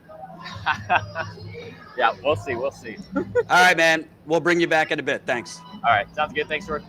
Yep. So All I right. have an update from Arizona from our guy there, Calvin Stewart. He basically is saying there are dozens of journalists, hundreds of cops, and 3 protesters sitting on the sidewalk. What? That tracks for Arizona. I mean, if somebody just like said, "What state are you in?" 3 protesters, 100 cops. I'd be like, Arizona, Florida. I mean, those are my top 2. Where are we? Well, it's And then too he hot. said it could get interesting tomorrow, but we likely won't know till tomorrow. So It's too hot to protest in Arizona. not right Let's- now. Yeah, it's cold. November. Oh, okay. Desert cools off. I stand corrected. Yeah, it's cold. Let's see. Tony Evers is up in Wisconsin. He's the Democratic governor with 58% of the vote. He's at 51.5. Whoever the Republicans at 47%. In New York with 50% of the vote, Kathy Hochul is up by 20 points. So a lot of the people who are claiming that there might be an upset in New York, it doesn't look like that's going to happen. Whitmer is up still in Michigan. The votes are coming in very slow in Michigan. It's been stuck at 32% for a while. Georgia, Kemp already won. DeSantis won by 20, and 50% of the vote in Arizona. Hobbs is up by significantly. In the Senate, let's see. And if you're seeing anything I'm not seeing, let me know, Tina. Mark Kelly is up by 18 points over Peter Thiel's lab creature, Blake Masters. Blake Masters. Lab creature's a good way to put that. Chuck Grassley, at 90 years old, has won re-election. Wow. In Iowa. That's just wild. Herschel Walker is up by a little over a point with 83% of the vote. What's important is somebody has to get over 50% there. Yeah, this is going to go to a runoff, I think. Is it ranked choice? In Georgia? No. No, but Oh. you have to get over 50% to avoid. Oh. a Although runoff. there is a ranked choice ballot measure. Let's check in and see. Let me see In how Georgia? that's doing. No, not in Georgia. Hold on. JD Vance is up by a significant amount with 86%. 68%. Fetterman's up by about a point and a half. And it is tied exactly tied in Wisconsin. Oh, Mandela wow. Mandela I'm surprised Barnes. Nevada is not reporting anything yet. So the ranked choice has nothing yet because it's Nevada, and they have not reported any vote counting yet at all. So let's go through some of the ballot measures. That's a good idea. Is weed still winning? Arizona Proposition 309 enacts stricter voter ID requirements. That is no is winning by a lot. So that's good. Legalize marijuana in Arkansas. No is winning with 50%. So they don't want weed in that's Arizona. switched. That was doing better before. Nothing coming through in California. Missouri yet. is still yes. Legalize recreational marijuana. So, no, that's taken the lead now. 38% in. Iowa established a state constitutional right to bear arms. I don't know why that would be necessary, but that's winning by a lot. You don't say already. Kentucky, no constitutional right to abortion. No is winning by a lot. I'm confused by that. No constitutional Yeah, this is the right. one that I brought up That means earlier. you- So no, we want no to win. So Okay. if you vote yes on this, that means they're going to change the Constitution to say that you have no right to abortion. So that would add language to the state constitution saying you have no right to one. So this particular amendment doesn't codify Roe v. Wade at all. It's just they were trying to do it the other way. So if they had been able to say no, you don't have that right, then there's no way for you to codify it in the future. And by the way, I don't want to be a Debbie Downer, but a lot of these ballot measures pass, and then the local politicians just overrule it. That's what happened in Florida with the restoring the ex-felons' right to vote, and then Ron DeSantis just put in a poll tax. Obviously it's important if ballot measures succeed, but in a lot of cases, the local politicians just make it null and void anyway. But we'll see. Maryland legalizing marijuana won, so that's awesome. Michigan guarantee a constitutional right to abortion. Yes is winning by 10 points, 11 points, excuse me. So that's good. Expand voting access and policies is winning in Michigan. I don't really know what that means. Missouri legalizing weed is not winning. No is leading with 38%. Oh yeah, that really 38% in now. Yeah, so that looks like it's going to go down. Yeah, North Dakota legalize weed. No is winning. Nebraska require photo so ID. Weed is no longer like winning. Weed is now losing. Yes. Didn't South Dakota do it though? No, they were no at the beginning, unless they Oh, were flipped they in the other no? direction. No, it could have changed though. So I mean, it's been changing as the. Weed is going to be winning pretty neat. soon here because I'm probably going to take some soon. Nebraska require photo ID for voting. Yes is winning by 20 points. No, it's going down in flames in South Dakota. 54% no, with 38% counted. Wow. In Nebraska, increase minimum wage to $15 an hour. What does that mean? Increase NE minimum wage to $15 an hour? Nebraska, the state, not the federal. Yes is winning by a lot. So that's huge. Yeah, that's a good one. Nebraska, $15 minimum wage. Ohio, require U.S. citizenship to vote in local elections. Yes is winning by a lot. Isn't that already required? Yes. Yes. Yes, Don't you have to be a citizen to vote? Yes, but you can be a cat. That is true. Oh, so they're trying to take the votes away from the cats in Ohio. Yes. 'Cause, South I mean, Dakota, weed is going down, and Vermont guarantee constitutional right to abortion. Yes, That's a win. is Yes, winning that's by a a shit yes. ton. So those are the ballot measures. So they're that going to are have it going on. codified in Vermont. I don't probably understand how California. anyone can have a problem with pot at this point. You know, so when I was I'll over in tell Italy, Ron. I'll tell you why. all right, tell me. Do you know how much money the pharmaceutical industry is spending to kill defeat- Well, these? yeah, Yeah. that's true. Yes. But I mean, it's just such a. I mean, I found out that pot was legal in Italy. You know how I found out? Because I didn't bother looking into it. I found out because my parents got a bunch of edibles and they tried to give it to all of us right before the wedding ceremony. I was going to my cousin's wedding, and my parents were just like, "Hey," and I'm like, "Where did you get this?" They're like, "It's fine here. We bought it." And I was like, Wow. "Good for you guys." Your parents sound cool.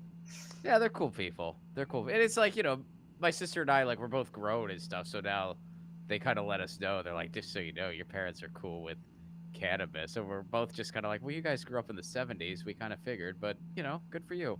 Enjoy. Right. Right now, in terms of the House,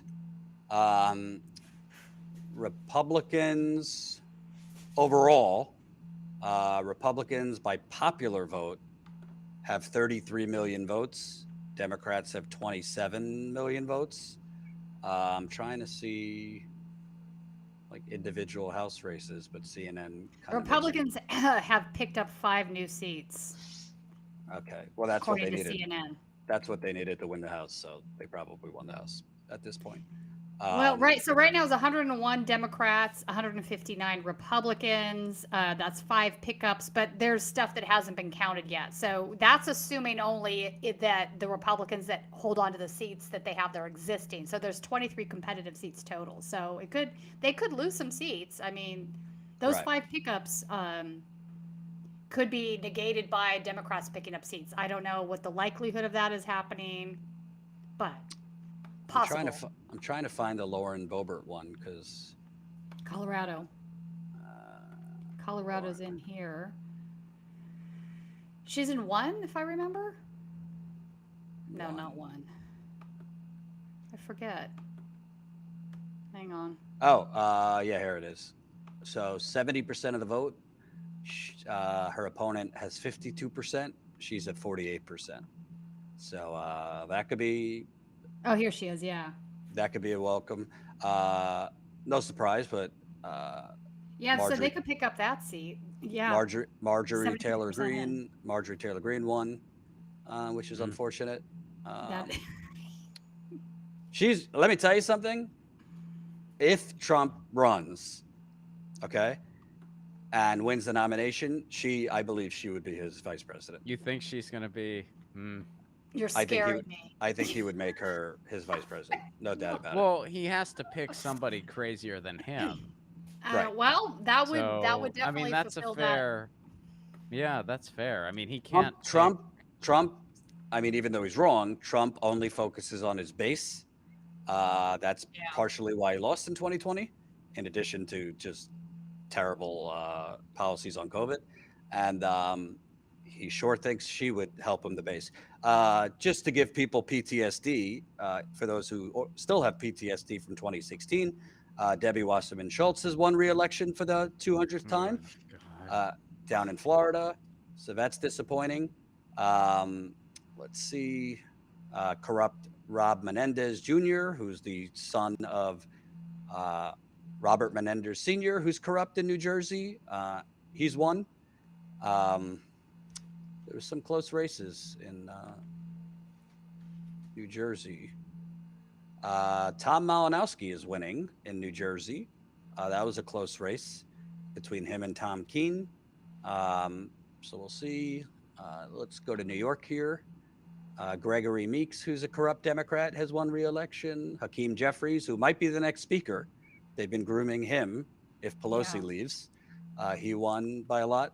AOC won by 70 to 28. So that's 42 points. So That's not surprising. At this point, she has a lifetime seat if she wants it. Oh, her company, Tina Forte, is completely batshit too. Yeah, Jerry Nadler won. Who else? Jamal Bowman won re-election by a significant margin. Richie Torres, who's a fake progressive, won re-election. And Richie Torres, yeah. He was part of the IDC, if I remember correctly. Mm-hmm. Let's see. Michigan, Haley Stevens won. Alyssa Slotkin is going to lose. She's a corporate Democrat, and she sucks, so goodbye.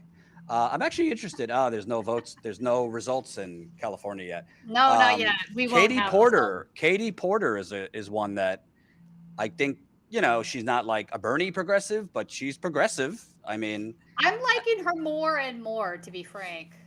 yeah. I wasn't sold on her initially, but she's starting to win me over quite a bit, actually. I get like Elizabeth Warren vibes from her, but I do like that she, comes prepared to congressional hearings. She totally just eviscerates these corporate CEOs with her charts and all that shit. But weren't the polls pretty close? Because she won in a red district in California.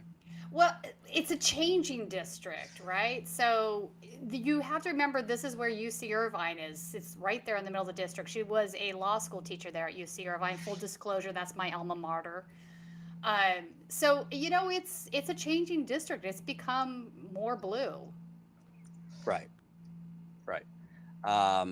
Let's see. Yeah, so Maggie Hassan in New Hampshire has won. She won re-election. So I guess the cat thing was too much for people. Cat guy's done. Yeah, cat But got hang on, at least we know future for we've cat actually guy. found the limit for Republicans. It's that. Like, I still can't believe that video. Folks, if you have not seen this video, you need to go look it up because it's just batshit. I just sent it to Colin, so let me know when you have it, Colin. But apparently Herschel Walker came out and, like, I guess just while the crowd As a cat. Herschel while the- Walker is a cat. while the They're crowd in a is dead heat right now. They're in a dead heat. while the crowd is waiting, he came out to tell a story about horse shit. What? Yeah, Like so you do. We'll wait for that video from Herschel Walker or Colin when you have it. Let me know. But yeah, it's interesting, Tina. I don't know if you've noticed this, but a lot of these races just like aren't. There's really not a lot of updates that are coming. No, they all kind of slowed down like there. Arizona governor has been stuck at like 51% precincts for like an hour. Same thing. Georgia's not really moving either. Yeah, they're all at 51% right there, all of the Arizona. So, well, because they're going to, if you open up on the map, you'll see why. Whoopsie. There we go.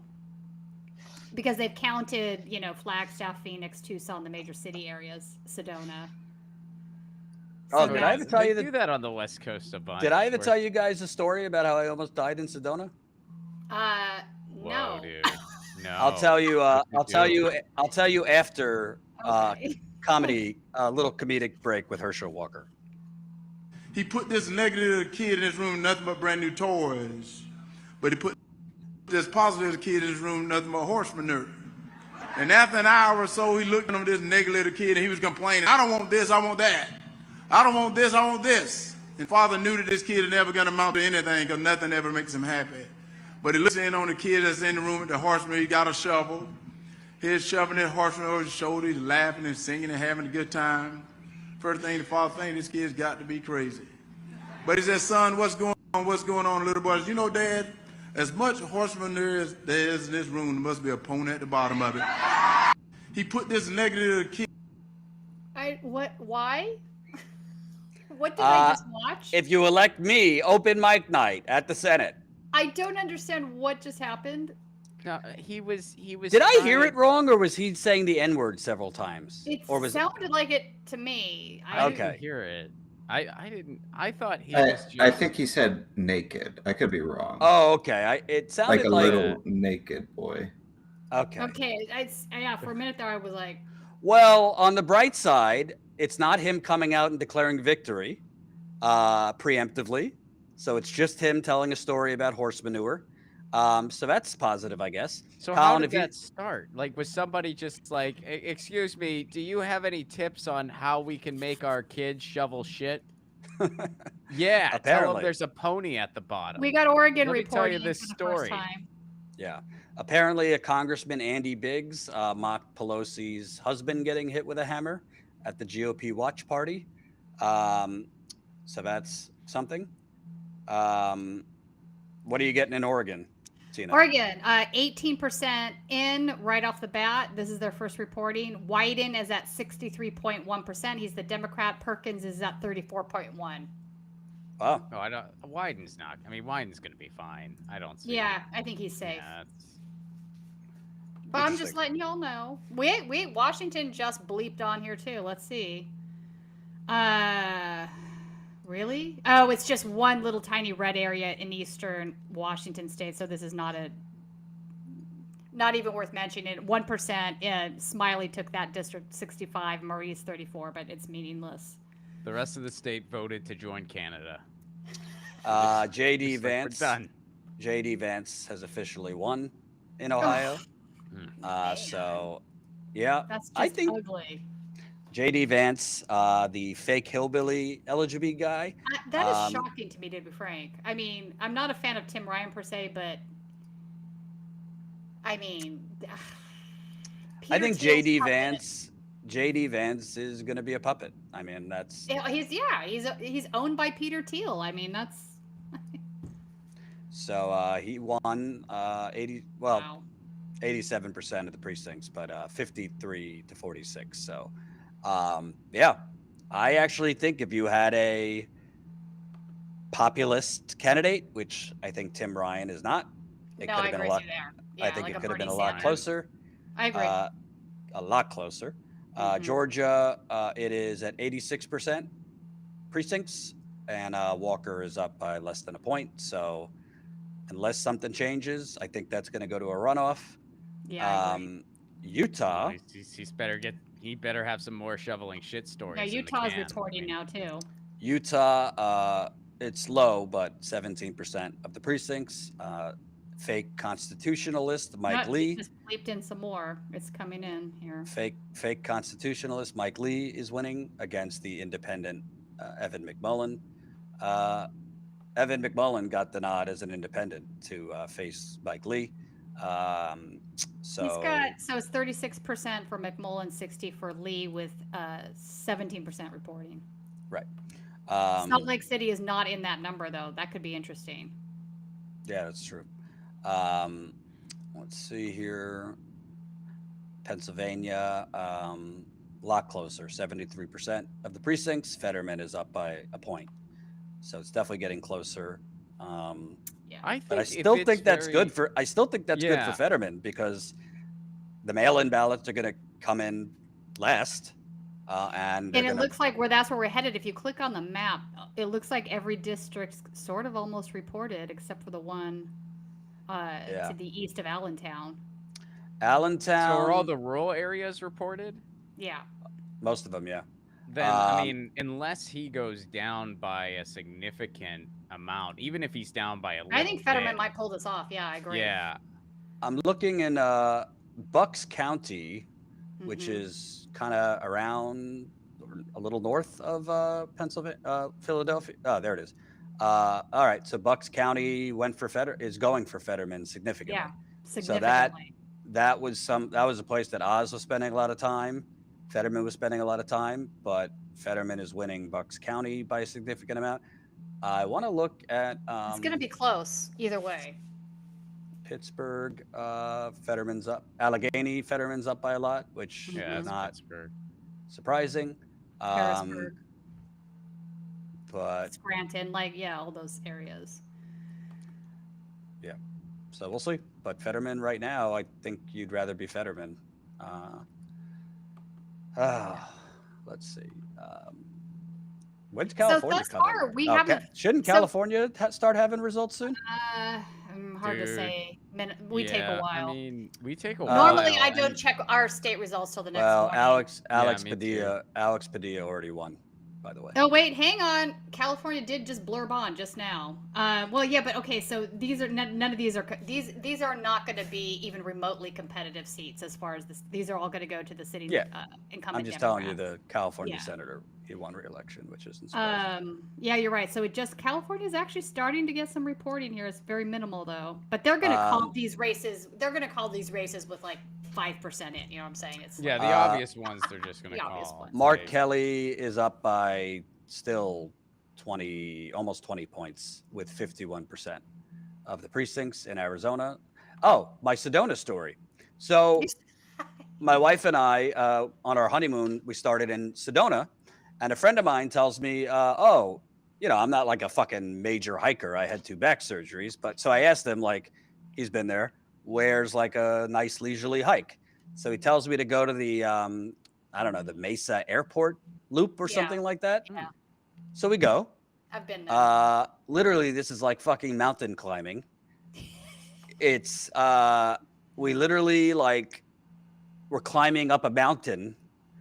There's no guardrail at all, so you're going around the side of this mountain.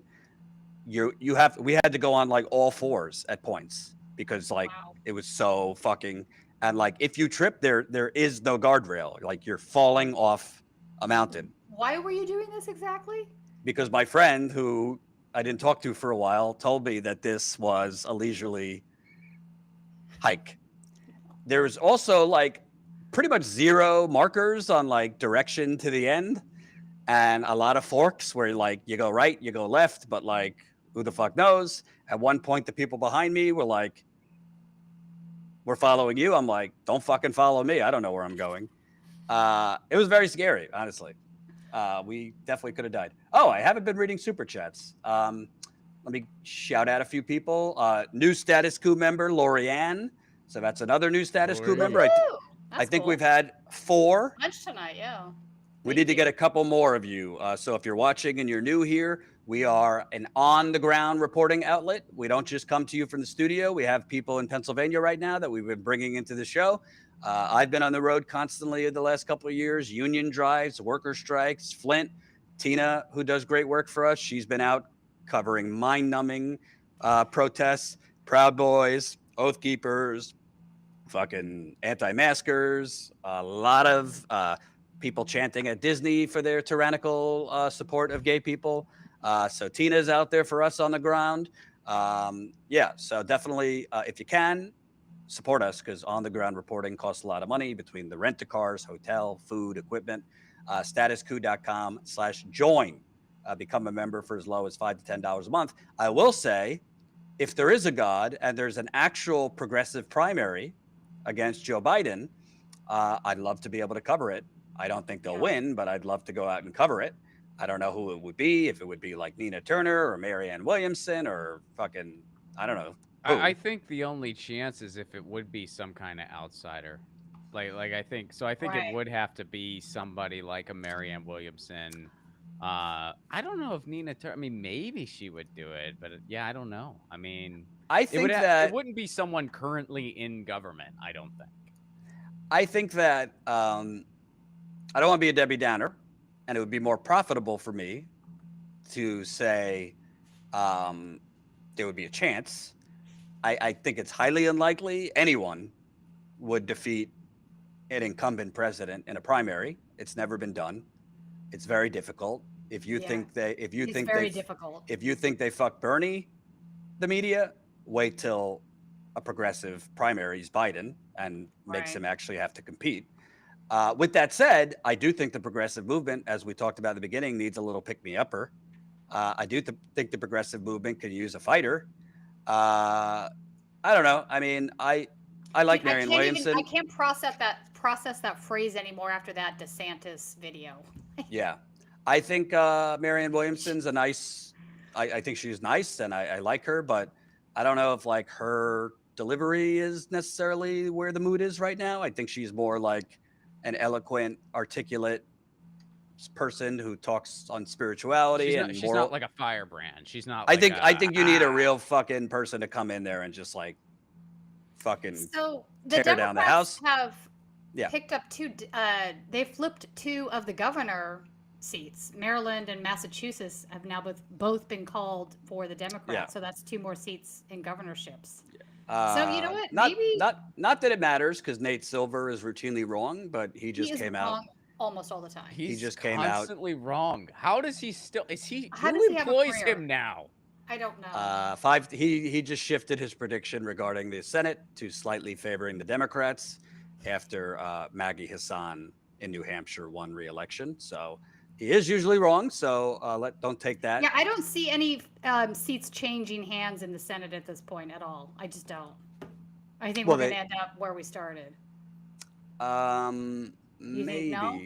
Let me see. Let me go back to my magic wall here. All right, Arizona. Kelly's looking pretty good. He's looking very good. I think Arizona's going blue here.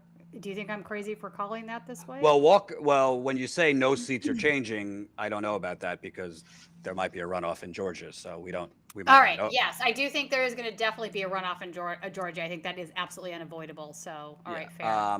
Let's see. Pennsylvania, 74%. Fetterman is up by a point. Again, we already talked about that. That seems to be good for Fetterman. I think it's good because most of the time the mail-in ballots are from Democrats. We have like a history of that being the case. Yeah. I mean, that could change, of course, but that would favor Fetterman, I think. As Wisconsin goes, it's flipped. So Ron Johnson's now winning by 3 points. Yeah. So that doesn't look Uh-oh. good.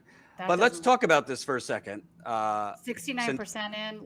We need to pull up the map and look at where those votes have been tabulated from. But let's talk about this for a second. Let's say nothing changes in the Senate. Republicans are going to win the House, but they can't do anything if the Democrats control the Senate. They couldn't do anything anyway, because even if Republicans control the House and the Senate, Biden would just veto most of their terrible shit. They wouldn't have enough votes to like override his veto. Right. They still can run their, Hunter Biden impeachment hearings and all their other shit. But if it just stays like 50-50 in the Senate, then we just have another year and a half of Right. this. Exactly. Wisconsin can go either Tina, way. you missed it. What I missed? We have another 2 years of this. Oh, that I did not see what you were holding up. You're right. Oh shit. Yeah, you're right. That's So we have another 2 years of Joe Biden pretending yes. that President Manchin. Joe Manchin is Muhammad Ali, and we can't Sorry, dare. I was not looking at your bumper sticker here. I was looking at the Wisconsin map, trying to. But can you decide. imagine for a second? Just think about what a sick country we live in. Over $2 billion. Over $2 billion has been spent, I think, just on the Senate. Oh, yeah, way over that. For nothing to change if it stays 50-50. And how much of that money could have been spent on, like, I don't know. Actually, I do know. The estimate is homelessness could be eradicated for $20 billion. Oh, 100%. So $2 billion could do a real dent. It was way over that. Like, I think Citizens for Ethics had a whole thing on what was spent on this election cycle. It was a mind-numbing amount. Well, overall, it might be and more. 2024 campaigning starts in 2 weeks. I mean, it's just, 2 weeks? What are you talking about? Tomorrow? Yeah. yeah. Like, it's What just, are like, you talking about? It already started. Trump might Yeah, Trump might fucking announce from the shitter in like an hour. Yeah.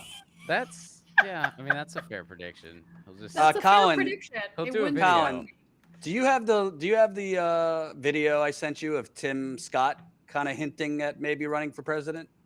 Mm.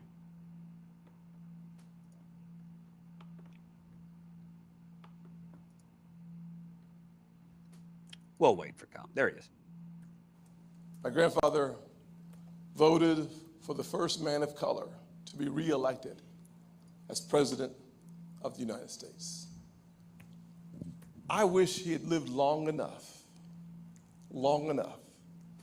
to see perhaps another man of color elected president of the United States.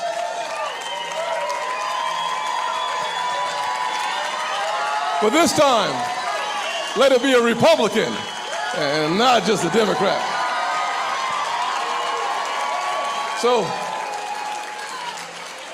just know, all things are possible in America. I said all things are possible in America. Well, Ron, I just want to set the scene for a minute. Tim Scott on the stage with Donald Trump. Donald Trump has a pet name for every opponent. And he's on the stage with Tim Scott. I would not want to know what Donald Trump is going to come up with for Oh, Tim boy. Scott. Oh boy.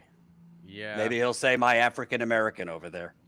Oh, Remember? yeah. No. Remember what he my did? African American friend. Yeah, I remember. All right, Remember so the when he did total that rally? spent, I looked it up, is 9.3 billion. What Wow. a waste. What an absolute waste. I I like when he was just- saying anything's possible in America. Like 9.3 anything is billion. possible But in America. I really want to know from like the mind of Peter Thiel, for example, right? Why would you spend? Because wealthy people, I mean, this is just kind of wealthy people are very frugal with their money in most cases. Yeah. Mm-hmm. Why would you spend $20 million on JD Vance? I think he spent $15 million on Blake Masters, and I don't know how much on a lot on JD. Let's just say 25 to 30 million on both of them. Like, why? What Why real would you benefit? put Gawker out one of business? investment That at a cost him a time. lot of money, Right, too. but what real benefit are you going to get that, like, you don't need the money? You don't need whatever you're going to get from them.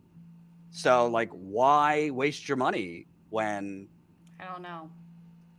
I would love to understand the mind of these people. Anarcho-capitalists are just, I don't know, wild. I don't know. I mean, this is a I guy mean, that they- was advocating for seasteading of corporations because then they could get away from every single tax law in the country. So, Well, and that's I the don't thing. I know. mean, he wants to get as many policymakers as he can. You Yeah. know, I mean, every single one is just another investment, just getting him closer right. to. But I think you to know. Jordan's point is like, when is it just enough already? Like, how many more billions They do you don't think actually that way. need? I know. It's just They don't. like, keep When is it taking. enough for Keep Jeff taking. Bezos? When is it enough Yeah. for most rational human beings? A long time ago would have been like, wow, Right. I have enough for like ever and ever and ever and ever and ever. I'm just gonna sort of let go of the reins now and try to help Right. people. You know, it's like they don't think that way. There's a sociopathy going on. Yeah, I agree. All right, let's give you some more updates here. I just, again, this congressman, Andy Biggs, Mark Pelosi's husband, getting hit with a hammer. I mean, it's just crazy. I mean, just what kind of passes for acceptable these days. Chuck Yeah, Todd. no, I agree. It's Chuck Todd has just declared a red wave dead. So I guess they're seeing numbers that it's not going to be. I think numbers are starting to come in for Katie Porter's race, so I I'm don't interested think in you can that. count on anything from Chuck Todd. I think that guy. yeah, I'm not a fan Well, of Chuck Todd. probably How did a- that guy get his? Probably a job? toupee coming up. Do you know what district Katie Porter is in, Tina? 25, right? It's Orange County. I think it's 20. No, it's not 20. 20 what? It's 20 something. All right, I was close. 23, 24. Real- 25 is like Simi Valley. Oh, it is okay. Shit. What is her district? Sorry, I need to memorize all these districts. Is what I should do. It's okay. Yeah, I 40, don't- wait, no, actually, it might be 45. 40. 40. 47? Is it 47? 45. All right. 45. Huh. It is not 45. It's 47. Didn't 47. Yeah, you're right. She is up. Katie Porter is up. 41% of the votes in. She's up 57 to 42. So that's a lot. She's up by That's a a lot lot. with 41% of the votes. So we'll see. Yeah. Hold on. Man, I'm going to need some whiskey after this. All right. Yeah, they don't have any on 27 yet. Okay. Governor, Arizona has not moved at all.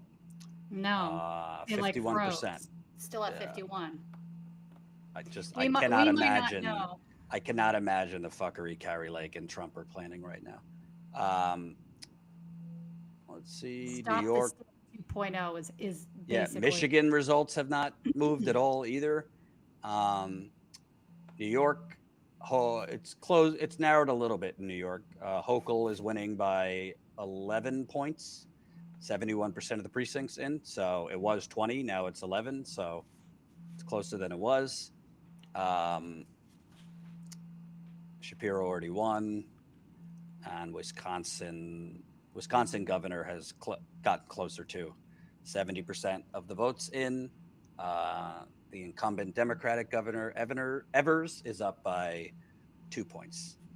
Yeah, so the Arizona House districts, yeah, not a lot of movement there either, but 1, 2, 3, 4, 5 Democrats are in the lead, 2 Republicans and 2 like in the middle. So The final results for Rubio won by a lot, almost 20 points. Florida has become definitely more to the right. It's no longer purple, I think.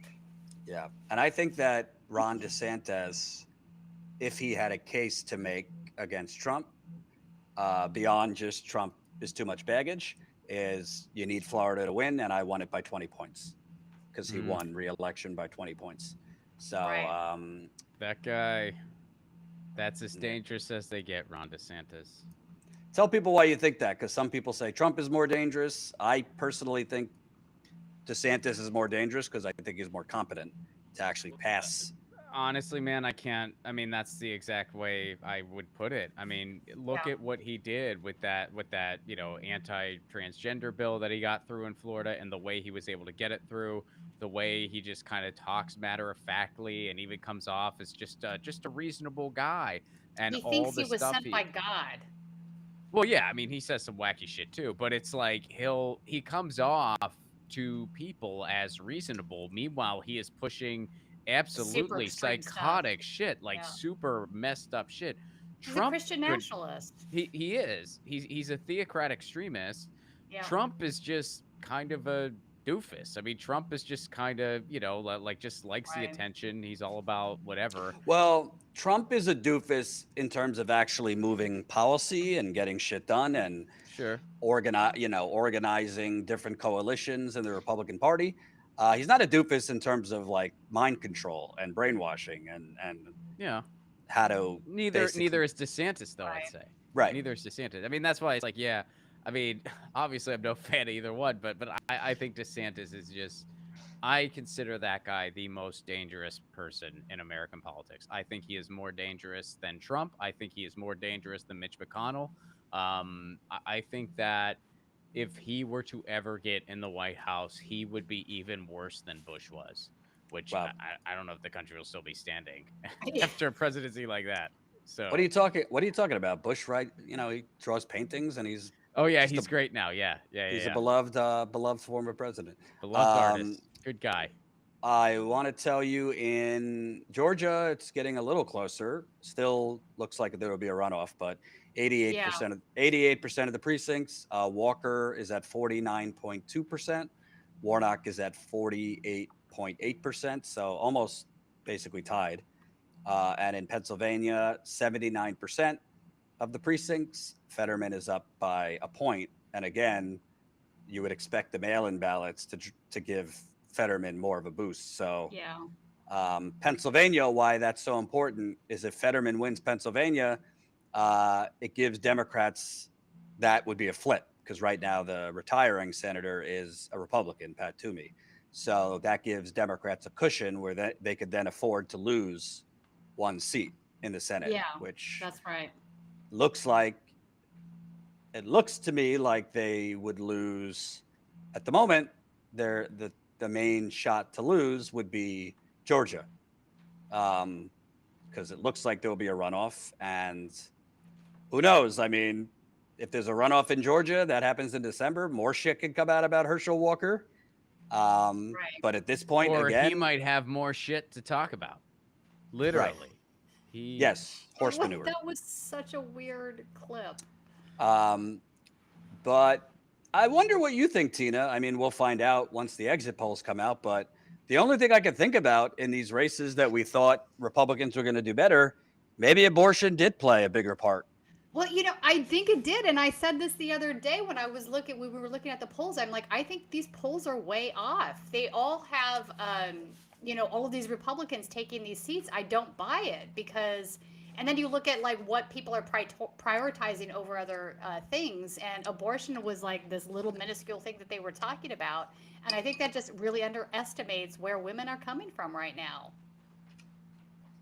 But there's another thing, and I said this a lot in the Democratic primary. I don't want to be like a complete polling truther because, I don't want to be a polling truther, but I don't really think a lot of these polls are super reliable anymore. I don't either. And the reason I don't think that, what really pissed me off when I was like on the road covering the Democratic primary, is you'd have these polls that are extremely skewed, like in favor of the corporate candidate against Bernie. And why they were skewed were it was a small sample size. It was skewed towards landlines, which are generally older people. Right. The sampling of younger people, it was always skewed with more older people to younger people. But the poll would look good for like Buttigieg or Biden or whomever, and Bernie would be down. And then they, right from the morning shows all the way through the night, they'd run the narrative that like, Bernie's lost his mojo from 2016. His movement's gone. And I'd literally like look at the polls and be like, wait a minute, there's like 10% of those polled were age 18 to 29. Right. And like 30% of those polled are 65-year-olds. No offense to the baby boomers if you're watching. But I feel like the same thing in these polls, they were flooding the zone for the last 2 weeks, like with polls that skew more towards like Trafalgar is more of like a conservative polling But I place. think that's by design, right? I think that they look at push polls at this point as a way to like change the way the race will go, like a marketing. Explain for the audience what push polls are. Okay, so if I'm a Republican pollster and I really want my candidate to do well in a poll, I'm going to frame certain questions certain ways to make it more viable that you say the thing I want you to say, right? Whether that's with a ballot measure, a candidate, whatever. So they're leading, right? They're leading. They want to lead you a certain way. The thing is this is in the same way that media has become much more polarized, right? So now we have Fox doing like only Republican stuff. I mean, I would make the argument they've always been that way, but more so that way. You've got One American News doing even more extreme right-wing stuff. You have MSNBC supposedly doing the liberal left stuff. Like, so that's just the way the country has gone. Everything's more polarized now, whether it's just politics, media, whatever. Polling's the same way. They look at it as another tool in the toolbox in order to like change the outcome of an election. Because though, if you read enough polling that goes a certain way, it's going to affect the psyche of the voter, and they know that, right? They know that that's the case. Either you get discouraged and you stay home and you say, "What's the point?" Or maybe it makes your unpopular candidates seem like they're way more popular than they actually are. Maybe you can intimidate the competition by having a poll that puts your guy way ahead when really you're in a dead heat. So it's just another tool in the toolbox. As it used to be the case that polling was designed to really try to figure out where the voters were, what they were thinking, and to predict outcomes. But that's just not the case anymore. Right. Colin, when Lewis is ready, we'll bring him up. Status Lou has an update from Dr. Oz. Apparently, Dr. Oz and people he's talking to there are saying. I hope he's chatting with Dr. Oz. Apparently, there's. Dr. Oz is on the horn. He's on the horn with some crudité. Yeah, he'll come back in a minute, but apparently the Oz people are saying their numbers look good. Are they looking at what we're looking at? That could be spin from them, Yeah. But Lewis was told that their numbers look good for Oz. They believe they'll win when all the votes are counted, which is the most generic thing they could say. Yeah. I don't really get how they're saying that, Yeah. but could be wrong. So we'll wait. Ted Cruz said, "It hasn't been as big of a wave as I'd hoped it would be. We had some close races go the other way so far." Tim Ryan, I have the privilege to concede this race to J.D. Vance because the way this country operates. There's Status Lou. There he is. Hey there. Can you hear me, guys? Yeah. Awesome. Quick update from here. I don't know if you were able to listen to any of the Oz speech. Did you guys listen to that or no? No. Okay, gotcha. So update from here.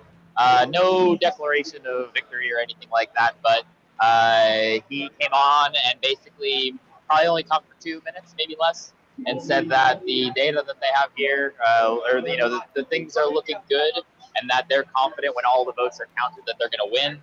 A couple stats type folks came walking by and said the phrase, "The data looks good. The data looks good," and kind of walked in.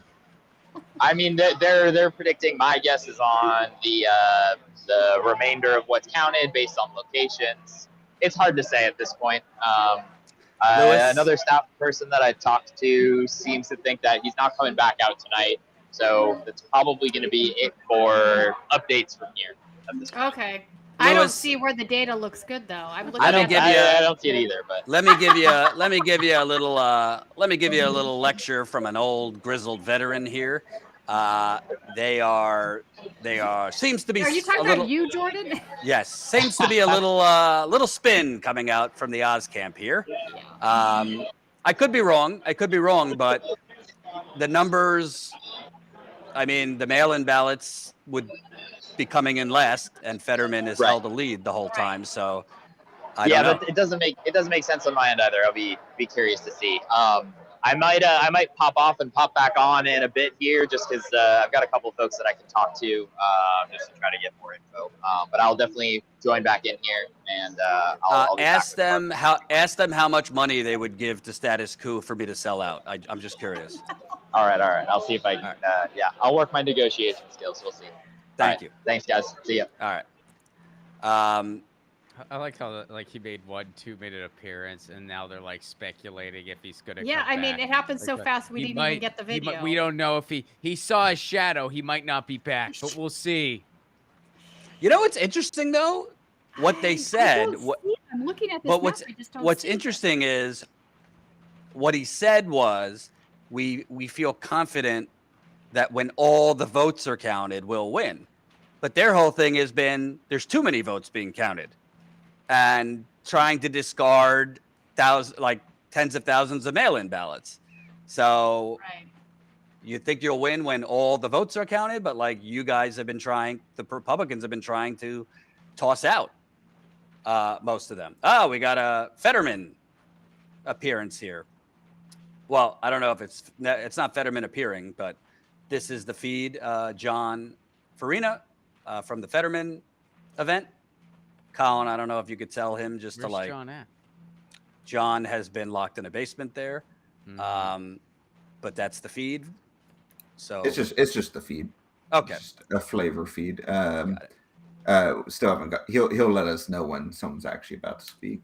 All right, we'll probably bring him on to talk. Unless it's like 2 minutes like the last one, then we miss it. We'll probably wrap up in a bit too, because I haven't eaten yet.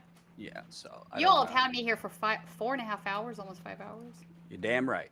Thank you. We appreciate it. 100%. I'll give you a bonus. I don't listen. I don't see what data he's looking at that looks good for him.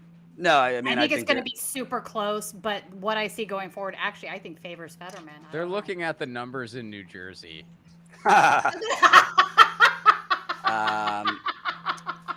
Kathy Hochul. All right, that was good. Kathy Hochul has officially won. So Kathy Hochul has officially won governor. Okay.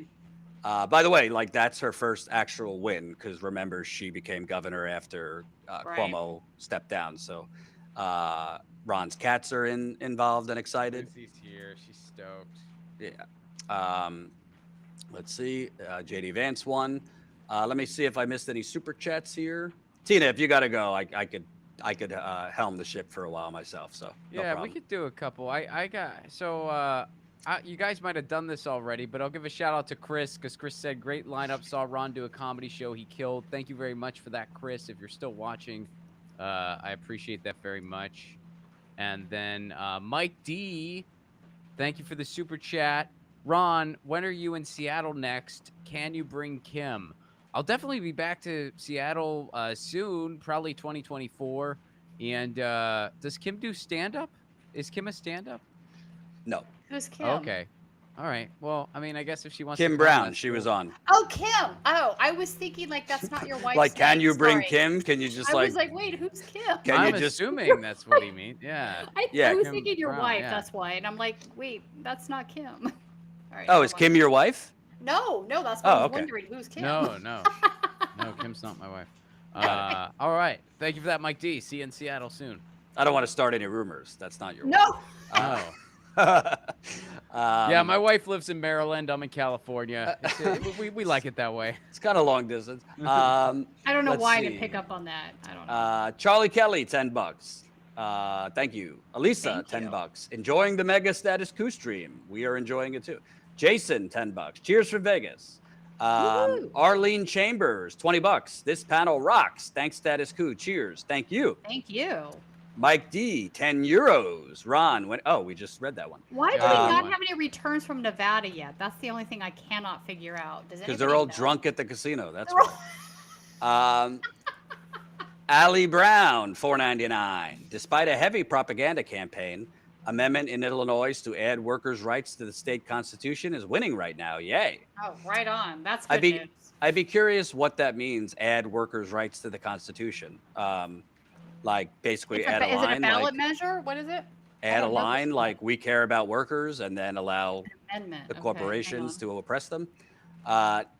Denise, Columbia, $10. I think I'd lose my mind if I didn't have Status Coup speaking truth against the endless BS this nation shovels. Thank you. Thank you. Thank you. I'm happy to report California is going to be codifying Roe v. Wade, it looks like. Fantastic. And the Illinois thing is an amendment that will codify the right of workers to unionize, and right on. it'll Okay. prohibit from passing right to work laws. No, that's very So good. it stops right to work. Yes. That's good. Wow, that's good. Very good. Good job, Illinois. All right. Let's see if there's any movement on any of these. Is it raining where you're at, Tina? Is that It is, here? yeah, hailing again. I don't think it's raining here. I think the rain stopped in old Pedro Town. Yeah, it's really Arizona heavy. is like Arizona is frozen on the Senate, on the governors. It just has not moved. Is. Like, why is that? Tina, if you can look, I really want to be able to announce if Lauren Boebert lost. So if you see any movement. Okay. Yeah, let me check. I can check. Georgia hasn't moved. Pennsylvania, Fetterman's still winning by over a point. It's getting getting tighter in Utah. It looks like Boebert is going to lose. They haven't called it yet, but 77% is in. Frisch has 51.6% of the vote. Boebert has 48.3%. That's fantastic. Yeah. She's an election denier, so she'll probably deny it. But that's fantastic because she's really scary. I mean, 77% is in, so that's quite the margin. It would be. Yeah. Mike Lee is up by 10 points, so it is getting a little tighter in Utah. Yeah, Utah. And Wisconsin, Johnson's up by 51%, and Barnes is up by, Johnson is at 51, Barnes is at almost 49, so Johnson's up by almost over 2 points with 75% of the precincts. So, we didn't talk about this, but in terms of Senate seats that the Democrats might lose, I still don't see any results for Nevada.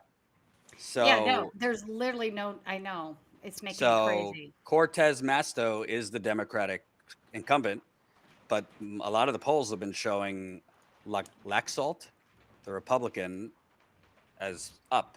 So that's one seat that the Democrats could lose. Why is there no return yet on Nevada at all? That's wild. What's going on there?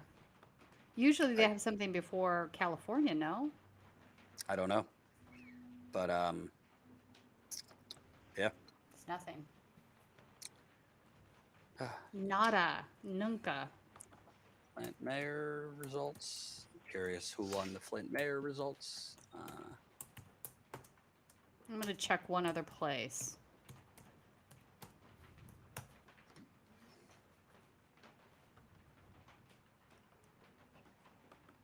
By the way, we've been live now for 8, 9, 10, 11, almost 5 hours. So if you have a heart, leave us a super chat. Donate. I've been holding in a piss for at least 3 hours. So statuscoup.com/donate. If you want to donate, help us cover the costs of the reporting on the ground. We have 2 rent-a-cars between Lewis and John. It's expensive. Food, hotel, all that. So this is what's going on. Nevada Democratic U.S. Senator Catherine Cortez Masto and the Democratic Senatorial Campaign Committee have filed a lawsuit in Clark County to keep polling locations open, saying some people have not been able to vote. This was filed at 8:18 p.m. Okay. The first ballots have arrived at the Clark County Election Department. Duncan Phoenix of 8 News Now has photos of workers moving the ballots from a car into the building, which is at the Cheyenne Avenue and Martin Luther King Boulevard in North Las Vegas. That was at 8:28. Yeah, it sounds like they're just behind. Slowly getting there, I guess. But yeah, nothing yet from Nevada. Right. They take their time, I guess. They have to, play blackjack while voting. Yeah, they. All right. That's how they do a runoff there. It's just like. Colin, if you want to ask, Lewis if he's got any updates before we go, from the land of Oz. Same thing with John Farina. Thank you to my West Coast crew here for being live for so long. I'll give you a little Christmas bonus. Woo, Not that we have any money, but why not? I know. Let me see what's going on with this lawsuit. Nevada and Arizona have a bunch of counties hand counting ballots. Thank you. Zaina just sent me that update, so that might be why there's All the right, delay. here it is. Okay, so polls officially closed in Nevada at 7 p.m., but thousands of people are still in line to vote. So Nevada law allows anyone in line by 7 p.m. to vote. So I guess it'll be a while before we hear. Again, when they don't have enough polling stations, this is what they end up having. It's really ridiculous. Well, I'm So the lawsuit lists the I'm not following- against more. I'm not against more voting. Oh, I am definitely for expanding voting rights. If it means that we do not get returns from Nevada till tomorrow, that is fine with me. If it means more people get to vote, so sounds like that's the situation there. Yeah. It looks like, if anyone's curious, as of right now for the LA mayor, did you guys talk about that? No, I haven't looked. Okay, they just Dare I? dropped as of right now, it's 49.17% for Caruso and 50.83 for Bass right now. Good. So Good, it's Slapping the bass, slapping the bass. it's slapping the bass. less than or around a little over 5,000 votes difference Okay. between them. That's gonna So do you be think? incredibly I mean, close. do you guys think anything like?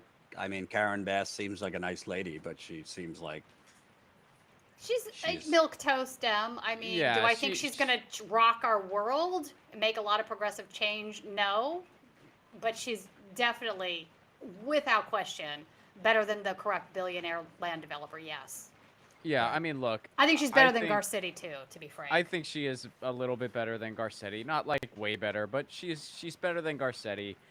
And I think that, I mean, I tweeted this earlier. I'm like, look, with what Rick Caruso is going to try to do in LA, Karen Bass will just kind of be a lousy mayor. LA can handle a lousy mayor. I don't know if LA could handle Rick Caruso. I agree guy, with you. That guy is freaking dangerous. He's And dangerous. so- I agree. 100% yeah, dangerous. I mean, I wasn't like, oh man, I'm voting for Karen Bass. Oh boy, but I voted but she for does her, hold you some know? progressive positions. She for example, I know she's for getting rid of the filibuster. And I think she's movable and she listens to constituents. I don't think. Compared to him, compared to Rick Caruso, she would, sure, but so yeah, I mean, whatever. I voted for her because Rick Caruso is wow. So I hope she wins. Well, I could be wrong. I don't know. I feel like maybe Karen Bass would be a little less okay with the LAPD just going around being crazy. She's But had positions on both She's had sides some of the pretty fence bad on that. takes.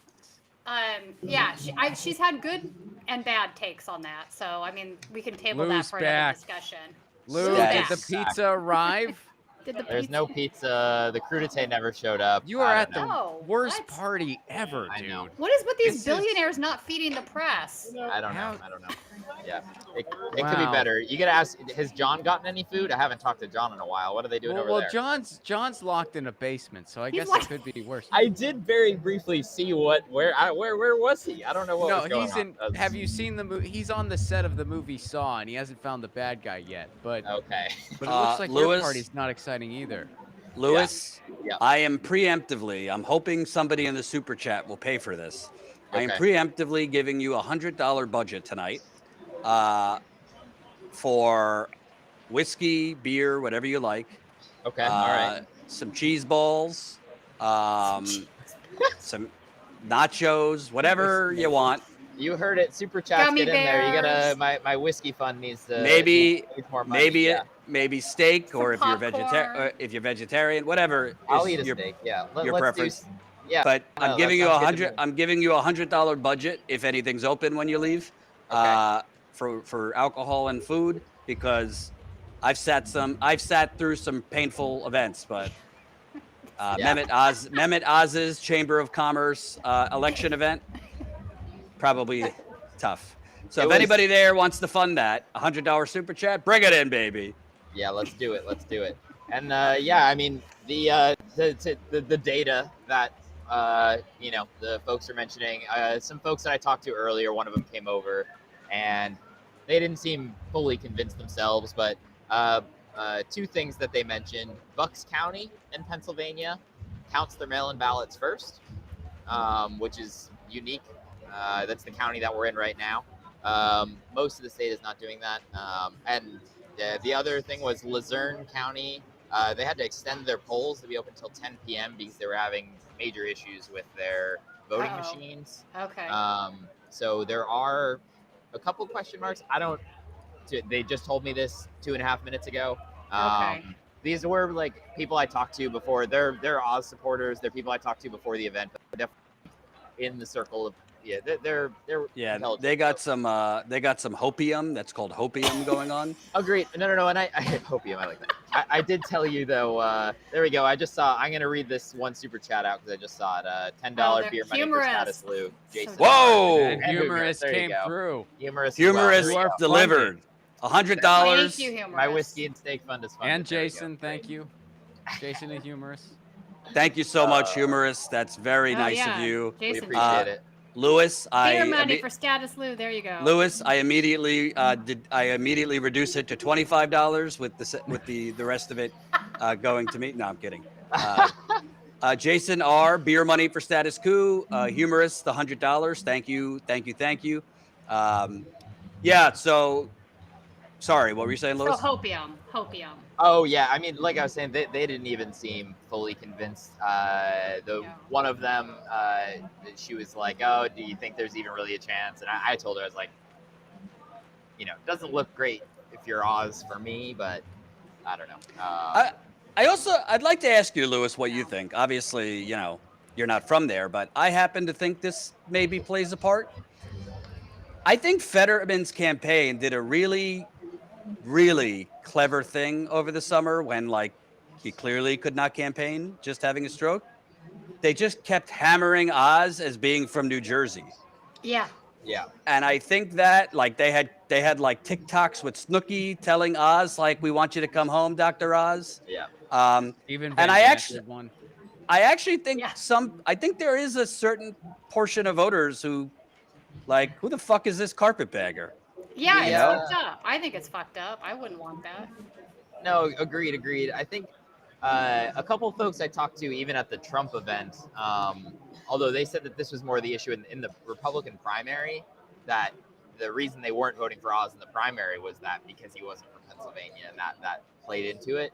Yeah. At this stage, though, I think it's I feel like everyone's like, oh, politics are local, yada, yada, yada. Right now, everything is just whatever the talking heads of either side are saying. On the left, it's abortion, democracy. On the right, it's inflation and Joe Biden being Joe Biden. I think in the end here, at the start of this night, I thought that things were going to go a different way. But I will say that most of the voters that I was talking to who lean left on this whole trip, their top issue is abortion still. They're concerned about inflation and some of these things, but if your top issue is abortion, Pennsylvania, I mean, now that the Shapiro has won governor, it makes things a little safer in that regard, but people maybe didn't necessarily think that that was such a safe bet that was going to happen. Right. So they felt for their, their Senate vote or whatever. Not that the governor and the Senate are, No, I don't disagree with what you're saying at all. I think people underestimated the effect that Roe v. Wade was going to have on this election. I do. Including myself. I underestimated it. I thought that it was going to make a big difference in like a state like Texas, where it's like a big deal. I wasn't expecting, I live down there, so I had a little bit more of a stake in the game. I wasn't expecting Beto to win there. I actually haven't even looked to see what the numbers were, if they were closer than normal or not. But, I was expecting it to matter in states like Texas, but I didn't think it would matter in a state like, New York or anywhere on the coasts at all. But maybe it did, and it's, leading to especially in the state that you have, not that in Pennsylvania that was the case, but some of these states that had abortion rights measures on ballot measures or amendments, I think that helped with the Democrat vote too. Yeah, I was surprised. Again, this wasn't something I was like following closely, but the journalist sitting to my right here pointed out he's from Kentucky. Initially, there was an abortion ballot. There you go. Abortion measure in Kentucky that at least that passed in the end, right? The abortion measure. Yeah. I'm pretty sure it did pass. Yeah. It did. Okay. Yeah. Oh, thank God. Yeah. No, it looked good earlier when we were looking at it. So but I do think that those measures did affect all of these other, state governor whatnot, because I think people came out with that. Women at least came out with that on the tip of their brains, and these are traditionally areas that are probably a little bit more conservative. But I think when you take away the rights, you want to know something? I don't have any data, but that would have to mean that there are some Republican women that voted for Democrats. 100%. Yes, that is exactly what I'm saying. Yeah, that is absolutely exactly what I am saying. I think because that the Republican Party underestimated the anger that women were going to feel about this, even if they have conservative ideals. Because it's like, I think that, again, I'm not a woman, so I'm just speculating, but I feel like Republican women, it's a step too far when these when these people are saying no exceptions. That's right. Period.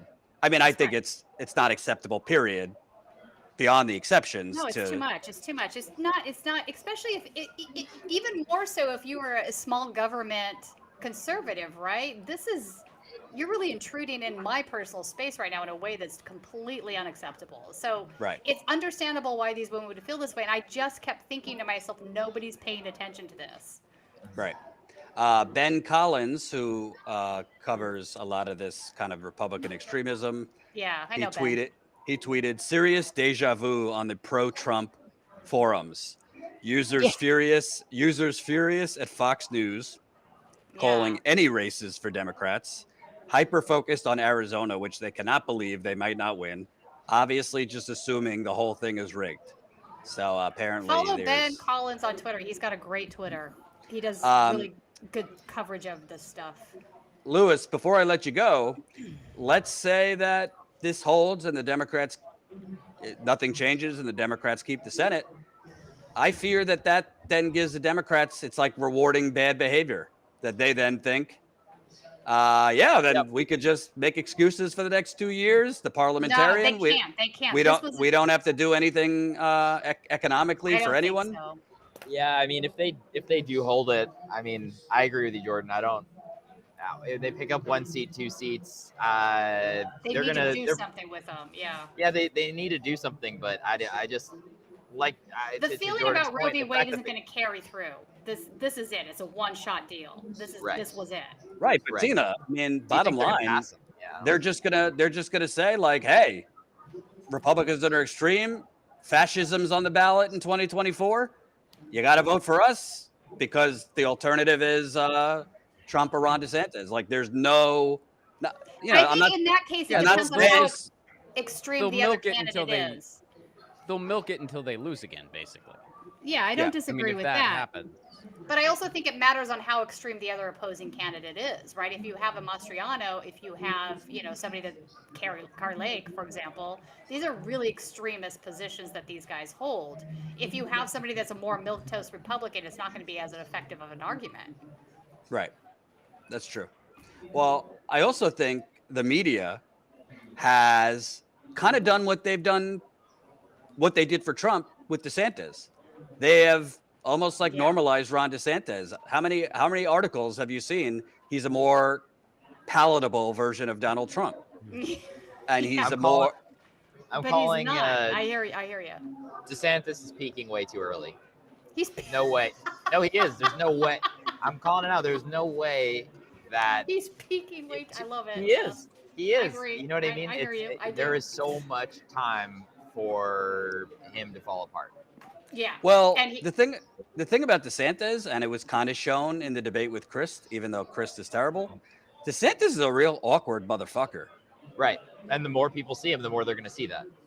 Like, he looked like a robot when he was asked, like, are you gonna vow to run to serve for 4 years?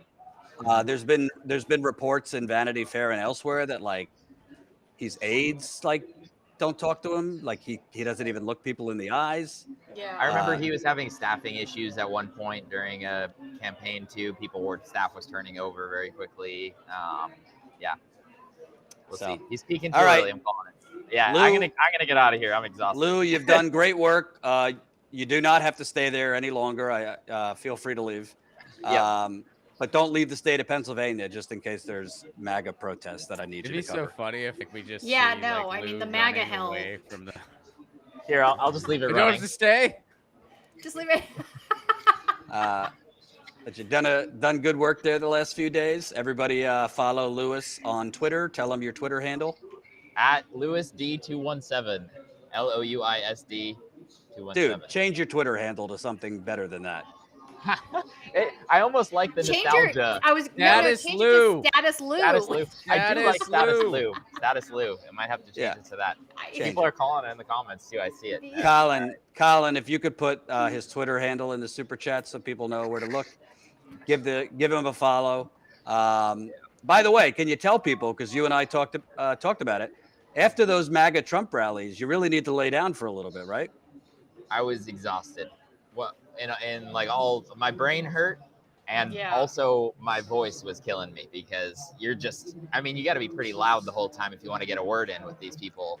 The second that like the cameras shut off, I just looked at John and I literally just sat on the ground in the middle of the parking lot. Do that for 6 months in a row, all around the country. Take some you'll need to take antidepressants, and you'll probably have an alcohol problem, but that's what happened to me. All right, thank you, Lewis. All right, getting out of here. Appreciate All right, it. thanks guys. Have a good night.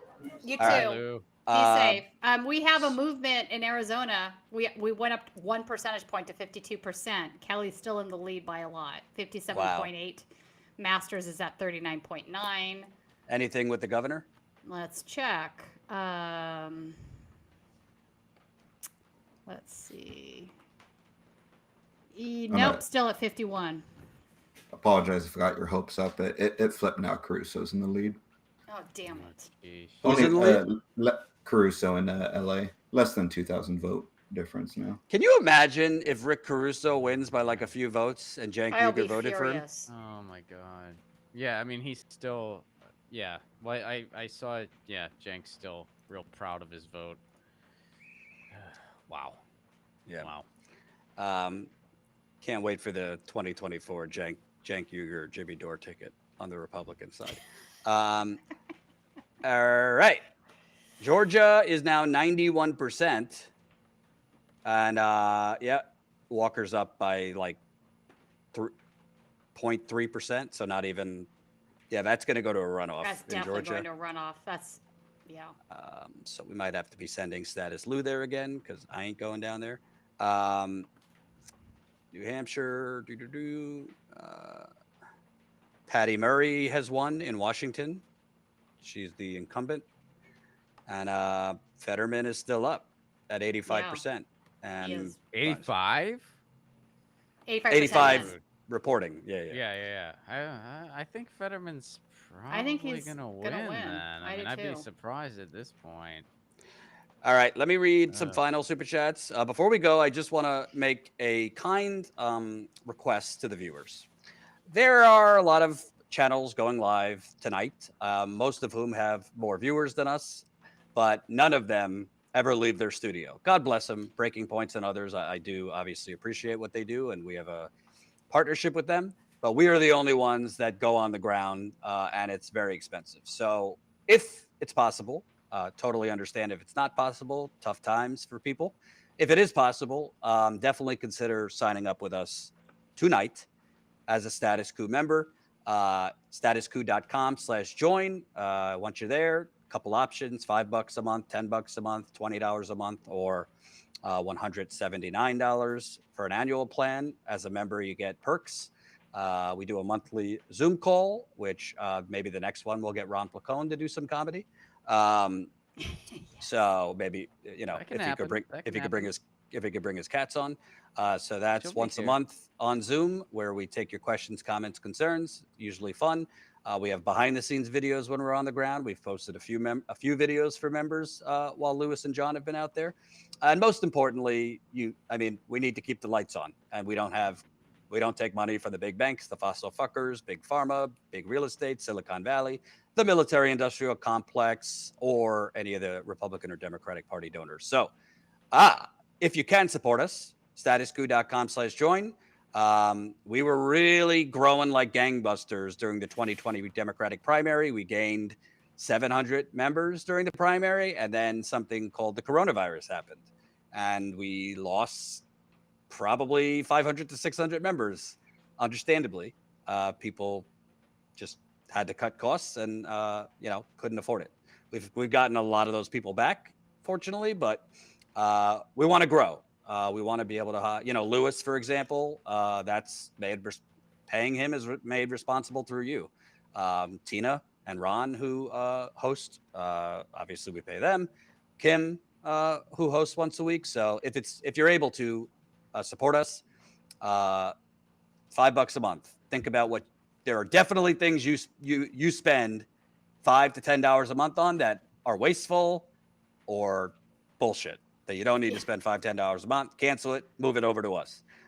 If you're already a member, donate. StatusCoup.com/donate. You could donate at any amount. You could set it as a one-time donation, or you can set it as a monthly donation. But definitely donate. Our goal is always to cover at least break even on these trips. An average reporting trip costs about $2 to $3 grand to go somewhere for a week, between flights, hotels, rent a car, all that stuff. So StatusCoup.com/donate. Something you could do for free. Join our text message list, StatusCoup.com/text. That way you'll get a text message when we're live. YouTube doesn't always notify you, and they do a lot of other fuckery. So StatusCoup.com/text. Put it in your calendar right this minute. Thursdays, 6 o'clock Eastern. Thursdays, 5 o'clock Eastern time. Ron Placone and Tina Desiree Berg co-host at 5 o'clock Eastern time. Then at 6 o'clock, it is the Right Wing Insanity Report. Tina, I could only imagine what's coming this week. I have a guest coming on about Christian fascism. So all right. Well, we might have to add Republican fascism at the election. There might be polls, some breaking stuff in Maricopa County, I know, particularly. like hell might be breaking out. You're right. Yeah. So that's a double whammy. Ron Placone, Tina Desiree Berg, and then Tina hosts at 6 o'clock Eastern, the Right Wing Insanity Report. That's all I can remember for now. We'll be back tomorrow. I'll be hosting tomorrow, and we'll probably have Lewis and John again. I don't know if the results will be finalized, so we'll cover whatever's happening. Thank you guys for being with me for so many hours. I really appreciate it. Thank you, Colin, who is juggling this plus making sure John and Lewis were on breaking points when they wanted them. I'm going to go pee, maybe drink some whiskey, and go to bed. Thank you, everybody. Did I miss any super chats? Propaganda. I love that. I think we got it. I think I got it all. Oh, Myra, 1999. Go to the bathroom, Jordan. Thank you. All right.